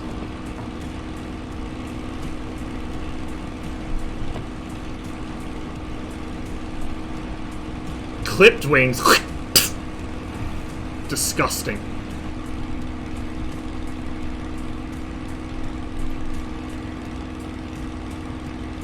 Where's our next major airport, I wonder?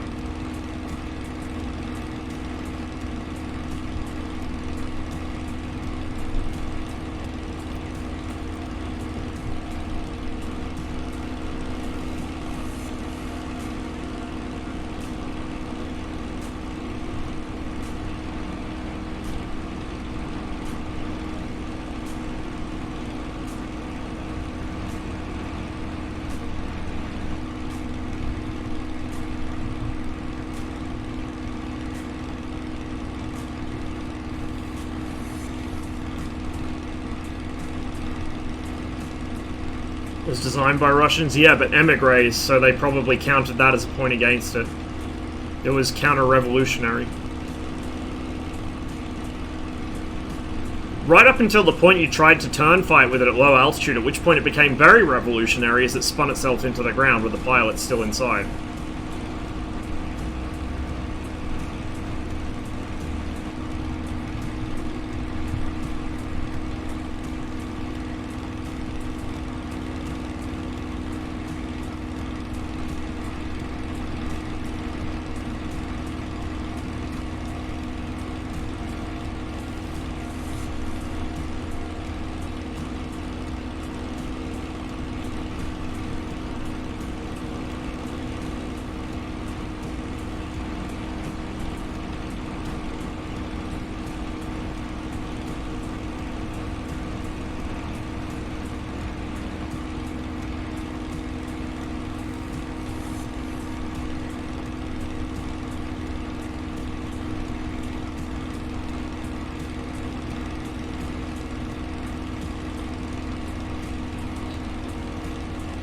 The Hurricane in general is more robust.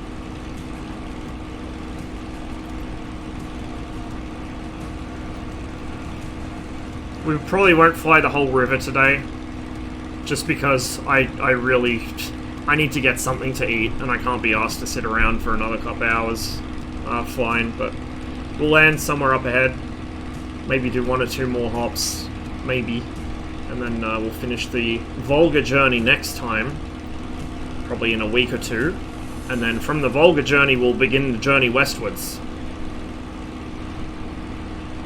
And eventually the whole thing will end up in some kind of gigantic loop where we cross the Caspian again, this time from the northern side of the Caucasus, and then head deeper into Central Asia.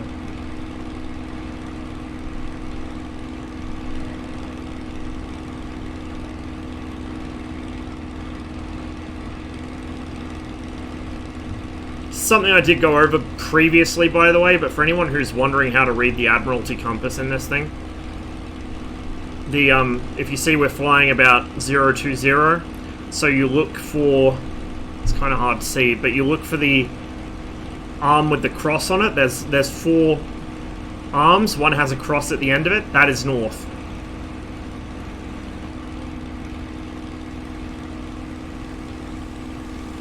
So, oh my god, what am I doing? What? No, what am I? Oh, Jesus.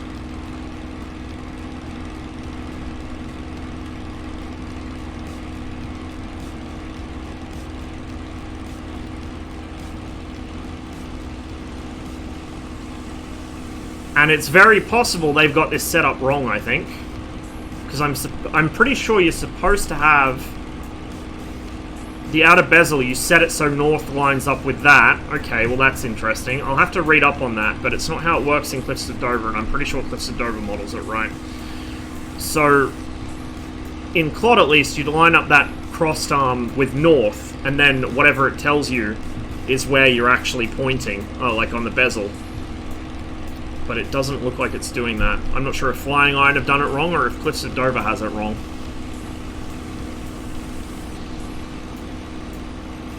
But in this, at least, our directional gyro came preset, so we don't have to worry about setting it. In Cliffs of Dover, it took me a while to figure out how to set the directional gyro.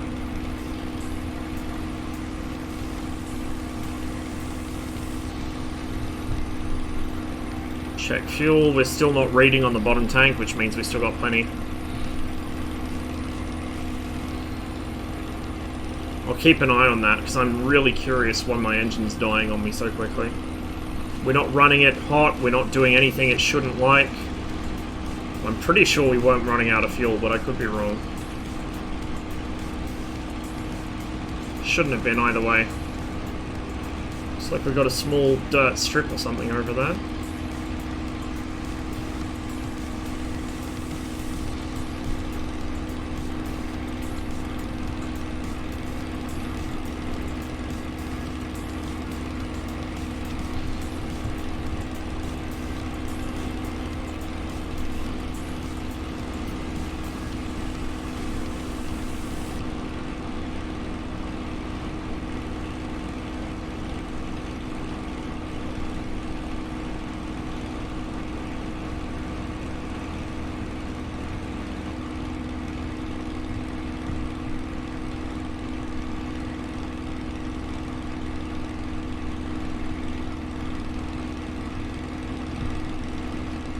Refueling B25 with one 5-gallon can at a time. Oh, Jesus Christ.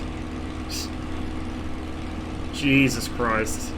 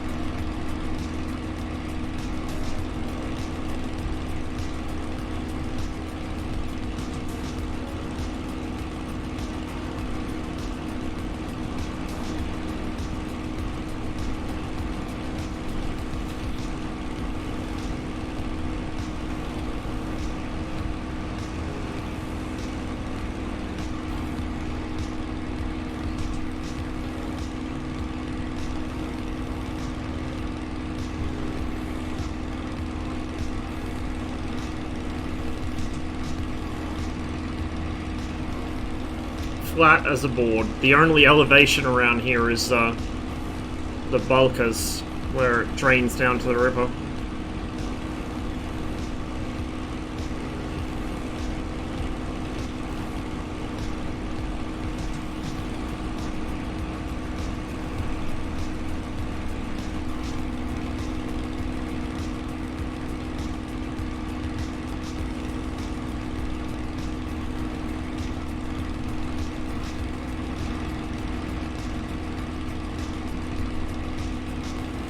Practice your air start procedures. I mean, not that difficult. I have air started this thing before.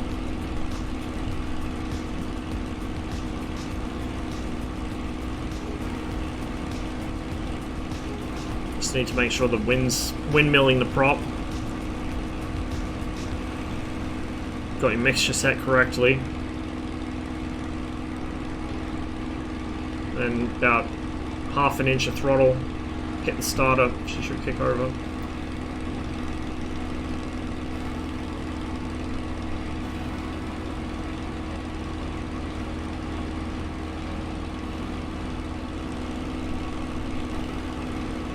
Yeah, you can see that, like the 3 lines that just zigzag all over the place.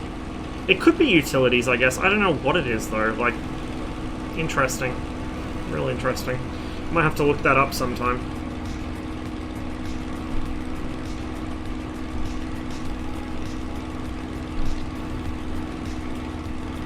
URWL. Oh, sorry, XRWL, my bad. I can read. Where's that?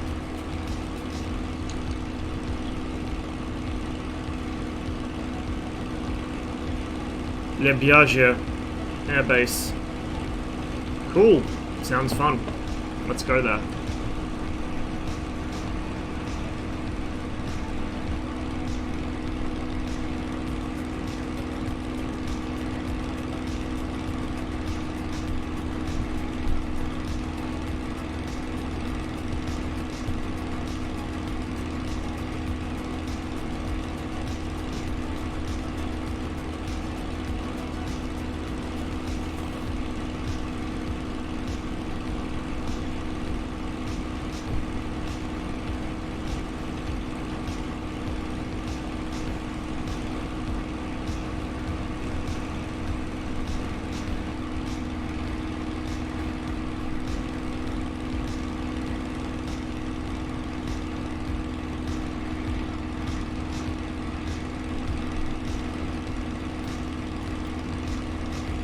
Fuel's still good.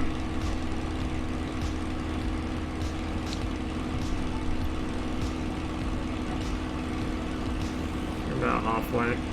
We'll land there. I think we should have the fuel to make it to there. If not, we'll look for a diversion field. Then we'll pick up the journey from there next time, I guess.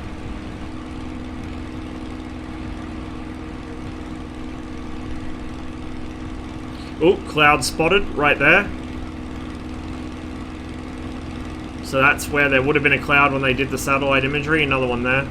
And it's the AI has airbrushed it out and replaced it just with generic textures that do not fit in at all. Better than nothing, I guess, but it's really obvious.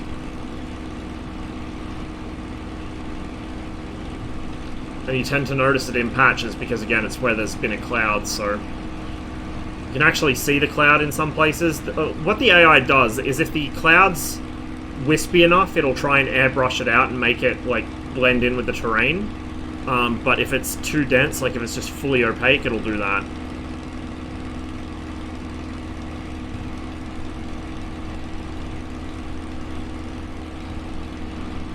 Yeah, I've seen a video of that. It looks really cool. Then you got the old, like, 1950s British jets where the starter cartridge just spews out this massive jet of fucking smoke.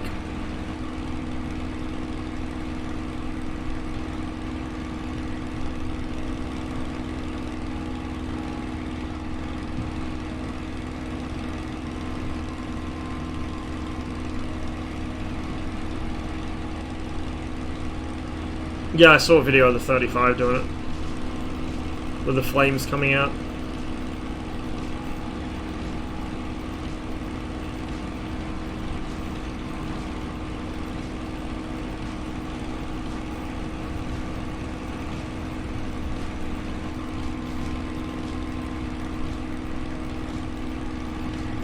I think the, from memory, the 22 has something similar as well. So I saw videos of... Pretty sure the 35 I saw a video of, and I think I saw one of the 22 as well floating around.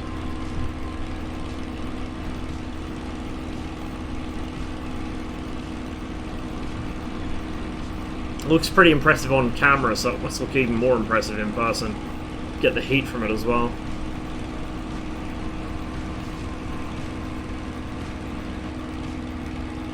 There's a big cloud right there. Very big cloud right there.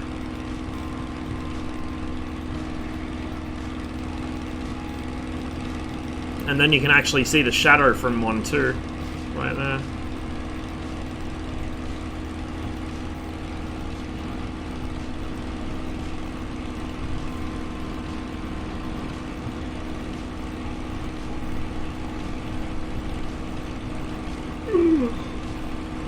Got to check if Earth is flat here.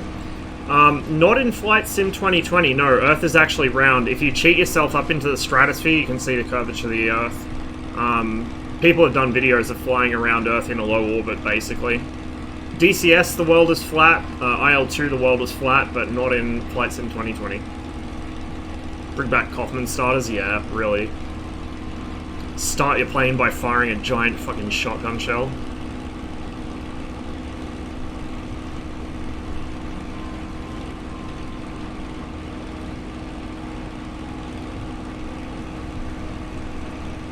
Make 25 for... It would be so suited to this. It would actually be really suited to this.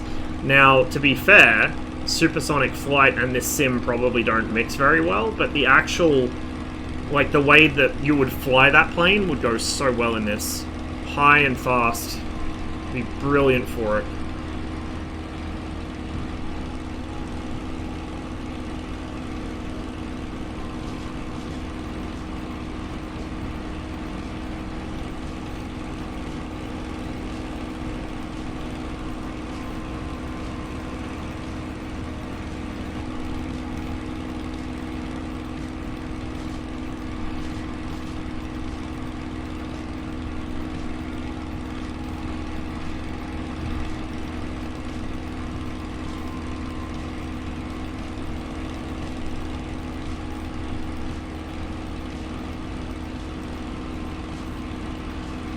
That is. I'd normally, like, the layout of it suggests power station, and that would suggest, like, power lines, but I don't see any chimneys.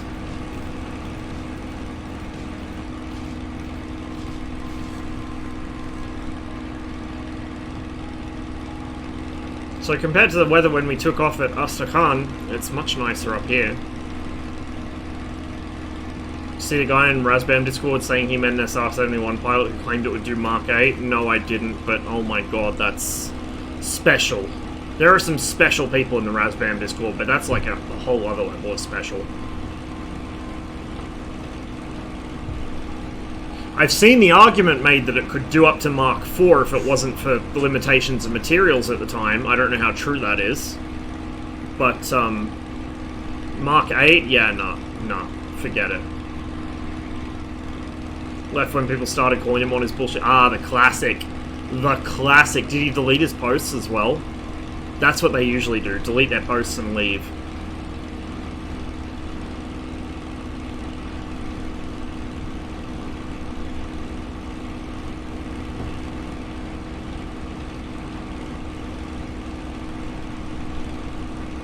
Didn't delete them? Okay, well, I'll have some pleasant reading to engage in later. I haven't checked the Razbam Discord for a couple days. I've been pretty busy, so we will have a look. And I'll probably have myself a good hearty laugh.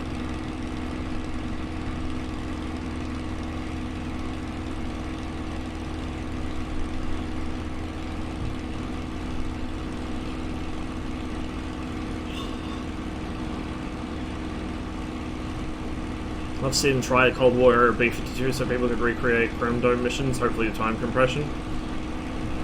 Be interesting. Be really interesting. I'm really waiting for A2A to come to this sim and bring over some of the... I mean, I don't know if it would work with the code base of this sim, because I think FSX was much simpler in a lot of ways. But they used to have modules that would have, like, actual AI flight engineers, and unlike Jester, they were good at their job. And they had, like, passengers that would have health emergencies or complain about the air conditioning. Like, it was really wild.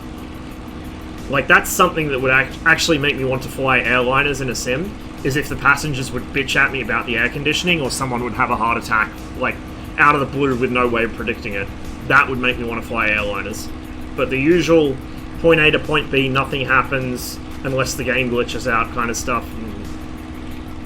There are a handful of specific airliners I'd be interested in doing that with, because I actually like the aircraft a lot, but even then it'd probably be a bit of a snore fest.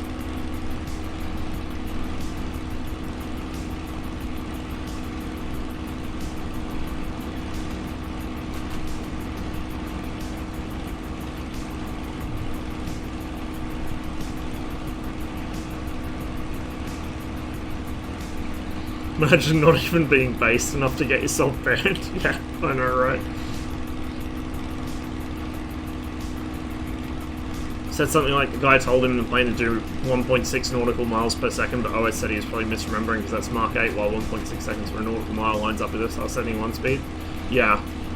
Guy couldn't handle the idea of questioning an SR-71 part. Fucking hate people like that. Like, it's so obnoxious. Like, pilots misremember stuff. Pilots get stuff wrong, especially as they get up there in age and they haven't sat in a plane for that long. Like, you know, your recall's not perfect. It's the same with any human. So they're going to misremember stuff. And while it doesn't do to start arguing with them out of nothing, if they do say something like that, you can pretty safely assume they actually meant 1.6 seconds per mile, not 1.6 miles per second. Like, I don't know. I find it really, like, stupid when people act as though any human being is above questioning. Even if it's their job and they've done it all their lives and they were really good at their job, after a certain point, they're going to forget things. I don't even remember what I fucking ate for breakfast 3 days ago, let alone anything that I did at my last couple jobs, so, like, as soon as the information's no longer useful, out it goes.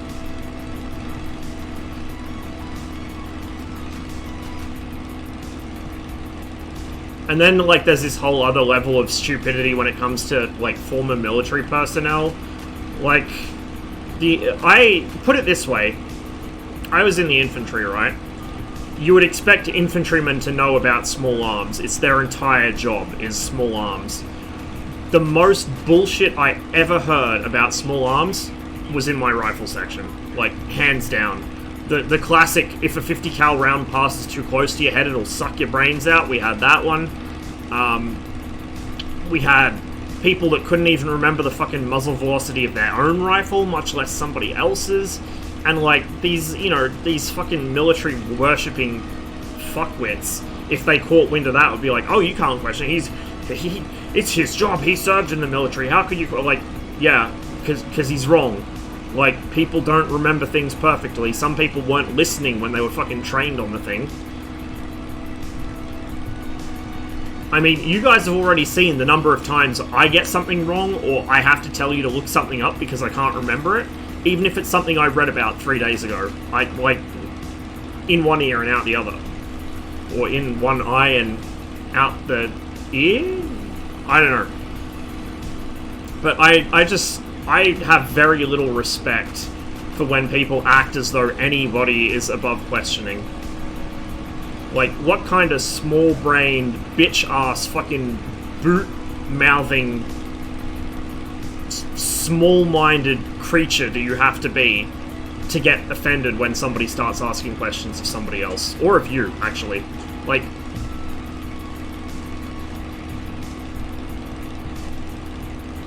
I don't know. It offends me on a deep and personal level when people get like that, put it that way. Because I see so many dumb myths that are just perpetuated because somebody who was tangentially related to the subject matter opined about it, and then some normie that knew nothing about the subject matter took their word as gospel, and then, you know, it just spreads from there. I mean, look at the Sherman's reputation. The Sherman's reputation comes almost entirely from Belton Cooper's book. And Belton Cooper, while he saw a lot of fucked up Shermans, it was his job to see fucked up Shermans. By the nature of the job he enlisted to do, the only Shermans he was gonna see were fucked up. Like, you know what I mean? It's just... people don't question anything these days. It's a fucking joke. I mean, to be fair, people aren't really taught to question things these days because, citizens that ask questions are difficult citizens, and no government likes difficult citizens. Put it that way.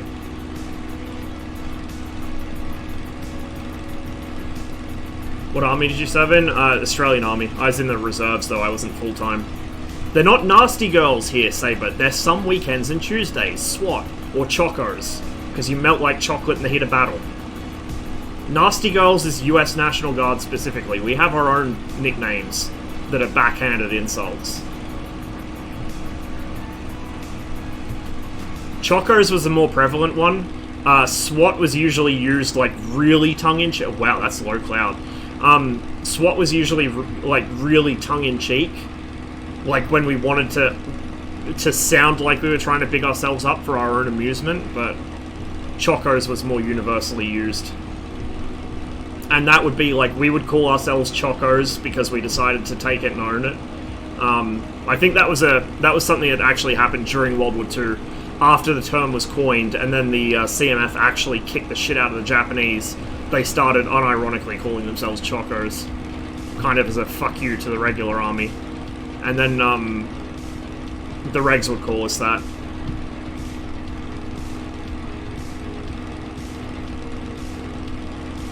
I think there was something else the regs came up with as well that was a bit more modern. I can't remember what it was, but Choco was the main one.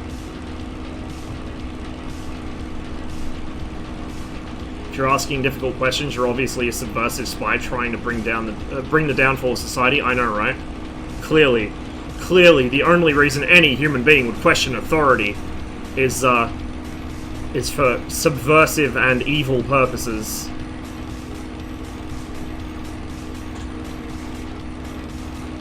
Oh, whoops, we went past it. Good meme. Man, we still got shit tons of fuel, though. Where's the... oh? Nah, I'm not risking it. I don't know how far that is, just by eyeballing, and I don't know exactly how much I've got in the bottom tank. I'm not risking it. We're not having a repeat performance.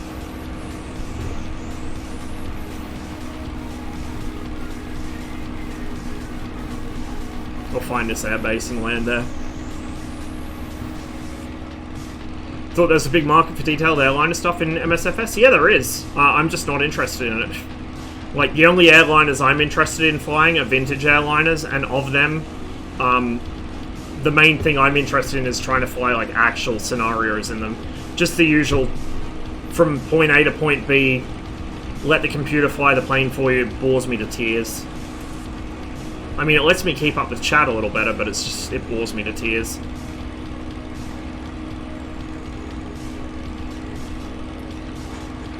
Seen a lot of fucked up Citroen Berlingos, but those are shit. Oof. I've seen a lot of fucked up Citroen BXs, but I still love them.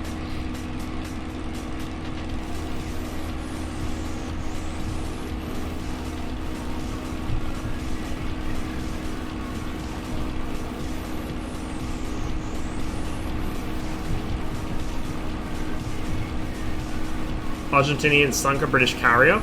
Was that, fuck, what was the name of it? Was that the one the Chileans had? Because I know, like, every major South American country had at least one Majestic class or Colossus class carrier.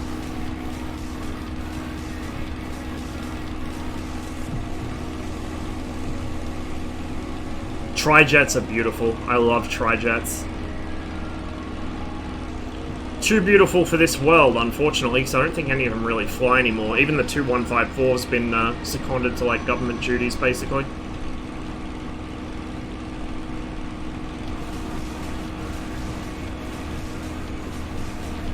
I was going to tell you the other day, someone brought up the Sherman death trap meme again. Someone said, look at this post, it lays out all the reasons it was the total 100% death trap.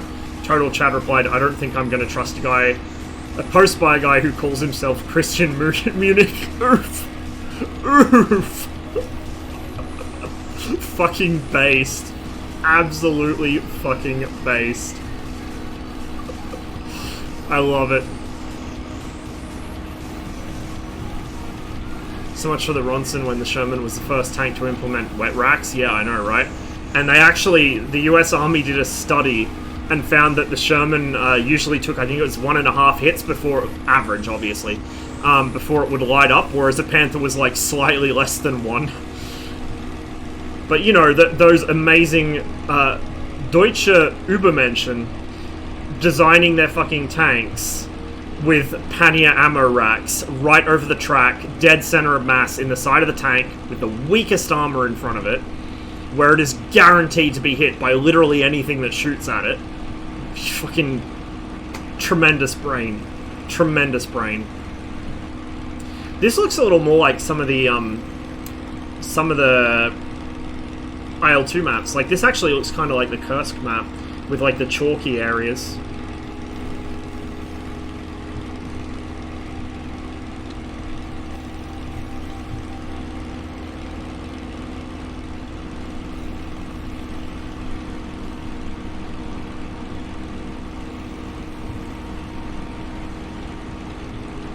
Funny seeing a Sherman has a similar effective front armor as the Tiger once you take into account slope coefficient of the rounds. Yeah, the one thing that isn't similar is the Brunel hardness, but that's because the Germans over-hardened the fuck out of their armor. They face-hardened it, and it made it too brittle. It was already brittle to begin with because their steel was shit.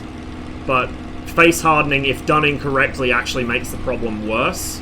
It's fine for battleships where you got a much thicker mass of steel, but on a tank with, like, say 100, well, 80 on the Tiger's case, 80 to 100, 150 for the 150 for the Tiger II, 180 for the Jagdtiger, I think it was. It doesn't do you any favors. Like, it makes it more likely to bounce smaller rounds, but the second something actually big hits it, it's going to just completely shatter it. Like, the whole thing fails catastrophically. Whereas the Sherman had softer armor, but that meant a round would just punch in straight through it, come out the other side, and it wouldn't. Like, you just patch the hole and it's fine. That's why, unless it's an ammo rack explosion, you generally don't see, or a bomb that hit it or something, you generally don't see photos of Shermans in pieces. You just see a hole, like a neat hole punch through it and the tank burned out or something. Whereas a lot of photos of German tanks, they're cracked apart at the weld seams, the plates are shattered into 3 or 4 big pieces. Yeah. Don't over-harden your armor, it's really bad. Really, really bad.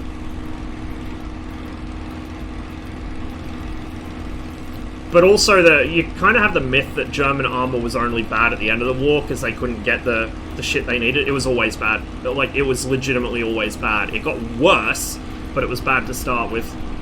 Because they didn't have access to the right alloying materials they needed. I think mostly molybdenum that they were short on from memory. And then towards the end of the war, they couldn't even get molybdenum, so they started trying to sub it out for other shit, which did not go well. And that mostly came from... I think that was mostly from Sweden and Norway and up around Finnmark, and that's why they went up there. It wasn't any grand strategic ploy to fuck with the Royal Navy, or at least I don't think it was mostly. It was mostly because they needed better armor constituents. Likewise, the thrust into southern Russia was for the oil fields at Baku, which was the reason why they put everything on hold. Like, people are like, if they just pushed on Moscow, they would have lost anyway, because they didn't have any oil. That was Germany's biggest problem. No fucking oil.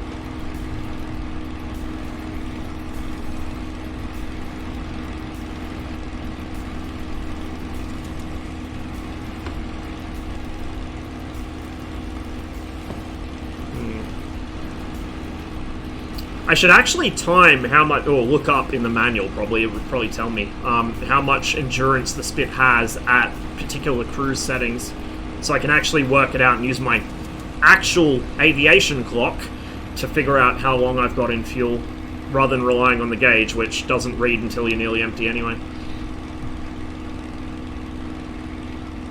Okay, where are you, Mr. Airbase? There you are, I see it.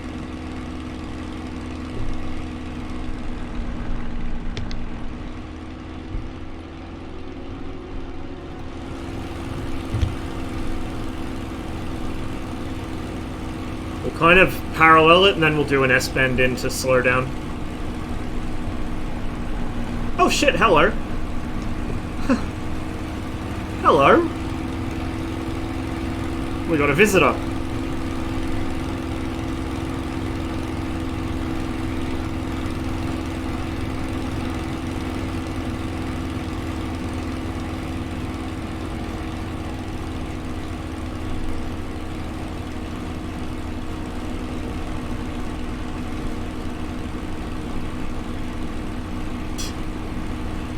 Yep, PVO arrived. We're being intercepted, clearly.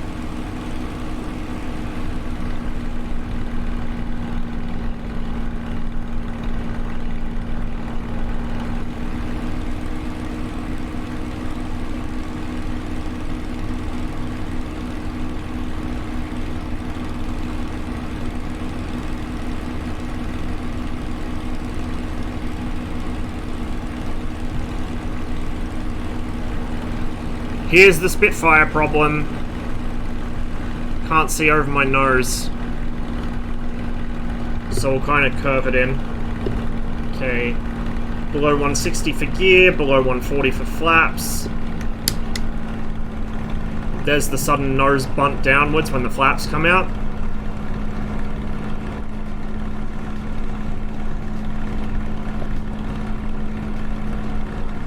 Oof.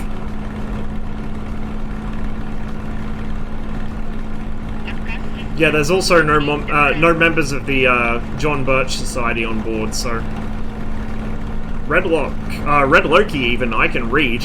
Thanks for the follow, and Bales, thanks for the Prime sub. Appreciate it, man. Sorry I missed the alert. I was probably busy having a fuel emergency or something when it popped in.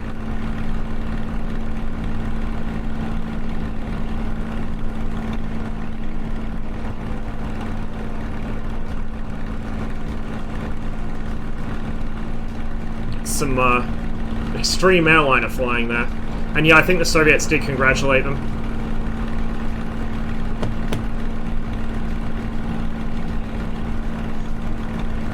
The space race is actually quite cordial. Like, Yuri Gagarin was invited to most westernized countries to kind of give speeches and do the rounds publicly.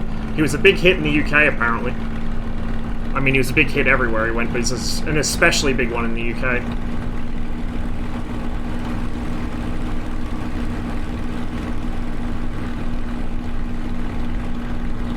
This is why you generally want to come in steeper. I should have actually got closer to the airfield before dropping my flaps in gear. Because now I can't see where I'm going.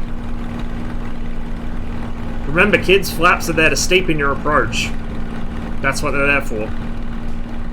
Well, also provide more lift at low speeds, but so you can steepen your approach, basically. Got a very slight crosswind by the looks of it. Very, very slight.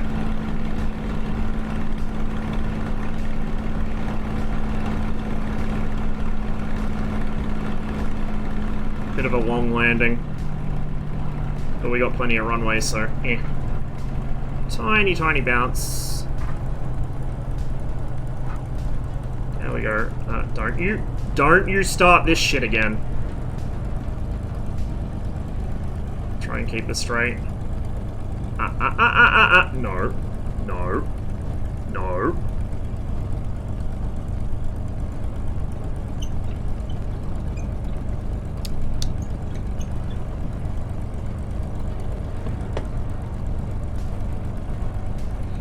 Okay, I think we're good.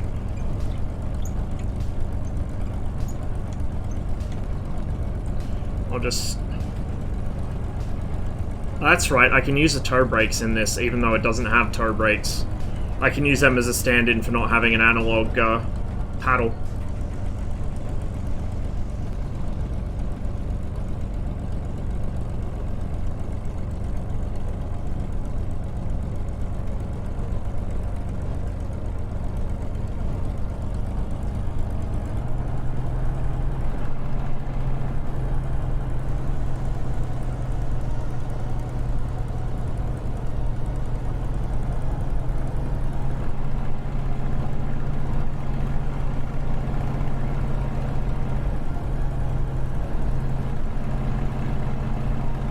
Oh, wow. I'm not sure the passengers would be too happy about that one.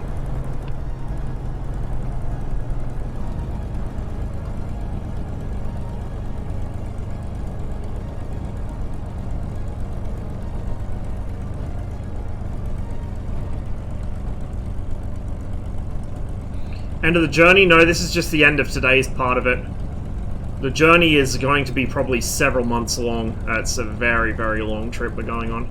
Not just up the Volga, but we're going basically in a big loop all the way back down through Ukraine and across the Caspian again, this time from the northern side of the Caucasus. And we'll be going in Central Asia and probably finish up somewhere in the Far East. Fuck, I may even fly all the way down to Australia, who knows. Where is the fuel bowser? Probably over there somewhere.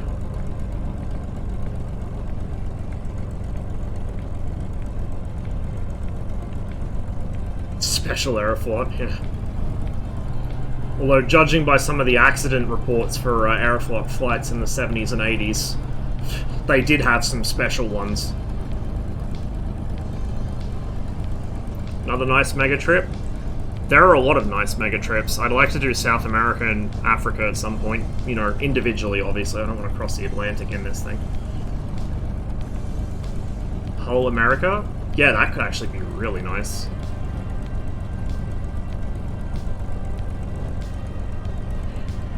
Where fuel? Not there. Fuel? Maybe. We'll go look. There's a truck there, but I don't think I can refuel it. Well, I can refuel wherever I want, because I can cheat myself more of it, but we'll find an actual Bowser, because it comes up with the menu automatically there. So I'll just park up there, even though we're not going to refuel and fly any longer today. We'll just park up next to it. The next flight will begin sometime around 3 PM local time. So I'm trying to keep the time of day roughly consistent. It's not 100%, especially after today's multiple fuck-ups, but it's close enough. Oh, hello. Keep an eye out for him.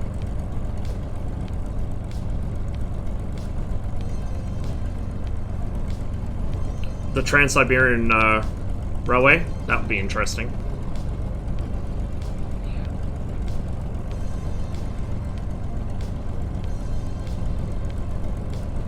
Then pick up the Canadian Pacific, actually. Yeah, cross over and pick up the Canadian Pacific. That'd be a hell of a trip. Don't really like the dihedral on that plane with the wings that kind of crank in the middle. Yeah, likewise. Oh, that's interesting. So when these things spawn in as scenery, they spawn in as if they're nose-wheel aircraft. See that?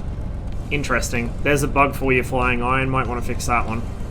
If you can. I don't know if that's... Might be another SDK limitation. Who knows? There's the Bowser. Well, why are you parked there? Get out of my way.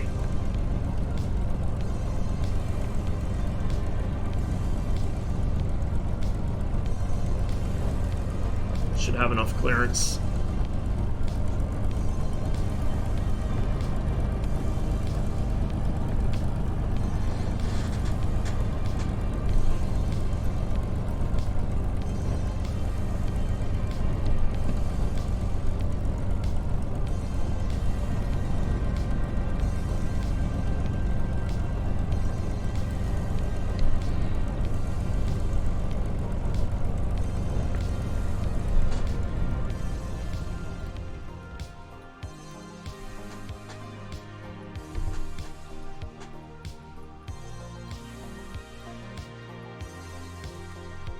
Right, there we go. Interesting, it didn't count that as the end of the flight.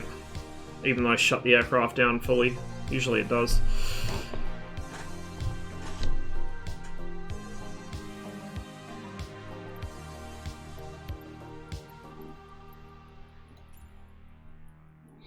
I wonder if you can save... I haven't tried this yet, but I wonder if you can save your progress. Oh, I can. Oh, but oh, flight files or flight plan files.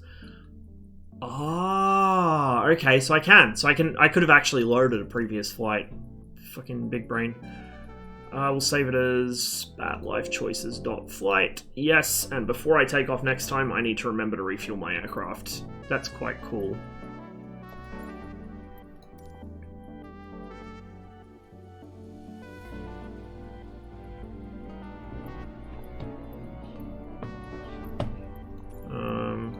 Alrighty. Give me a moment here. We might just leave the, Oh. I'll just sit here in my void of darkness for a while while I catch up on chat. And I'll find somewhere to send you guys.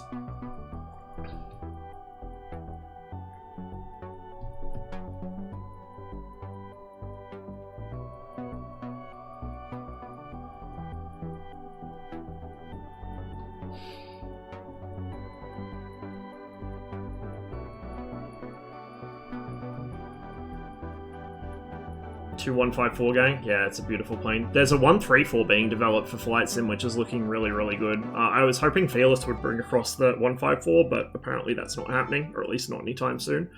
But we'll see how we go.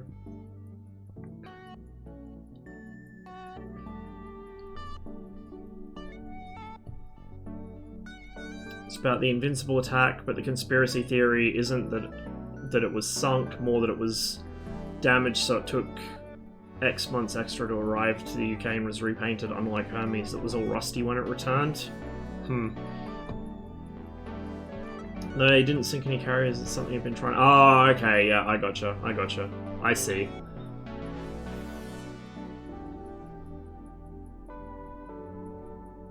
Reminder of King Tiger's bustle rack? Yes. So for those who are unfamiliar, the entire rear quarter, roughly, of the King Tiger's turret, where it overhangs, that's an ammo rack. That is, in fact, not just an ammo rack, that is the main ready rack.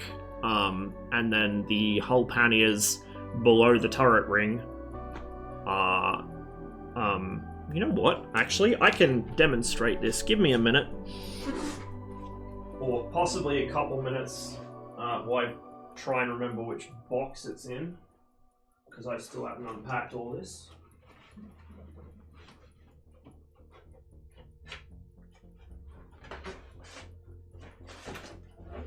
Oh no. Oh god, I'm gonna knock everything over.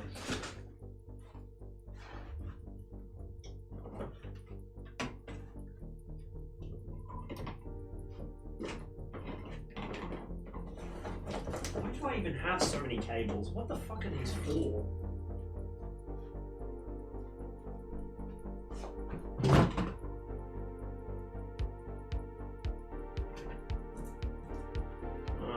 Give me a minute.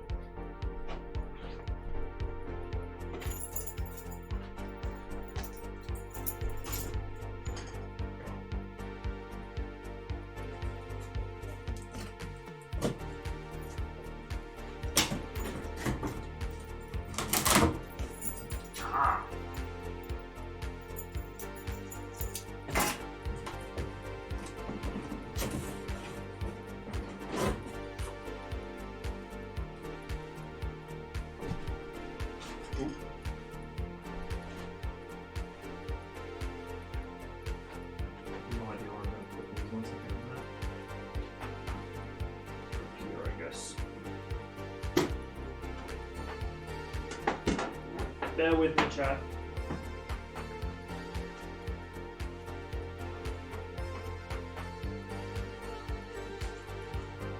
There you are. There you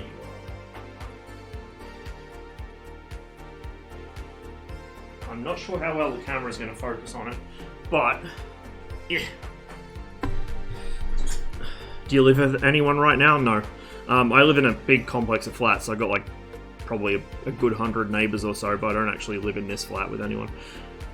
It's nice living alone, I don't have to worry about other people. So, let me see if it will pick it up. Hello? Hello? This whole bit here is the ready rack, the main ready rack, and then the main ammo rack is right here, right along the side of the hull, right under the turret. So you can imagine how well that's going to go when you're driving along, you know, minding your own business, and a Soviet anti-tank gun aims right here at the biggest, most obvious target on the entire tank. Like, everyone is going to aim center mass, that's where they're going to hit you probably, and here you have at least on this it's 80mm of armor, on the Panther it's 40. But 80mm of armor at 25 degrees with a bunch of very explodey shit behind it. Not very smart.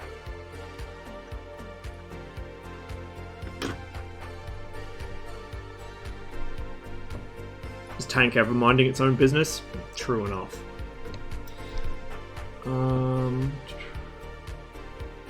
Let's see. So all 3 of the Invincible class carriers before they were retired. I remember coming across the sale listing for one when they got rid of them. It's like, tempting, but I don't think I got that kind of money. Asked a former Air Force pilot about that infamous attack. He answered the attack happened, but you don't want to know what happened. Ooh, spicy.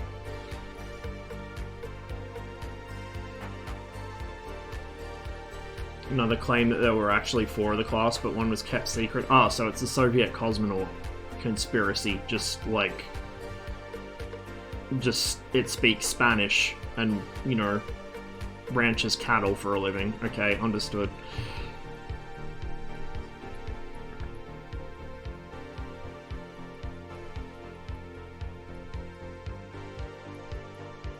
Weren't most tanks in World War II taken out by artillery, not other tanks? Primarily anti-tank guns, and tank destroyers. So things like Stugs, for instance. The Stug 3 was the most effective armoured fighting vehicle the Germans ever built. It knocked out a lot more tanks than any of their tanks did, and it was also excellent for artillery, well, kind of. Direct fire artillery, basically, is infantry support, which is what it was actually built to be. Sturmgeschütz, right? Hence the name, Sturmgeschütz. But the Stug was low to the ground, it was very hard to see, it was reasonably well armoured for what it was quite mobile, it had a powerful gun, it was excellent for killing tanks. You just ambush them. Now, of course, the Germans had a shortage of pretty much anything with a motor in it, so the bulk of the kills they made were with towed anti-tank guns. With the Allies, I'm not actually sure. It may have been with like self-propelled guns, but I think even for them it was still just old school split trail towed guns, or infantry with, you know, bombs, or for the Germans Panzerfaust, stuff like that. That was generally going to fuck up a tank pretty well. tank-on-tank engagements didn't happen that often, and when they did, it wasn't just tanks versus tanks, it was within the broader context of infantry, artillery, aircraft, like even Kursk, which was the big tank battle that everyone knows. That was infantry, tanks, guns, aircraft, like minefields. There's a lot going on. Like the whole fucking especially Verabus do this, but everyone does it to an extent. The whole Kuma tank versus tank on an open field thing, like it doesn't happen. It just flat out doesn't happen in the real world. Same with aircraft, like you never get 1 versus 1 BVR engagements. It's just in open air where there's no air. Like it just doesn't happen. All the fucking 1 versus 1, I'm gonna wank about how amazing my favorite thing is and yours is trash because it has a shit KDR. Like, you just fuck off. Doesn't happen like that. Any moment somebody starts touting like kill-death ratios or saying, oh, well, mine has a bigger... Like, just shut up. No one cares if your tank has a bigger gun if it can't bring that gun to bear somewhere useful. Can't fucking road march 25 kilometers without setting itself on fire.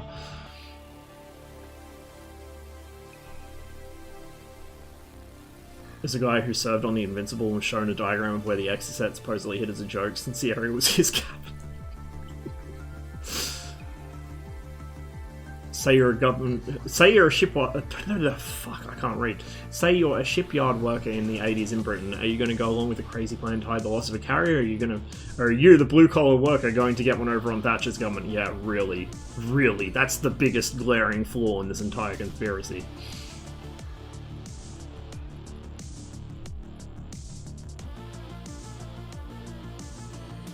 Kind of like how the best proof the Apollo landings weren't faked is because if they had, the Soviets would have been all over that. Yeah.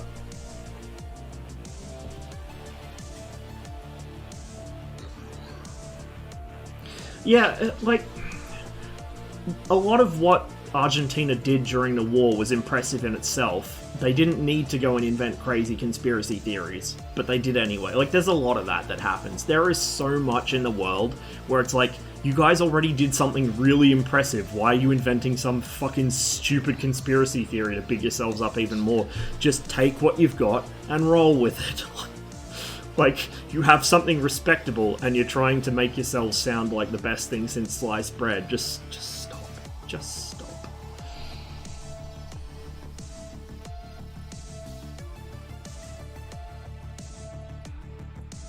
I think several Apollo astronauts have commented about how fortunate they were because most of their contemporaries were flying over North Vietnam. Yeah. And getting shot down over Vietnam. And not having a very fun time of it either.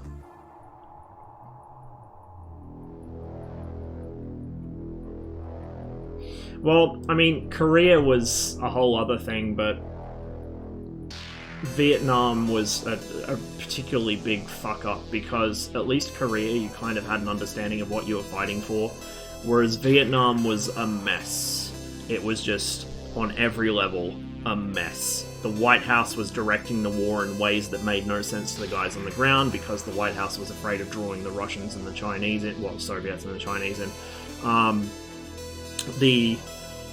The guys on the ground, like if you hear a lot of kind of things repeated in Vietnam veteran circles, it's like, we could have won, but the government lost the war. And there's some truth in that. The Soviets say the exact same thing, well, Soviet veterans say the exact same thing about Afghanistan is, we won the war and then the government lost it. But the thing is, something like that, you can't really win it. Like, military force isn't going to win that. Even if the US had completely pacified North Vietnam, they would have had to then fight an actual insurgency instead of a straight-up military force, so...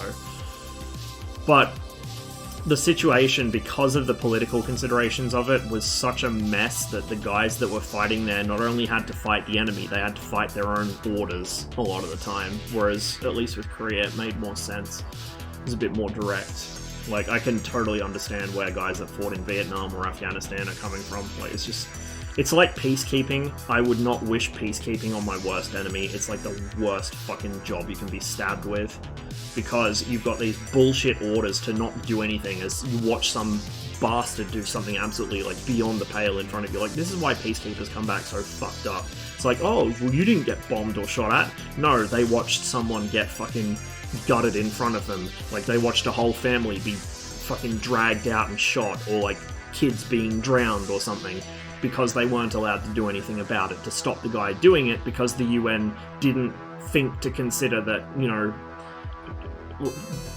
because it was, they didn't understand the big picture. So if they acted against such and such militia, they might be actually helping one side in the conflict commit ethnic cleansing or whatever. Like, it's just, peacekeeping is a complete fuck circus, and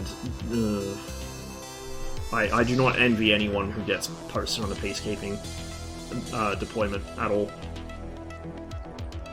What's your favourite place to fly so far, and why is it Tucson, Arizona? Actually, my favourite place to fly so far that I've flown in 2020, aside from places I'm actually like nostalgically tied to, like places I've lived or whatever, probably, I actually don't know, because like there's that many beautiful places I've flown over so far in it. I will say though, the corpses are quite beautiful. They really are. Like, they look all right in DCS, but when you see them in Flight Sim, it's just gorgeous.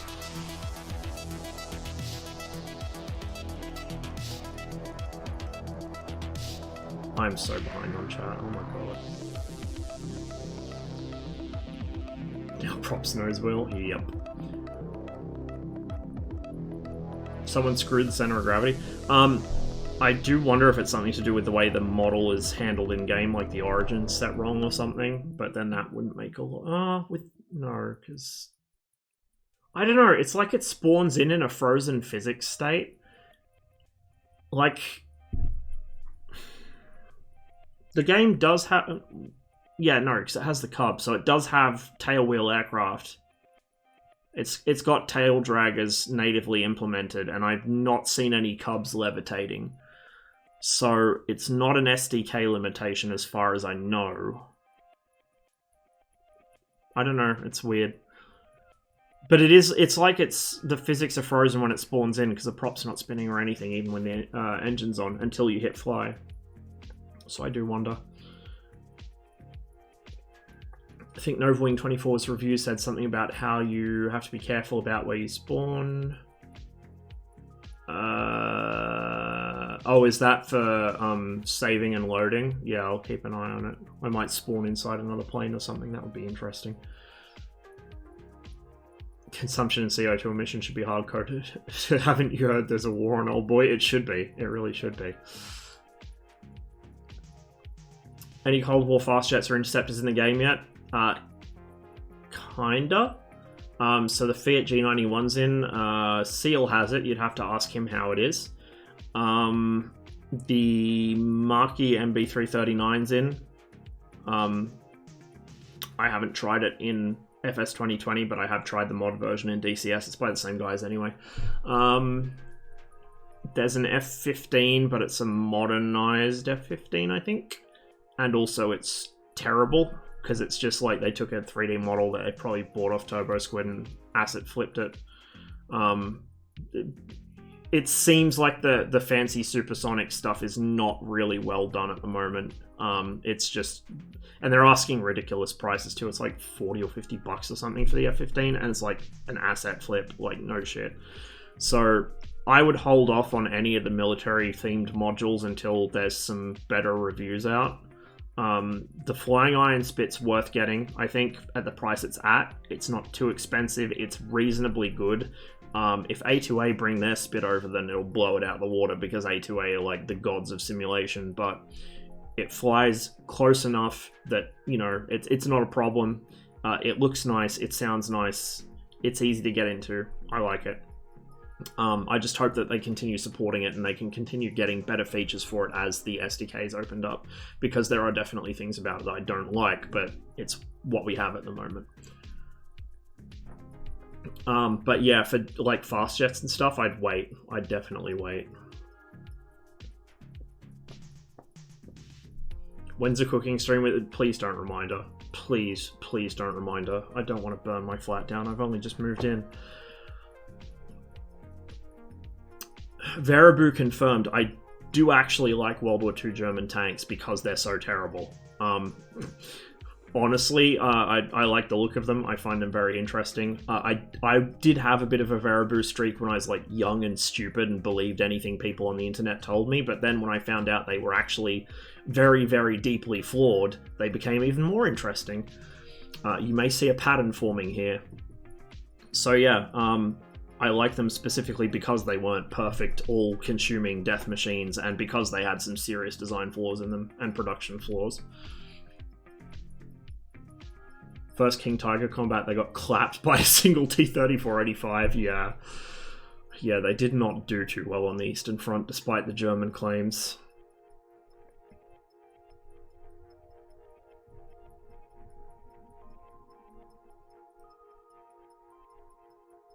Guess where the M60 has its ready rack? Oh, I know. I know, and it's funny. You look at one of the big criticisms of Cold War Soviet tanks, particularly things like the T-72, which it doesn't even apply to. Well, kind of. It does if it's got the extra ammo inside, but if it's just a carousel, it doesn't. But like the T-64, T-80, it's like, oh, if you hit it in the hull, it blows up. It's basically a moving ammo rack. And then you look at like the M60 with the ready rack in the back of the turret, the additional ammo stacked around the turret ring, the Centurion with the main ammo rack, well, secondary ammo rack, next to the driver, and then the other one's under the floor, which is a bit better. The Leopard, also up front ammo, like, it's just like, yeah, and everyone's tanks were driving ammo racks back then. It isn't until things like the Abrams came along that people started doing anything differently. Like, you hit the front of a Leopard or a Centurion and that round penetrates, that tank's going up.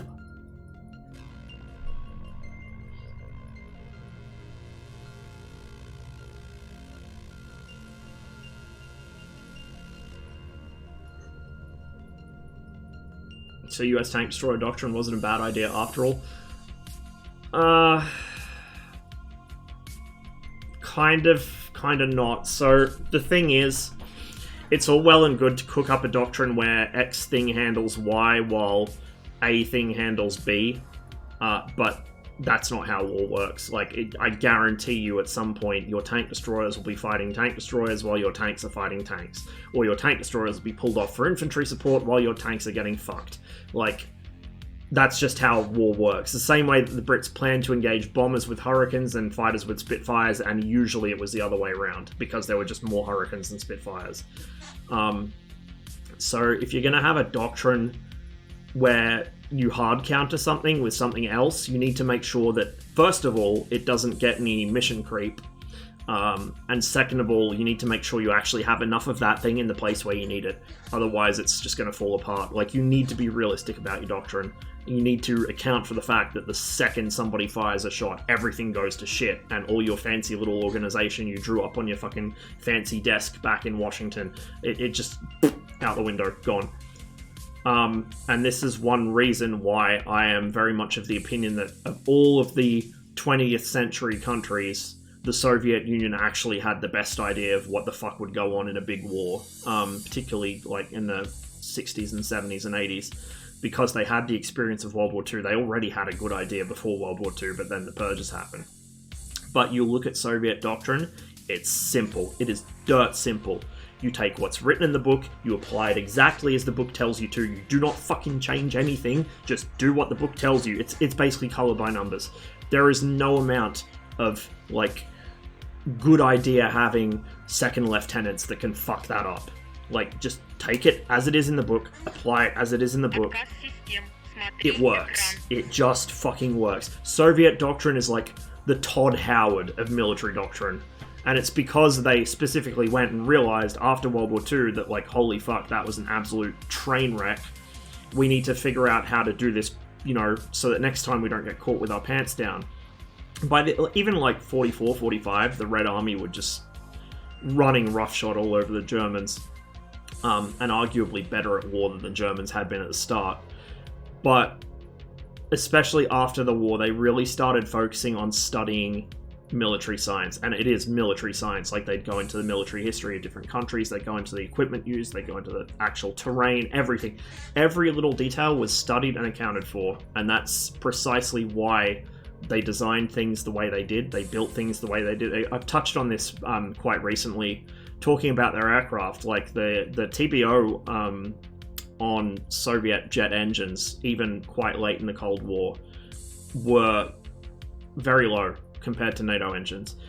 Their aircraft's lifespans were much lower compared to NATO aircraft. Like, just on a peacetime operating basis, you would usually bin a MiG after like 15, 20, maybe 25 years, depending how much you flew it.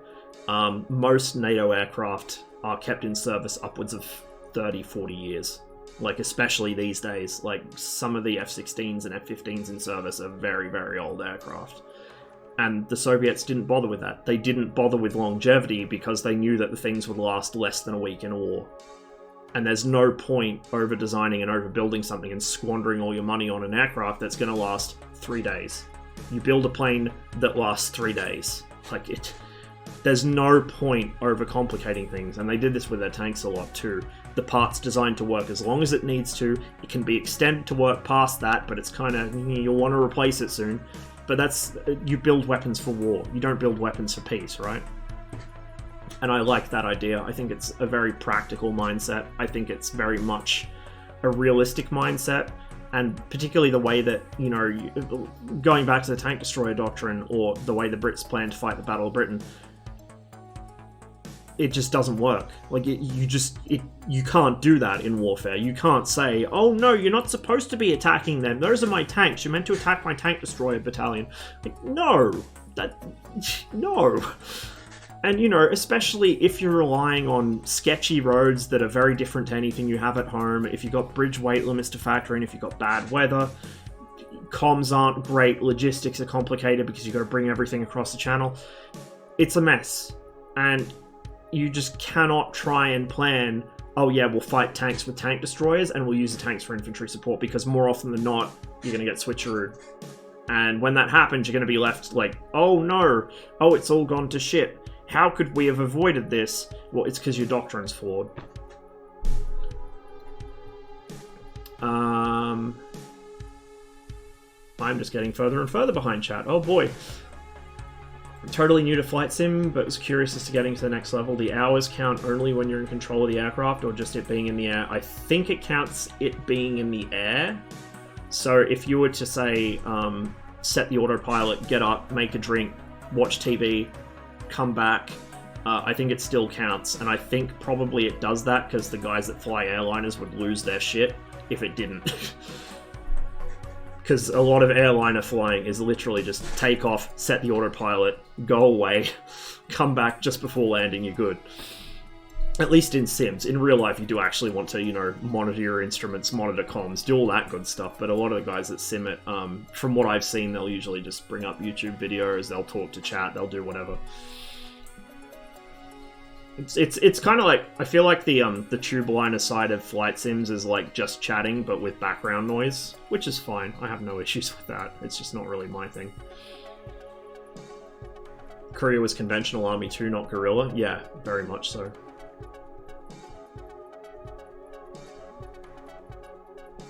Vietnam was lost the minute Ho Chi Minh got support from the peasants. Vietnam was lost the moment the US turned its back on Ho Chi Minh. That man loved what the US said it stood for. Whether it actually did or not is a whole other matter, but he was like starry-eyed for the US, and then when they turned around and supported the French reoccupation, I guess you'd call it, of Vietnam, that was it. Like, the US lost itself an ally and then had to fight him and got its ass kicked. So, bit of a repeating pattern there of the US repeatedly arming and training and equipping and even providing political support to people it then turns around and has to fight, either because it backstabbed them or they backstabbed it.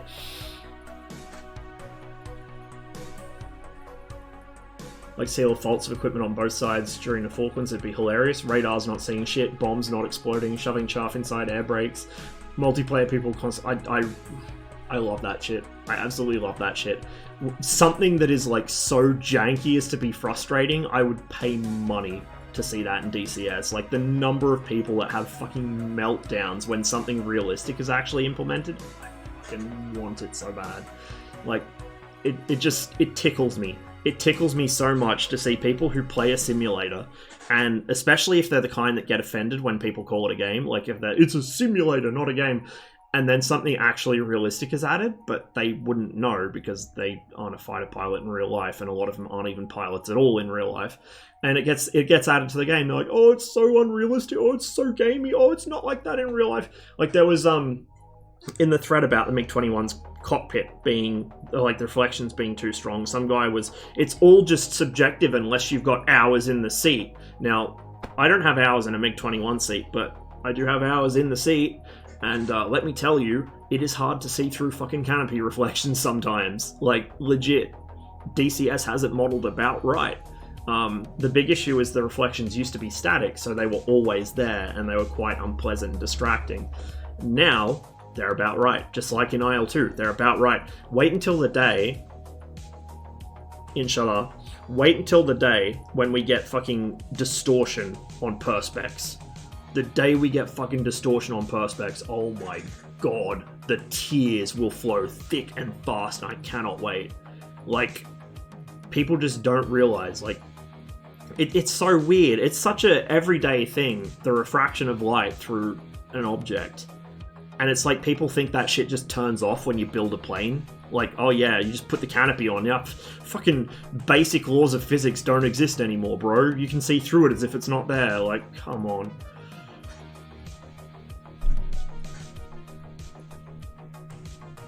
Haven't read it, but hear good things about the 12 Days of Christmas.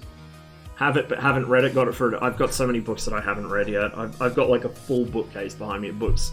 Maybe I've read 10%. I need to actually like settle the attention span machine down a bit and just read some of them. I've got, I think, like 3 or 4 I'm halfway through at the moment. I just kind of get halfway through and then get distracted by another. It was Sun Tzu who said you should first understand your enemy. Too bad the US didn't understand North Vietnamese. The US has a habit of completely failing to understand their enemy. The Cold War happened because both sides failed to understand each other. Like, if they understood their enemy, the Cold War wouldn't have happened. They wouldn't have been enemies. But the US in particular is really bad with it because they just assume every other country is the US junior. Or like every country that's a failed state is just a US begging to happen. And then in Vietnam, you also had the complication of game theory and rational actors and like the fucking Rand Institute. Like, what happens when you get a bunch of socially maladjusted engineers and mathematicians who can't speak to normal people without pissing themselves? Put them in a building together and tell them to figure out how human psychology works. I'll give you a hint, it doesn't bear any resemblance to actual human psychology. So they came out with all these great theories about how to fight a war and how to predict when one side would actually use its nuclear arsenal. Like, the whole presumption that humans are rationally, motivated by rational self-interest, basically, the rational actor theory. They're not. If you have spent 10 minutes dealing with an actual human being, the last thing they are is rational. Nobody on this fucking planet is rational. And anyone who claims they are is, like, full of shit. Like, usually if they claim they are, they're, like, the furthest end of the spectrum from it. But a lot of what the US did in Vietnam was based on the presumption that all humans are rationally self-interested actors, and as soon as you take that and throw it out the window, because, you know, people have families and friends that they care about, people don't actually understand the implications of what they're doing, people don't understand the broader context. Like, if all humans were rationally self-interested, let's just say certain political parties that have held power in certain Western countries for quite a while, the UK, would not exist. They wouldn't exist. They'd never get votes. No one would vote for them. So yeah, I think we can establish that humans are not rational actors that are acting in their own rational self-interest. But that was what the US used to underpin a lot of its counterinsurgency theory. Hi, by the way, Friedel. You've caught me at the end of the stream. I'm catching up on chat. And by catching up on chat, I mean rambling for like 3 hours. While the void consumes everything behind me. Yeah, like the US hasn't really modified its theory at all either. Like they went into Iraq and Afghanistan with much the same mindset, that if they just went and pushed over the regime currently in power and then offered people this dream of freedom and liberty, and freedom itself is such a fucking weasel word that it means like 3 different things to 2 different people. But they went in with this theory that all countries are just democracies waiting to happen, and the US already is a shit example of a democracy. Their system's horribly broken. Even ours is better, and ours is terrible. But they went in there with the idea that if you just, kind of push over the regime that's controlling the place, they'll happily vote themselves into a beautiful, laissez-faire, free market society where everyone gets a fair opportunity, because those 2 things totally go together if you're high on ketamine, I guess. And lo and behold, none of that happened. They made the situation 5 times worse than it was to begin with. People actively missed the people that were running the country back then, even though they were horrible pieces of shit. At least they knew what was happening. Like, that's the thing. People would rather have stability than freedom. And this is a recurring... I mean, look at the US. They'd rather vote their own civil rights away in the name of security and protection from terrorism. Same thing the world over. Like, people don't give 2 shits about your fucking esoteric Randian bullshit theory of freedom, which isn't real anyway. Like, no one cares. No one fucking cares. Stop expecting little democracies to spring up wherever you go. And then the fact that they're trying to enforce this grand vision of freedom through violence, when the whole, like, I could recommend you guys a really good documentary, which will save me a lot of talking. I think it's one of Adam Curtis' documentaries. I think it's from the Trap series, I think. It's called We Will Force You to Be Free. Watch that. I have linked it in Discord before, but it's worth watching. It is an excellent documentary, and it goes into the whole sort of ideological basis for the entire Cold War, pretty much, and then the 21st century so far from the Western perspective, as well as what caused a lot of foreign interventions, what caused a lot of foreign policy, what caused a lot of political undercurrents, and it kind of demonstrates the fact that in order to avoid these positive freedom societies where you achieved a sort of freedom, as it were, nebulous concept, whatever, but you achieved a freedom where everyone had the freedom to do whatever because they had equal opportunity, because they went and shot all the rich people or something. That's bad, because it's morally wrong to shoot rich people, I guess. And then the West brought in this whole negative freedom theory, where your freedom allows you to do whatever you want, except for where it impacts others. So you're within your little bubble, you can do whatever you want, it just can't impact anyone else. But it's this really hollow, dead, empty kind of ideology, because then it's like, cool, now what? And then you don't have the freedom you want anyway, because unless you're very lucky, you can't afford to go wherever you want, you can't afford to get away from the law, unless you're very rich, pay for very good lawyers, or know somebody in government. So at the end of the day, you've traded in the actual lofty ideal of changing society for the better. This is the difference, right? Negative liberty is you just do your own thing and nobody hurts each other. Positive liberty is you go fuck up a bunch of shit to change society for the better. Like the whole changing society for the better thing is the positive aspect, right? But it's evil and bad because you usually end up shooting a lot of people to make it happen. But because at least positive freedom has some sort of goal behind it, it stands for something, it means something, people can rally behind it, whereas negative freedom means nothing. There's nothing. Like, there's no overarching objective, there's no driving force, there's no motivation to really give a shit. And part of, to go completely, I swear this will make sense in 10 minutes, but to segue, when the Soviet Union collapsed, the Orthodox Church came back big time, I mean like real big time, immediately regained its position of political prominence in the Russian Federation. And part of the reason for that is because when the Soviet Union collapsed and it sort of discredited Soviet communism as an ideology, especially after the 90s happened, and the whole thing came crumbling down. People didn't have that. I don't know how many of you have studied like sociology or whatever, but Maslow's hierarchy of needs, the one at the top, that self-actualization thing, people kind of need that. For some people, they're capable of generating it themselves. They have some overarching goal. For other people, that's usually something like religion or ideology, or, some political ideology, whatever. For a lot of people, it's usually religion. But for the Soviet Union, because they went so hard in the religion bad paint, it became the Soviet idea of communism. Not just, well, kind of communism in general, but specifically Marxism-Leninism was like the self-actualization kind of thing, where everything was done to further communism, and communism would be good for everybody, and it's all this great big, kind of the same way religion is, well, if you just believe in God hard enough, the world will become better. The same kind of thing, generally speaking. You don't need to understand dialectical materialism to get that this thing is supposed to be good. If we do this thing gooder, then stuff becomes real good. Like, it's basic shit, right? You can understand that quite easily, even if you don't grasp the more finer concepts of it. Same with religion. Now, this has no bearing on whether this theory works out or not, or whether it's realistic, or whether the ideology is good or bad, or the religion can be a fucking death cult for all it matters, but the point is, it's trying to convince you that if you just do this thing, which is good, and you do this thing goodly a lot, it will make the world a gooder place for everyone, and it'll all be wonderful.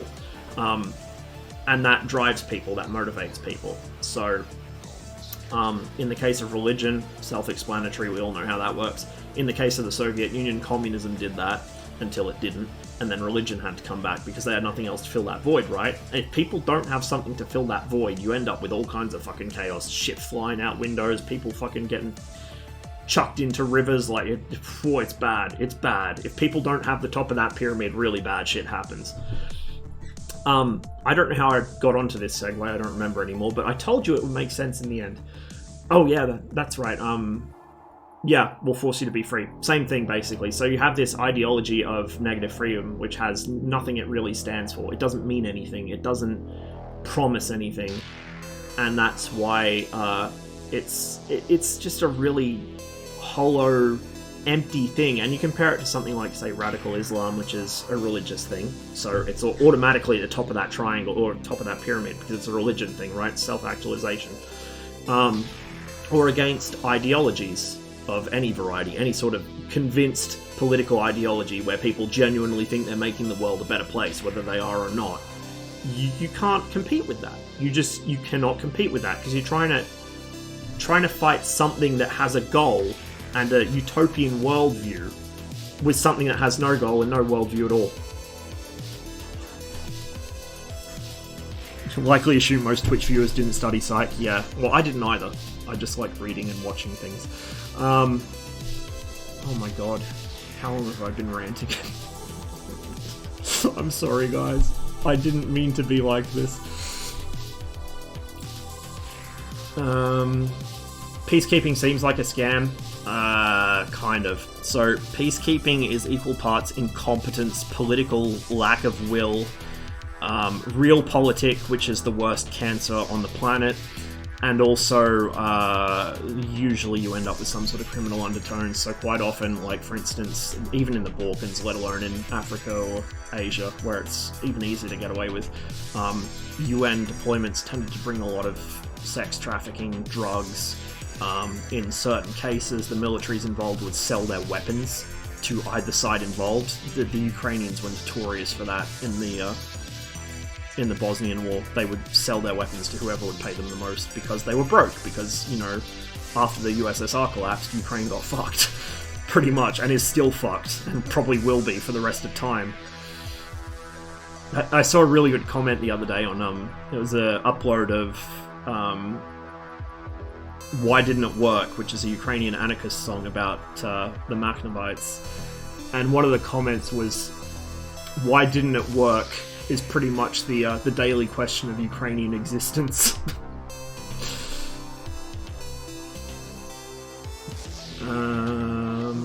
Gotta say, this is why I like Cold War birds and flight sims. Most are done by people who like the aircraft, so try to make them as good as possible. Yeah. You've done cooking streams in the past? God no, I can't cook. I cannot cook. But my sister lives quite close to me, so she's threatened me with cooking streams where she comes and attempts to teach me how to cook. So I prefer fighting the Germans in games. Most people don't know their own machine's weaknesses, why I do. I like fighting as them because I'm a fucking masochist. I really liked doing German tank stuff in Red Orchestra because, again, I understand it, and also I'm a masochist. Doctrine like a big wall long and easily bypassed. Yeah, that was a real doozy, that one. Big brain hours. It's funny how native British make fun of military science because my cold numbers bad, it's humans, and how military art's better. Cold numbers are good in warfare. If you don't have cold numbers in warfare, that's how you end up with a massacre. If you're sitting there indecisive as fuck trying to figure out which elements of your charitably we'll call it doctrine, which elements of your doctrine to assemble together to get the right fucking jigsaw puzzle for any given battle, you're going to get people killed. If you have something that it just works, it's proven to work, you've been trained to do it hundreds of times, you know it's going to work as applied in the field, parts of it might break down, but the core thing of it's going to, you know the core thing works. It saves time, it saves lives. Time is lives in warfare. You can't build a doctrine based on the assumption that every single fucking second lieutenant to come out of the military academy is actually smart, actually switched on, will actually listen to their senior NCOs, actually knows how to read a map, because God, we all know they don't. And you can't rely on that. You can't. You might have brilliant officers here and there that can use their own initiative to take elements of this and elements of that and make a wonderful thing out of it, but they're going to be the exception, not the rule, and it's going to get people killed. So military science is the way to go. Like, take a thing, test it, empirically figure out what works best, and then just do that thing, like, until something better comes along. It makes no sense to me to be blowing hot air up your own asshole about how amazingly full of initiative you are because you've come up with a set of loose concepts that maybe half of your officers can apply competently. It makes no sense. I don't get it.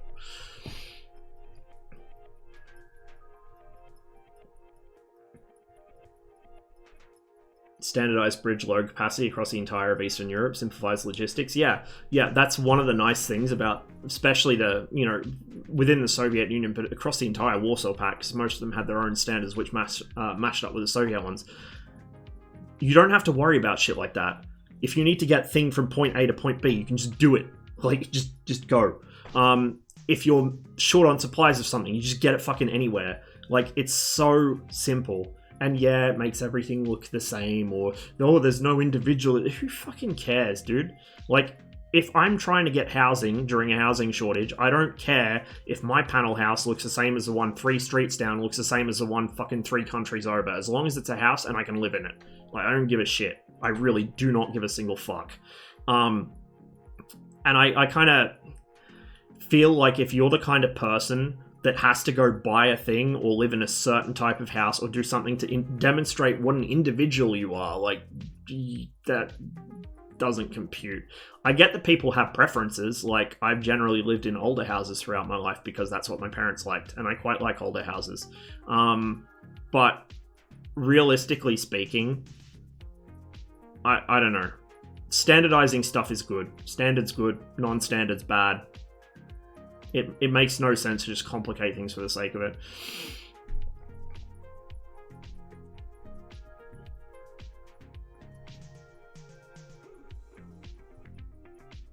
Sat in an F-18 on the ground, couldn't see shit through the glass. Yeah, and you watch videos of, like GoPro videos of different fighters, and it's the same thing. As soon as the sun hits the canopy, you get blinding glare, you get scratches and micro cracks all through it, you get fucking bugs. Oh my god, the bugs.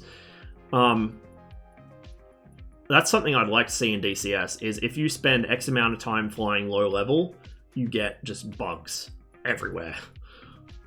You know, little features like that, they're realistic, but again, it's like I was saying the other day, people who play DCS, by and large, want to talk big about how they fly in a combat simulator, and it's so realistic, there's nothing else quite like it. Oh, you know, it's so realistic, I could almost be a fighter pilot.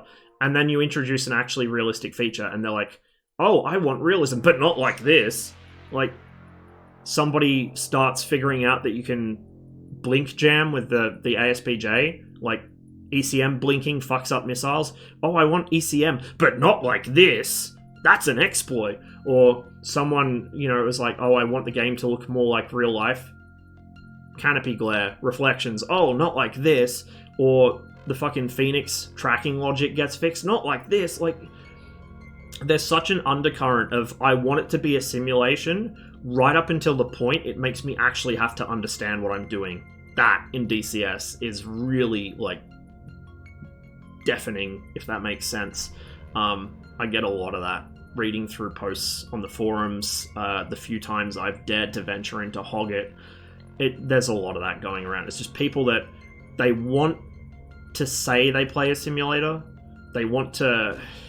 It's like LARPing, if that makes sense. Like, they want to LARP that they play a simulator that in turn is LARPing the actual thing. Yeah, like, they want people to think they're cool because they play, or like smart or something because they play a simulator, but the second you introduce a realistic feature, it's not the right kind of simulator anymore. It doesn't simulate the way they think things should be with their 0 hours of experience flying an aircraft. Like, the number of times I've come across somebody having a very strong opinion on something they have literally no understanding of. So to go back to what I was talking about earlier this stream and what I've spoken about before, I got into an argument on stream once, not through chat, but in-game, and chat was weighing in on my end. It was very funny. I got into an argument with a guy who said the MiG-21's flight model in DCS is bullshit because the MiG-21 doesn't spin like the Tomcat. He thinks that the golden standard of a flight model is that the aircraft spins, and the Tomcat is the golden standard of spinning in DCS. Now, I can tell you, the MiG-21 is known to be very spin resistant. It doesn't like spinning. If it is put into a spin, it will put itself out of the spin. Maybe not into stable flight, but certainly not into a spin. It will do something else unpleasant. If you read I haven't read the trial results for the 21 because I don't have them, but I've read an abbreviated summary of the spin trial results for the Su-9, which has a broadly similar layout. Platform's pretty much the same. It's a larger aircraft, but proportionally it's larger as well. They're not the same. They're not going to behave the same, but it's similar enough. You know what I mean? Like, I'm not saying it should fly the same, but they're similar enough that you can draw some general conclusions. The Su-9 did not like spinning either. The Su-9 would only spin in one direction, and it had to be held in the spin or it would recover itself. If it tried to spin, or if the pilot tried to force it to spin the other way, it would just go into kind of a tumble, which is what the 21 does. The 21 just tumbles. And that's a trait of delta-winged aircraft, especially tailed deltas. They don't really like spinning, they like tumbling.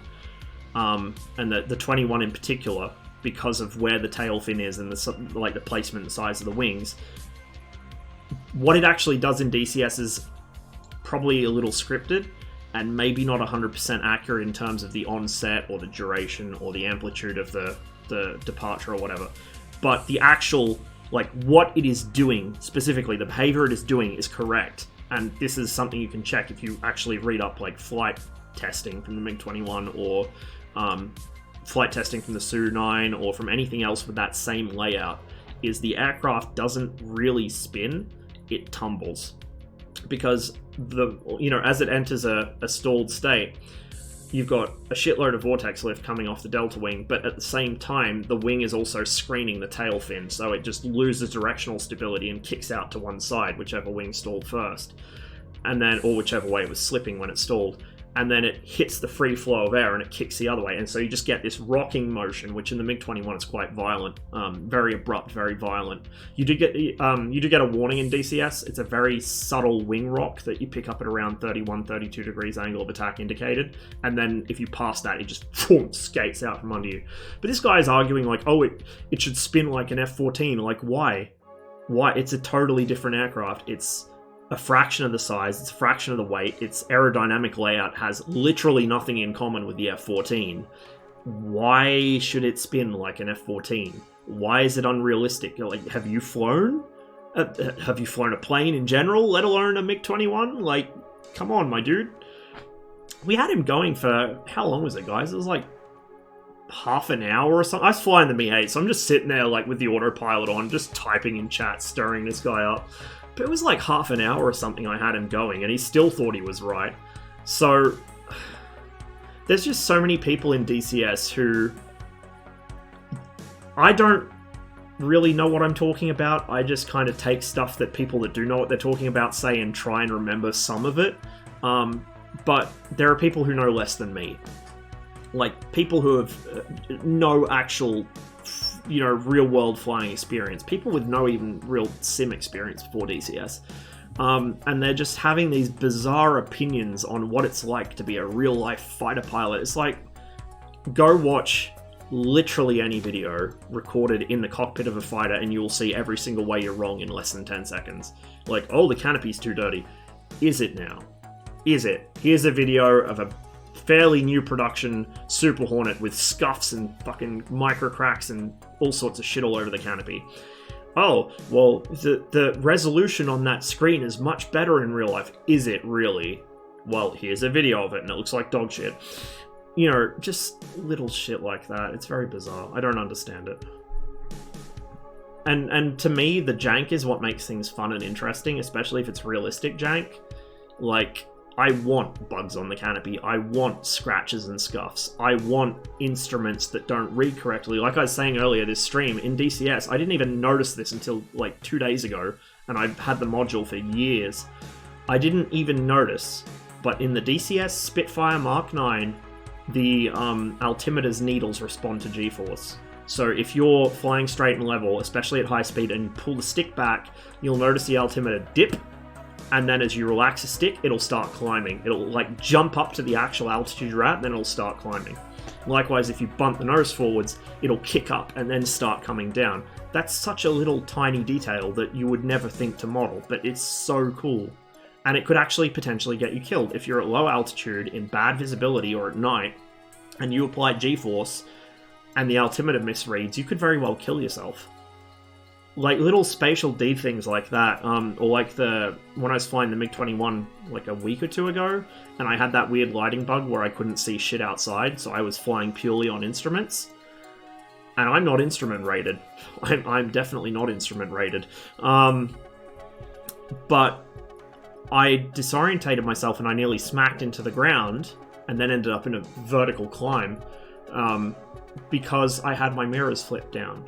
I always have my mirrors on because in daytime fighting they're very useful. Contrary to popular opinion, they're fucking fantastic.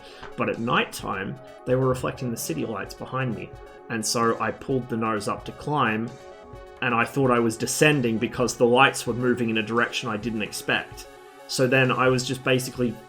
I had this feedback loop going where I would think I was doing the opposite thing, so I'd do the actual thing I was worried about doing. I was just doing these ones all over the sky because I couldn't tell where the fuck I was. And it wasn't until like a minute or two later, I realized, like, oh fuck, that's the mirrors. Turn the mirrors off and I was fine. Little things like that are so cool to simulate.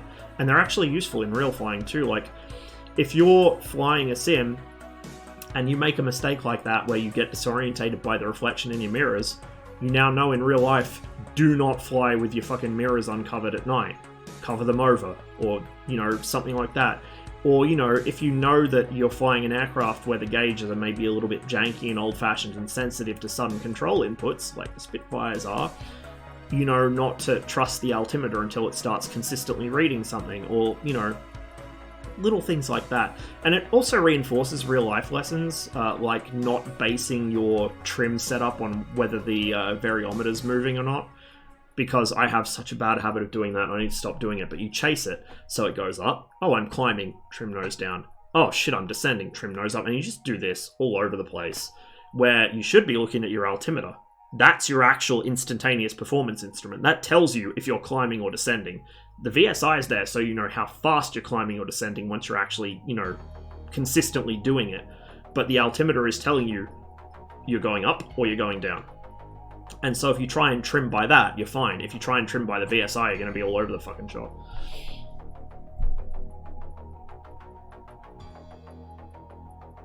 Reflection's the reason why we got rid of the rear plexiglass in the MiG-21 F-13. Distortion was so bad it was... Refraction, sorry, not reflection. Distortion was so bad it was pointless trying to look through there. Yeah, and, like, it makes sense, because any steeply angled piece of, especially perspex, but even glass, you're going to have really bad distortion through it. You'll also notice around the actual canopy bow, like where the perspex is affixed to the canopy bow, there's quite bad distortion for like maybe a ½ centimeter or so, where like there's stress on the stress on the perspex. So the stress on the perspex causes it to be bent slightly differently, which then affects the refraction index, which then affects how clearly you can see through it. Distortion would finally be the reason to take the flat windscreen on the La-5 in Battle of whatever, Great Battles, rather than the early production round of one. Yeah, and it would also allow Spitfire pilots in DCS to actually see over their nose a bit better and get higher deflection gun kills. If refraction was modelled, I think a lot of people would be genuinely surprised just how much it affects you in an aircraft.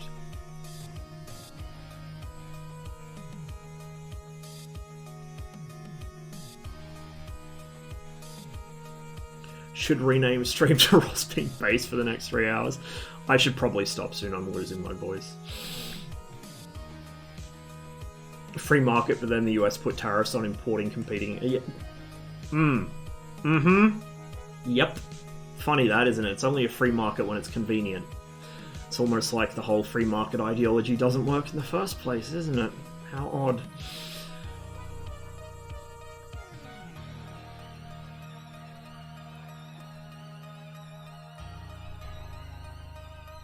Vietnam can largely be explained by the fact JFK and LBJ didn't want a repeat of the Who Lost China taunts. Yeah, but at the same time, it's still a bad decision. Like, this is the thing. It's easy to sit back with hindsight and say, wow, that was fucking dumb. But, I mean, in the thinking of the time, it probably made sense. But you'd also think that eventually someone would kind of cotton on to the repeating pattern of US trains and arms guerrilla groups saying they're fighting for freedom.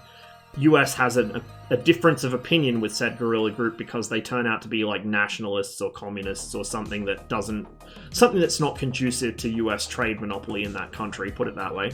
And then US ends up fighting them. Like, just recurring pattern throughout history. Like, you'd think somebody would stop and go, huh, maybe it's not the kids who are out of touch.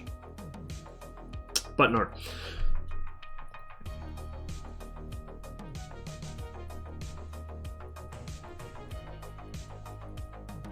Stop resisting, you're being liberated. Yeah. Talking to Iraqis old enough to remember the war is really interesting for this reason. Yeah, I miss Gang Drama's discussion of it in the Razbam Discord, or at least as much as he could get away with without running afoul of the no politics rule. It was very interesting. Could we get a cooking stream, please? Only if you promise to have the fire brigade on standby, and then the ambulance when my neighbours try and kill me for burning the block down. Izzy and Knives is already... Oh, God. Izzy and Knives is pretty bad, but not as bad as Santos and Knives. So, 345th had a guy... I think he still hangs out in the Discord from time to time, but Santos, he used to play with us all the time. Santos is basically Florida man. Like, he literally lives in Florida, and he is very Florida man. He's also probably the biggest human being I've ever seen in every single dimension, including personality.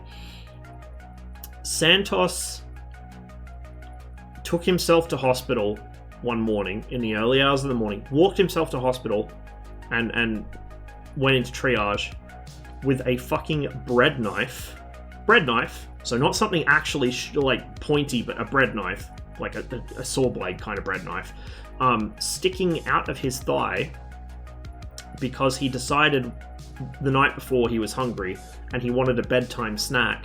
So, for reasons that are known only to Santos, he went and got a fucking cutting board, a loaf of bread, and a bread knife from the kitchen, brought it back to bed with him, cut himself some bread, ate the bread, fell asleep, and in his sleep rolled over on top of the bread knife and impaled his leg on it.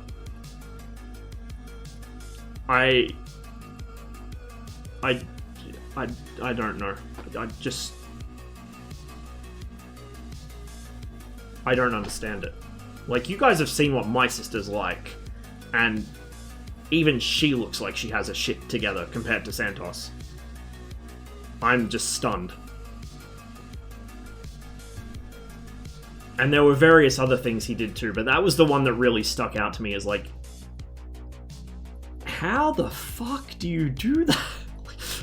Like, at what point of that chain of decisions? Like, oh, I'm hungry. I'll have some bread. That's fine. I'll cut myself a piece off this loaf. Yeah, that's fine.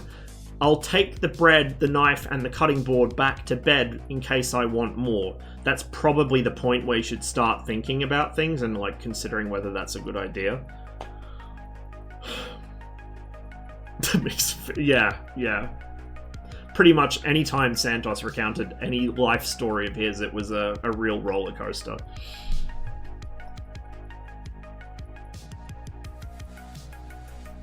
DCS has enough bugs. Oof, but true. Very true.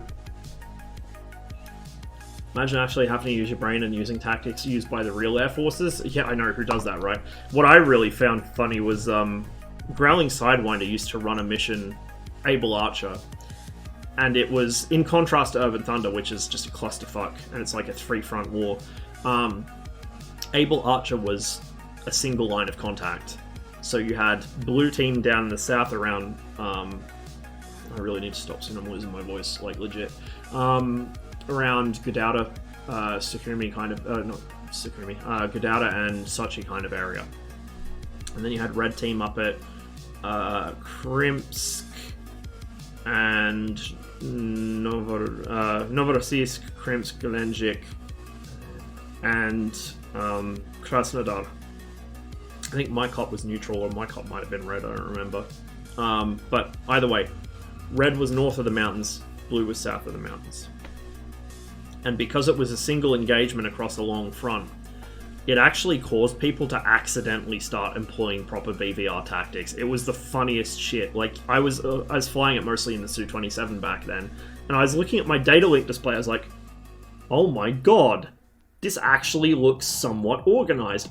Like, nobody was on comms with each other, they were just doing it spontaneously. So, like, just imagine, you guys all know what just a chaotic train wreck Growling Sidewinder server is. Just imagine that for a day you go on there and just spontaneously, with no comms or anything, people just begin spontaneously doing BVR, doing actual BVR, like proper, the kind of BVR they teach you about in the Air Force kind of BVR. And it's just like, what? Is this the same server? Are these bots? Has he put AI on the server? Like, what? But it was amazing. It was actually amazing. So, like, me flying my Su-27, I'd be high and fast, radar on, the correct way to fly that plane. I'd get up close to somebody, I'd get their attention, look like I was going to commit on them, and I just, oh, see ya, and drag them off in gimbals towards my teammates. And then either they'd engage my teammates and I'd pop them, or they'd try and engage me and my teammates would pop them for me. And it was amazing. You could drag people. You could actually drag and bag in BVR. Like, holy fuck, what is going on in here? And it was also compounded by the fact that on that specific week, Blue Team decided to roleplay Su-27s. Like, I mean, like, normie tier Su-27s. The ones that think it's actually a good idea to be down low. And it was hilarious because I'd just be sitting up high. Not high, but like medium high. About 20,000 feet, so not like super high, but 20,000 feet we'll call it. I'd be chilling up there, and then I'd see somebody, and I'd intentionally STT them and watch them dive for the valleys. I'd be like, see you again in 5 minutes. I'd just kind of mill back and forth along the front line, baiting people into teammates, drawing people away from teammates if they were outnumbered, whatever. And then sure enough, somebody would appear in the valley below me because I'm in look-down mode, looking straight down at them, and the fucking hill they're trying to hug isn't going to hide them from that, right? So I just sit up there, like, oh, Mark 1.2, R27ER, yeah, we'll send you one of those. We'll send you an ET as well, and they just could not get away from them. It's almost like being down low where you can't maneuver and you have no airspeed against someone up high who is looking down at you. Now, to be fair, you've got to deal with the radar's difficulties of look down, but still, like, I have all the options sitting up here as king shit, and they're down in a valley that they can't even turn around in, because their turn radius is bigger than the valley is. It was great. I loved it. I like the whole belly stabbing thing. it only works, and I think this is the part people miss. It's a critical part people miss. The valley crawling cockroachy shit only works if you get such a massive flank on the entire enemy team, they forget you exist.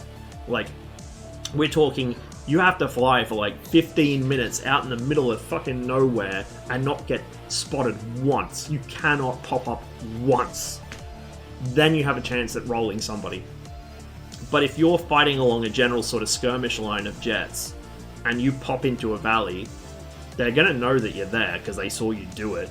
They're going to know that there's something there because your teammates are in the same area. So they're going to go, well, there's obviously jets around here. So unless they are actually busy, like, licking their canopy, there's no way you're going to catch them. Especially now, like, even with the electro-optical, people are going to be looking at their SA page, which they have link 16 for. They're hopefully going to be looking outside. I don't know about you guys, but if I'm going to fly over mountains, I climb and I look out the canopy. Very much so. But it only works against the dumbest, most unaware enemies, whereas Chad high altitude look down, shoot down works against fucking anything, because if they're below you, you just shit missiles on them that they can't get away from. If they're above you, you just turn around, bait them for a bit, climb up to their altitude and run at them. And if they're co-out, or lower, or slightly lower, you just sprint in at high fucking speed, launch your missiles, F-pole them, and then if, you know, you have to, you can defend easily because you're already fast, so you can just turn cold and fucking drag missiles. Like, if you keep your speed up, AMRAAMs ain't no thing, because most people shoot them at like 20, 30 miles, and a Su-27 even, not MiG-29, which accelerates better, but a Su-27 will outrun an AMRAAM from 20, even 15 miles easy. If it's up around about Mach 0.9 when it's fired upon, and it just accelerates, it'll get away from it, no problem. Like, it's not hard. People don't employ proper tactics in DCS. I mean, you can get lucky with doing dumb shit from time to time, and it's fun. I don't hold it against people who think it's fun to do that stuff, but if that's literally your only trick, then you're not doing yourself a favor. And then teaching people, like, oh, this is the way this plane was meant to be, like, no, it's not. It was not designed to do that. You should not be using it to do that, although it's funny. Like, no, I don't know. The DCS community drives me up the wall sometimes. Like, I love it, but I also hate it.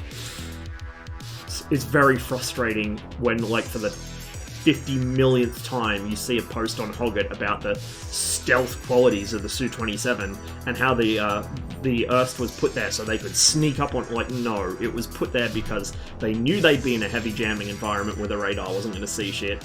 They also knew the radar had problems with co-speed targets, especially in lookdown. So, how do you remedy that? Erst. Oh, well, if it's so good, why didn't the Americans use it? Because the Americans didn't need to. Their radars didn't have as big of a problem, at least later on, with co-speed targets, and they didn't really expect to be jammed out as badly as the Soviets did. Simple.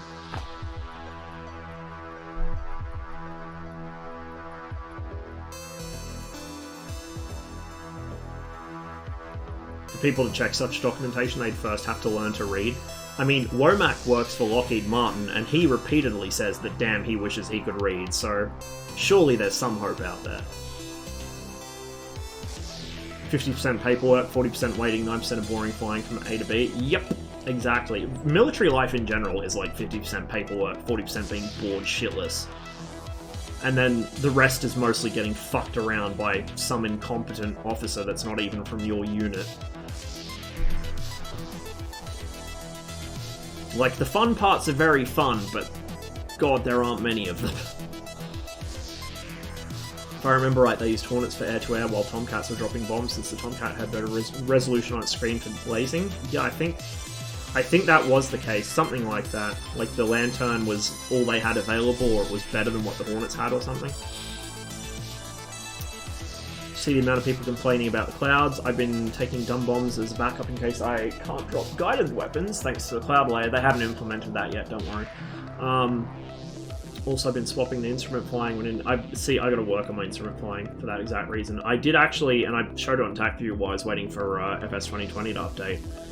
I actually managed to almost get away from Tawny by hiding the Su-25 in clouds. The only reason he found me is because he happened to be pointing his nose in the direction I turned, and his Sidewinder Seeker growled at him as I turned across his nose.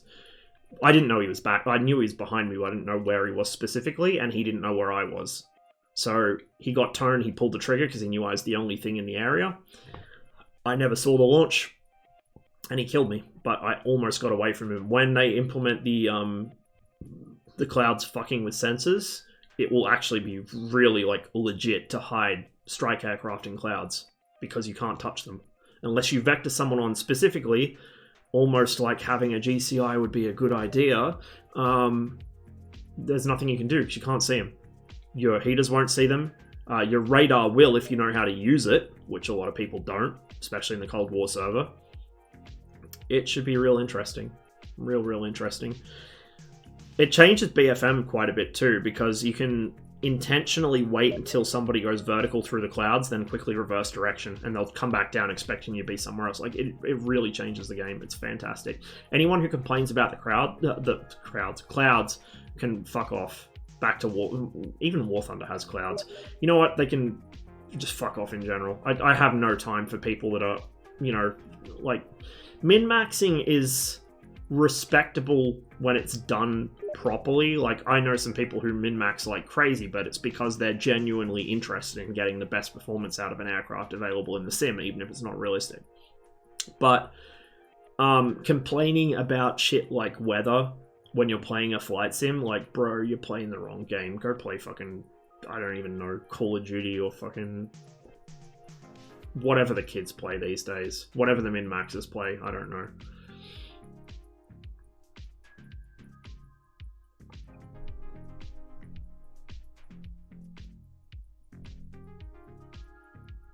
What is Ross's sister like? Ross, but worse? Yeah, pretty much. My sister has such a propensity to injure herself that Uber thinks that her home address is the local hospital. It's just phenomenal. She actually caused herself a spinal injury watching Aladdin in bed because she reached over the side of it for a piece of tandoori chicken. I don't know how she did that, but she did. Had to be hospitalized. In a back brace for a couple days. I mean, she has scoliosis, which doesn't help, but still. Like, just... I don't know how that kid fucks up so badly. What are we talking about? Just random shit. I was meant to finish the stream like an hour ago, but I'm still going, because I have no idea what I'm doing with my life. Isn't a big problem with DCS that it doesn't do a great job with air battle management, which is a huge deal in real life. There are a lot of things it doesn't do a great job with. So, part of the actual sort of strategy side of things is the numbers don't match up. So if you actually know, like, real life BVR timelines, they don't work in DCS because the missile guidance isn't quite correct in a lot of cases. The missiles become active at different ranges, whatever. Another one is the information you get, at least through the AI, like through the AI AWACS, is not good. If you have a human GCI who understands what they're doing, it's a huge force multiplier. But generally, the big problem with DCS, at least in PvP, is that people don't actually know any BVR tactics besides maybe a basic 1 versus 1 timeline. People don't talk to each other. A lot of the time they're not on comms, or they've got different level of comms. Like, one guy will be pretending he's fucking Maverick with his US brevity, and he won't speak to anyone that doesn't call him by his fucking call sign. And then other people, just like me, don't give a shit. I'll just talk like I would normally. I don't care. Brevity's for fucking tryhards. At least in DCS. So, in multiplayer, it's more of a coordination thing between players, I feel, and just lack of knowledge. In single player, it's because, yeah, like, a lot of the features aren't right, or the direction isn't there. Also, going back to the context thing, a lot of weapon systems aren't present or don't work properly. So you can't... And then mission makers have a huge hand in it too, because they may not actually simulate the environment properly. They may place down, like, only one type of air defense unit. Like, for instance, Cold War is easy mode when it comes to air defense. The Cold War server is fucking easy mode. If we had actual realistic air defense, especially for red, blue players would cry themselves stupid. Like, if Red had an actual Soviet-style integrated air defense network and someone controlling it, holy shit, Blue would have a bad day. We'd have a bad day too if we went down low because of Stingers, but, like, oh my god, you have no idea. Like, Hawks are annoying, they're not really scary, they're annoying. But at low level, Stingers are the problem. Stingers, Avengers, things like that, Chaparrals aren't really a threat. Chaparrals are fucking terrible, you can bait them into enemy aircraft easily. But for Blue, if they had to deal with our air defense, it would be a nightmare. They wouldn't be able to cope.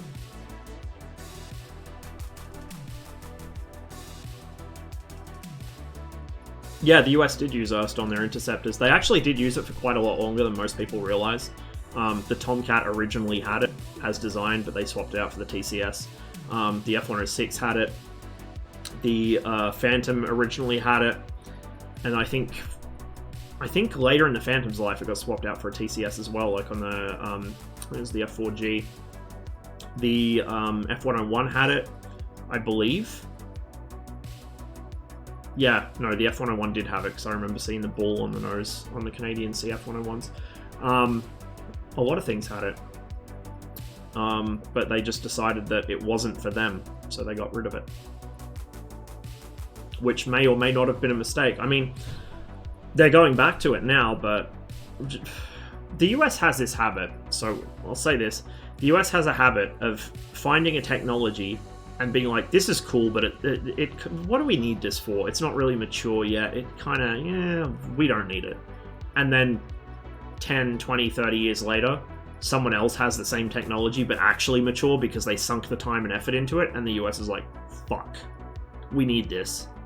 They did it with helmet queuing and high off-bore sight capable missiles. They did it with the Erst. Like, there are that many things the US picks up, and it's often the first country to do it. Like, the Soviets didn't invent fucking helmet queuing. The US is often the first country to do something, but then they're just like, no, it kind of sucks. And because they won't sink the time and effort into actually bringing the technology to maturation themselves, someone else does it for them. And someone else is usually their opposition. So it turns into this massive panic later on.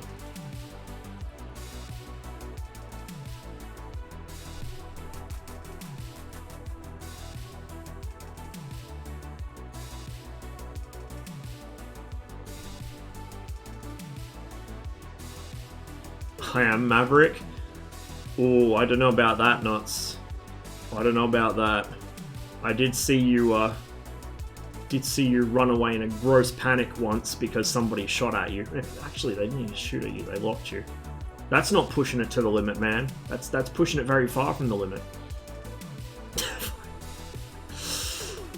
Maybe I will. Not today, though. You guys still in lockdown until, what, tomorrow? It's 3 days, I think Tawny said. You must be bored to tears. Tonight? Oh, okay.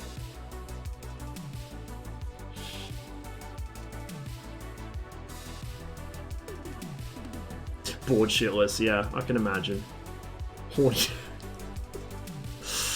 Yeah, well, you'll have a real good time when they lift the lockdown, at least. Nels is whining about on the unofficial Cold War Discord recently that Red have such a massive advantage when the warehouses are broken. What a joke. Yeah, well, I mean, I don't want to sound too much like I'm going hard on one particular person or other, but I will say this. There are a handful of posters in the Cold War thread on the forums who literally, it's like their life's pursuit is to find some minuscule, tiny aspect of the mission design where Red have an advantage. And they will not shut up about it. Like, oh, Red have one extra EWR because we need it for the MiG-15s to get callouts.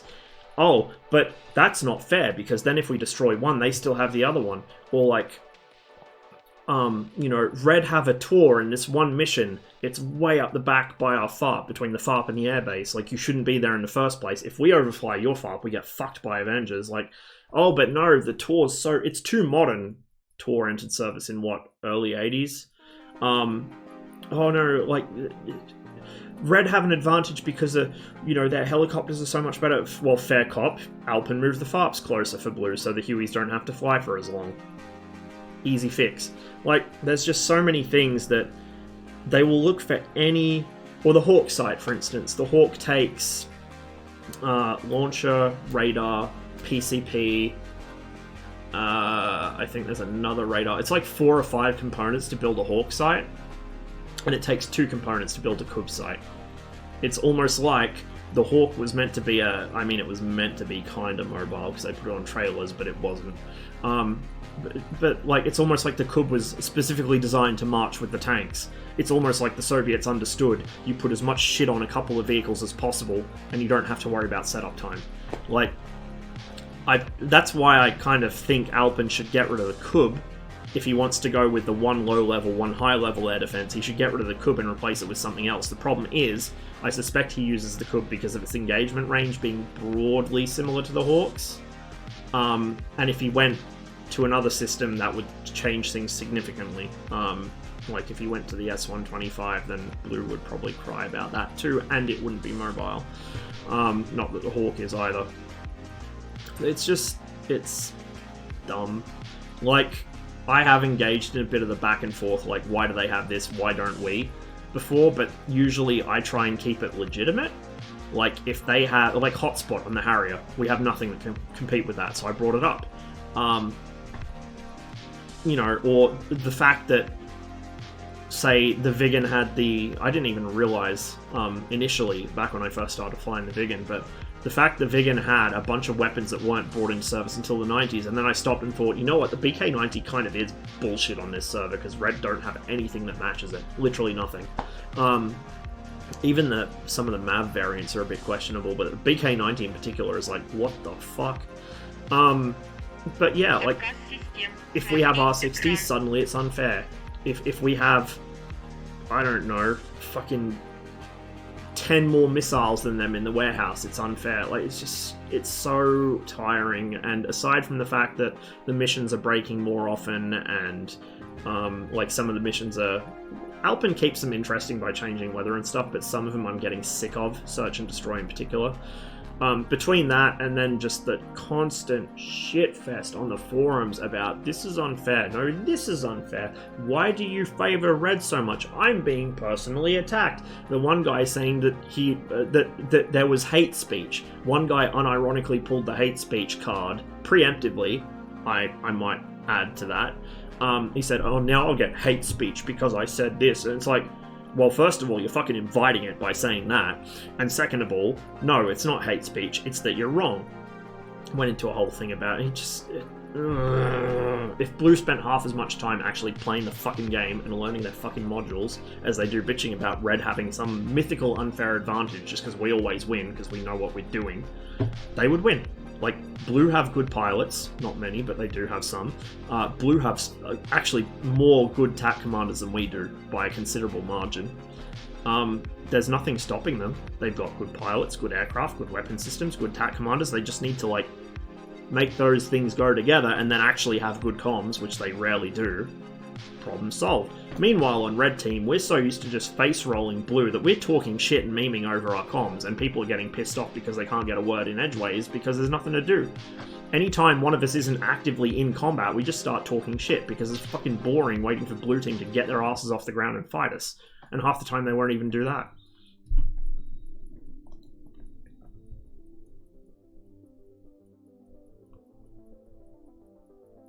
Also oh, fuck that again, seriously? Why is it? Sideburns has brought that up like 3 times, and every time I've told him to fuck off because he's wrong, he just pulls out, oh, well, that's an ad hominem. Well, I don't actually tell him to fuck off. But he's like, oh, that's an ad hominem, or that's a straw man, or that's a no true Scotsman. Like, if your only debating tactic is to name fallacies you read about in a high school debating book, fuck off. Like, the MiG-21 can technically carry 8 air-to-air missiles in DCS. However, it can't on the Cold War server. Because you can carry 2 double racks of R60s, or you can carry 2 double racks of R60Ms. You cannot carry 4 double racks of one type of missile, it will not let you. Now, you can carry 2 doubles of 60Ms and 2 doubles of 60s, that's the only way to get around that, but first of all, we don't have R60Ms in the server. Second of all, why? Why? It's horrible. It's so heavy and draggy. The plane handles like... excuse me, like dog shit. If you don't sequence the pylon selector correctly, it fires all of them sequentially across the whole plane. You're going to be so heavy on one side, you'll be full stick right just to stop it from rolling left into the ground. Like, there is no sane reason to take more than 6 missiles in the 21, and if you take more than 4 for a dogfight, you're probably beyond help. But yeah, like the Viggen carries 6 missiles. They're reasonably good missiles. In fact, they used to be too good. The Viggen also is able to run away and disengage at will from literally anything in the server.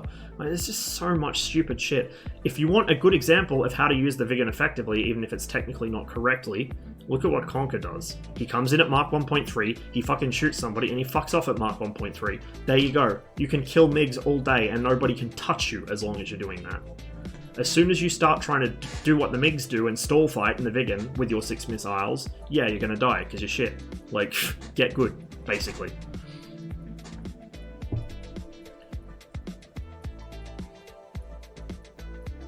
We're not playing golf, so why should we be handicapped?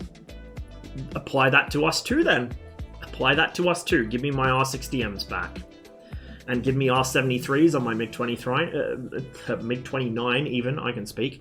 Give me R27 ERs and ETs. We're not playing golf. Why should we be handicapped? If they've got weapons from the 90s on the Viggen, and a targeting pod from the 90s on the Tomcat, I want weapons from the 90s. Give me. In fact, instead of bringing the Mi-24 onto the server, why not give us more Kar-50s? Why not swap out all the Su-25s for Su-25Ts? Fucking stupid logic. New and mature technologies tend to threaten big-ticket existing weapons programs that generals contract. Yeah. That certainly does not help. Read that reality is beginning to would have a lot less weapons if the Cold War version was somehow forced. Yes. It would have 2 air-to-air missiles on 2 specific pylons. Only 2 pylons on that aircraft. An AJ-37, not an AJS, are wired for air-to-air missiles. It can't carry the 74. The AJS can, the AJ cannot. So no RB-74s, you've got 24s and 24Js only on 2 pylons. If you want to carry Mavericks, guess what you're not carrying? Air-to-air missiles, because they use the same 2 pylons. So 2 Mavs or 2 air-to-air missiles. You can't have both. There's no data cartridge, so you have to enter everything manually every single flight. There's no turnav, so you have to do everything off visual or radar fixes. No BK-90, obviously. No RB-15. There were a couple of other limitations on combinations of weapons, I think. No jammer pod from memory? It was either no jammer or no ELINT. I can't remember which. There's a whole bevy of restrictions. If you actually force an AJ-37 Viggen instead of an AJS-37 Viggen, Blue Team would shit themselves to tears because it's a completely different aircraft. On the other hand, like, this is what I mean when people say, oh, it's basically the same plane, just don't give it this weapon. It's not. It's not. Any upgrade done to an airframe, especially a Western airframe where they tend to be quite substantial upgrades, is going to change a lot. An FA-18A from 1987 is not even close to an FA-18C from 2005. The Hornet we have physically cannot simulate an FA-18A or a Hornet from before, like, 2005, basically. You can't get rid of the Jehamics, you can't get rid of its Link 16, you can't change the actual OFP on the software. Like, it doesn't work. Does not work. But even with the Viggen, you know, mostly electromechanical aircraft, it still doesn't, well, actually, it is digital. But it still doesn't work, because the systems are different. Also, the reason turnav isn't available on the AJ, other than the fact it just wasn't around yet, is because the vast majority of the memory needed to run turnav is on the cartridge. The Viggen's inherent memory is so small it can't support turnav, so it has to run off the cartridge.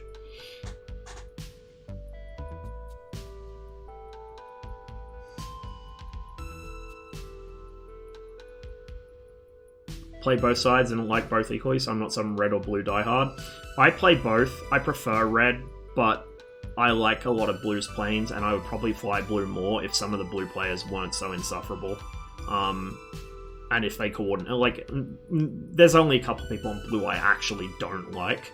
The majority of blue players I don't really dislike, I just wish they would get on comms and actually use it. Or learn their planes before opening their mouths. Like, a lot of blues players, even if they're regulars, don't understand what the uncage does on the F5, they don't know how to fight in the plane, they, like, it boggles my mind how little understanding some of these people have of aircraft they've flown on the server for more than a year. Like, I didn't start out knowing everything about the MiG-21, it took me, like, 2 years of flying it for a very long time, and I'm still learning stuff about it. Every day I learn something about that plane that I didn't know. But at the same time, fairly basic bitch shit that you need to be effective in combat is probably stuff you want to know. So I mean, I prefer red, but I wish blue put up more of a fight sometimes and less forum shit posting. Unless it was the fun kind of shit posting, which it never is with blue team because they have no sense of humor. Are there server stats following which side wins more, which destroys more targets? No. I kinda wish there were, because I'm genuinely curious how much red superiority is actually true and how much of it's just us selectively remembering missions we win. I do think red are generally the better team with better players, because red has a core group of players who mostly stick together. But I don't know, I'm curious. But at the same time, if there was a system like that, it would be 10 times worse on the forums. Like, it would just be horrible. Absolutely horrible. Because everyone would be gloating even more about their kill-death ratio. Although I could disprove the claim that us YouTube streamers are fakes, because you only see our best highlights, you don't see us dying. That was a funny claim. I still don't know where that came from mentally, but it's almost like live streaming. You guys can see every time I fuck up, like I did multiple times today. Hardline, no stat tracking, I fucking hate it. Yeah, I mean, people are going to kind of stat track anyway. Like, for instance, after a mission, I'll open it up in TACView, I'll tally up how many times I killed things, how many times I died, what I died to, what I killed, what mistakes I made, if I'd made them before. Like, it's a full-on analysis thing, but I also keep rough tabs on how many people I kill and how many times I get shot down. And over the course of like several months, it probably averages out pretty close to like 1 point something to 1. Maybe it wouldn't be 2 to 1, it'd be like maybe 1.5 if I'm lucky. Some days I shoot down 10 people and die twice. Some days I shoot down 3 people and die 5 times. It just averages out. I have more bad days than good days, and you guys see all of them anyway, so it doesn't really matter. Hey Morty, welcome to the stream that was meant to end 2 hours ago, and yet here I am, losing my voice.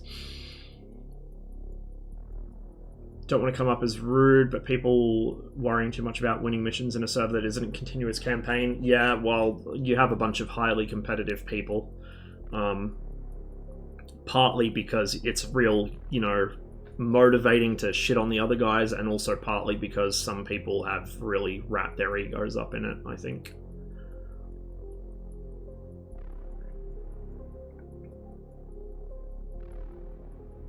The bug where the DCS scoreboard doesn't work half the time should be codified as a feature. It does work now though, it just doesn't reset when it's supposed to.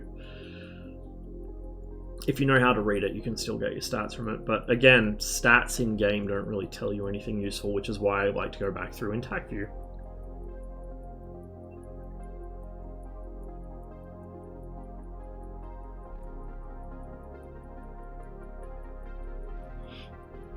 I think Alpin took the Phoenixes out, I think, unless he didn't. He said he thought he did. But yeah, he hasn't given us our R60s back, or our countermeasures, or our belly tanks, because he'd have to redo the warehousing and all the missions to do that, and he doesn't want to. So, hooray, we're hobbled until then. And yet we still win missions, somehow. It's why they're NATO boos. They want to roleplay NATO, but cannot stomach having something worse than worse for us than they imagine. Yeah, I know. The true, like, ascendant position is understanding the limitations of your equipment and enjoying it despite them, or even because of them. If I had a perfect plane that had no flaws and won every time, it'd be boring as fuck. I'd hate flying it.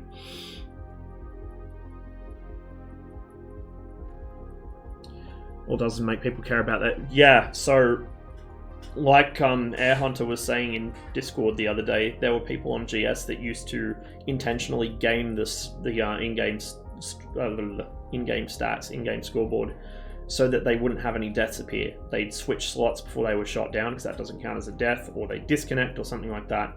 So they had guys with like 100 kills and 0 deaths, and people would ask, "Oh, how are you so good?" And they'd be like, "Oh, you know, I train really hard," and then they found out what they were doing. It's just, why would you try hard that much? Who cares, dude?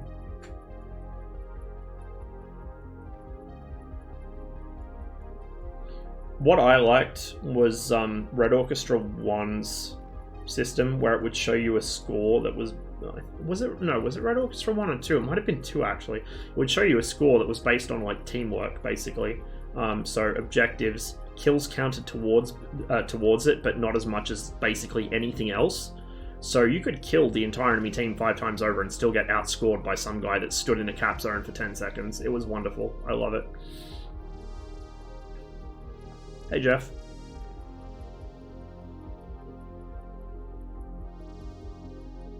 It's 1:51 PM here, so I should probably get myself some lunch very shortly. Learn the editor and help him out with stuff if he's lazy about it. No, Alpin has the mindset that he does everything himself. No other people will be involved in running the server. Everything is him, so no active moderation, no other people editing mission files. It's just... it is what it is.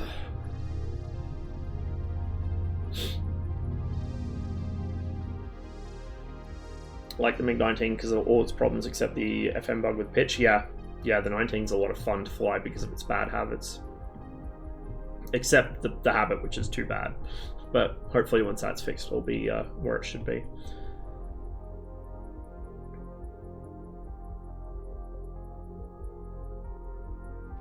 Sometime a new Cold War server will come up and just take away all the people because of things like that. So I can tell you right now that numerous people want to do that. I can tell you right now that the main reason I play on that server is because it's just the best that we have as far as like easy pick up and play missions go in the Cold War time period without too much bullshit. But like, I'm not staying there out of loyalty to Alpin or whatever. I'm staying there because his server is the most fun at the moment, but it's also a pain in the ass. So if Alpin wants to stand by his guns and never change or adapt anything, then that's his decision to make. But if somebody comes along with a server that doesn't share the problems his has, but does share the good features of it, I'll probably go there instead. Seal used to run a server which was quite good. The problem is back then I was like little babby streamer with like 3 viewers, and so we could never really consistently populate it. But it was quite nice, and it had actual air defense. Flying low was a death sentence. It was based on using unguided weapons against ground objectives. So you didn't have the Cold War problem where you'd sling a tank for an hour only to have some mouth breather wipe it out with a fucking Maverick within like 10 seconds that you couldn't do anything about. And for what it's worth, I would prefer not having stuff like the Ha-25s and stuff on Red. I don't think anybody should be using precision air-to-ground munitions except maybe the attack helicopters. Well, Blue aren't going to have a proper attack helicopter in Cold War for a long time at this rate, because the AH-64D is not suitable for that server at all. But, like, the Hind, basically. Hind, Gazelle, not really an attack helicopter, but it has ATGMs. I don't think the A-10 with MAVs is maybe okay, just the shitty MAVs. I don't think the Su-25T should be a thing. I don't think any of the other precision-guided weapons should be a thing. I think it should just be iron bombs and rockets, pretty much. It makes it more challenging. It makes sling loading more meaningful because your units actually have a chance of surviving to get to their objectives without getting wiped out by somebody from the air who just knows how to like point and click, basically.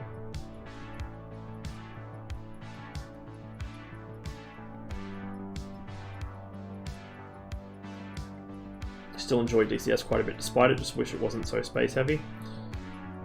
Yeah. My DCS installs up around like 320, 330 gig at the moment. I might need to migrate it to a bigger M2 SSD at some point. Hopefully not too close in the future, but I think it's going to have to happen sooner or later.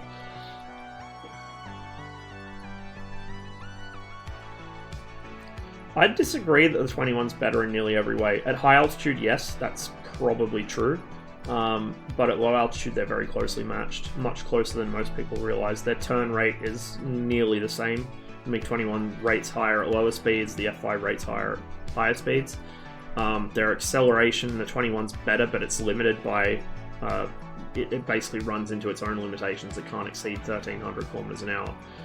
The F5 will mostly keep up with it at that altitude. The 21 can kind of run if it wants to, but you're going to catch a heater on the backside at that point anyway.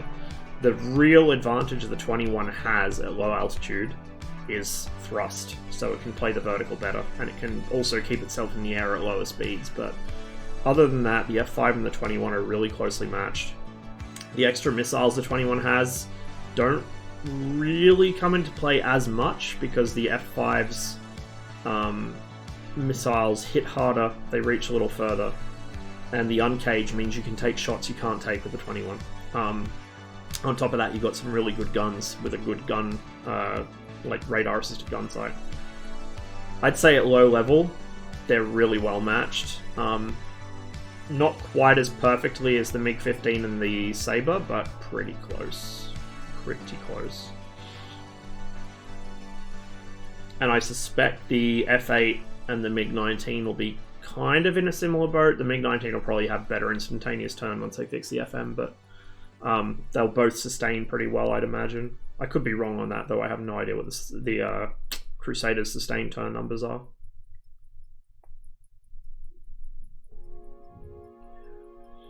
Not addressing gameplay and mission design problems is what ends up killing a server when people get fed up to start their own that outdoes it. Yeah, exactly.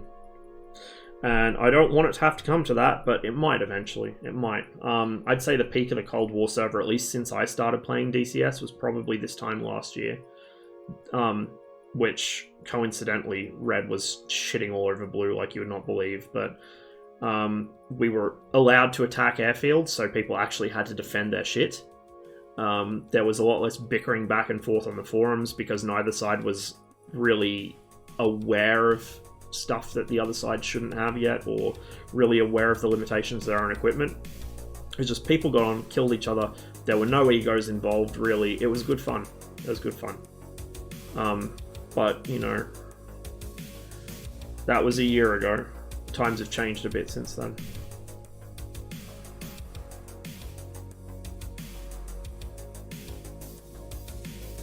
Su-24 is one of my dream modules. I would love it so much.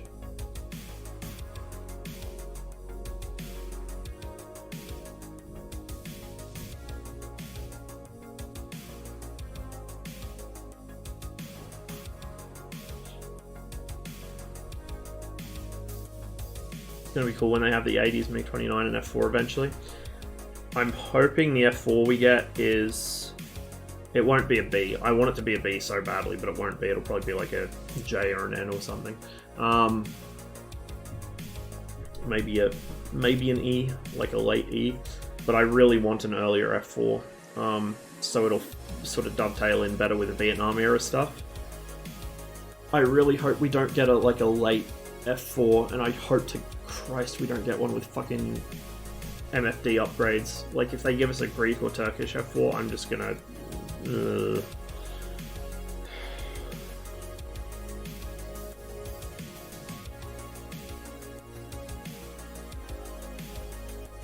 So sad that airfield strikes are just not allowed in most servers. Without doubt, my favorite airborne operation. Yeah, it's a lot of fun. It's a lot of fun. And it's a legitimate tactic. If you don't want to get bombed on the airbase, start further away from the front line. Simple. Or build a better air defense network. You have sling loading, do it.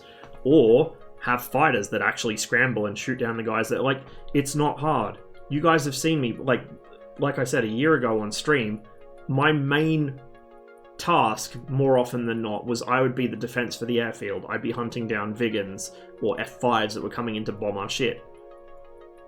Like, that was what I enjoyed doing, was defending my airfield. I'm an air defense guy, right? That's my big interest. If I kind of had my time again, I would probably go into the Air Force kind of with a angle towards something to do with air defense, be it radar or whatever. But that's what I'm interested in. That's what I enjoy. The frontline fighting is okay. I mean, it's fun, but actually going up with the express purpose of that guy exists. He is going to our airfield. I'm going to kill him. That's what I like.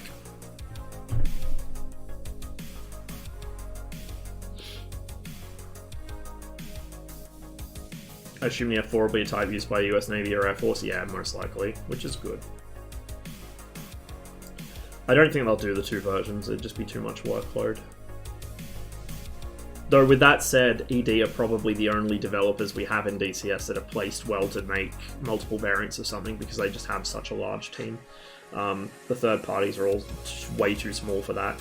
Heat Blur especially bit off way more than they could chew, I think, with multiple variants of the Tomcat. Even two variants, now they're trying to do sub-variants of the A, which is great and all, but I don't think we're ever going to see them before I die of old age at this rate.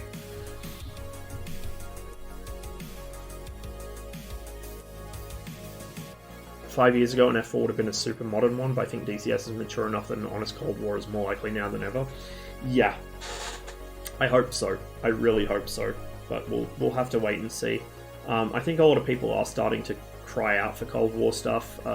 Just recently, a whole bunch of fan movies based on Vietnam released within a week of each other, which was pretty funny. So maybe ED will get the hint. Hopefully, ED will get the hint, and we'll see where it goes in the future. Give me an F105. I would love a thud. Rightio. I need to figure out where I'm going to send you guys. So give me a moment. Open my browser and hope it doesn't crash my entire PC.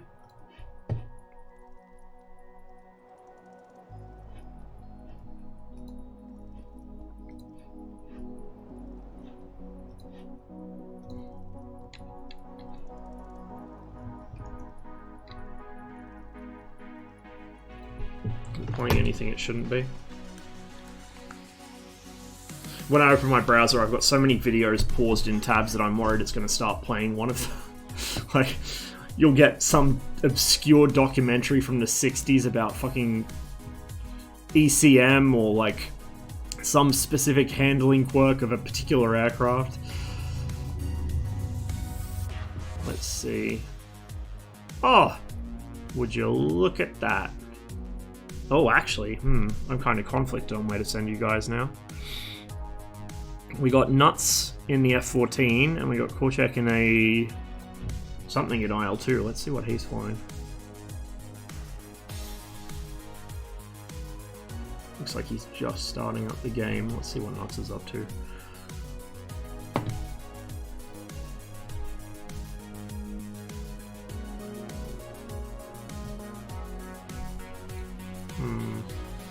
I haven't raided Nuts in a while. I might send you guys his way.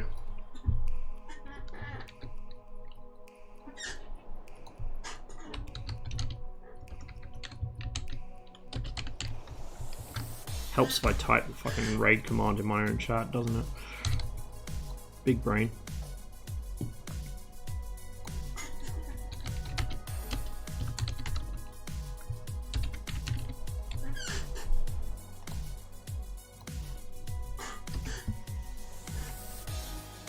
Hello Twitch, you gonna work?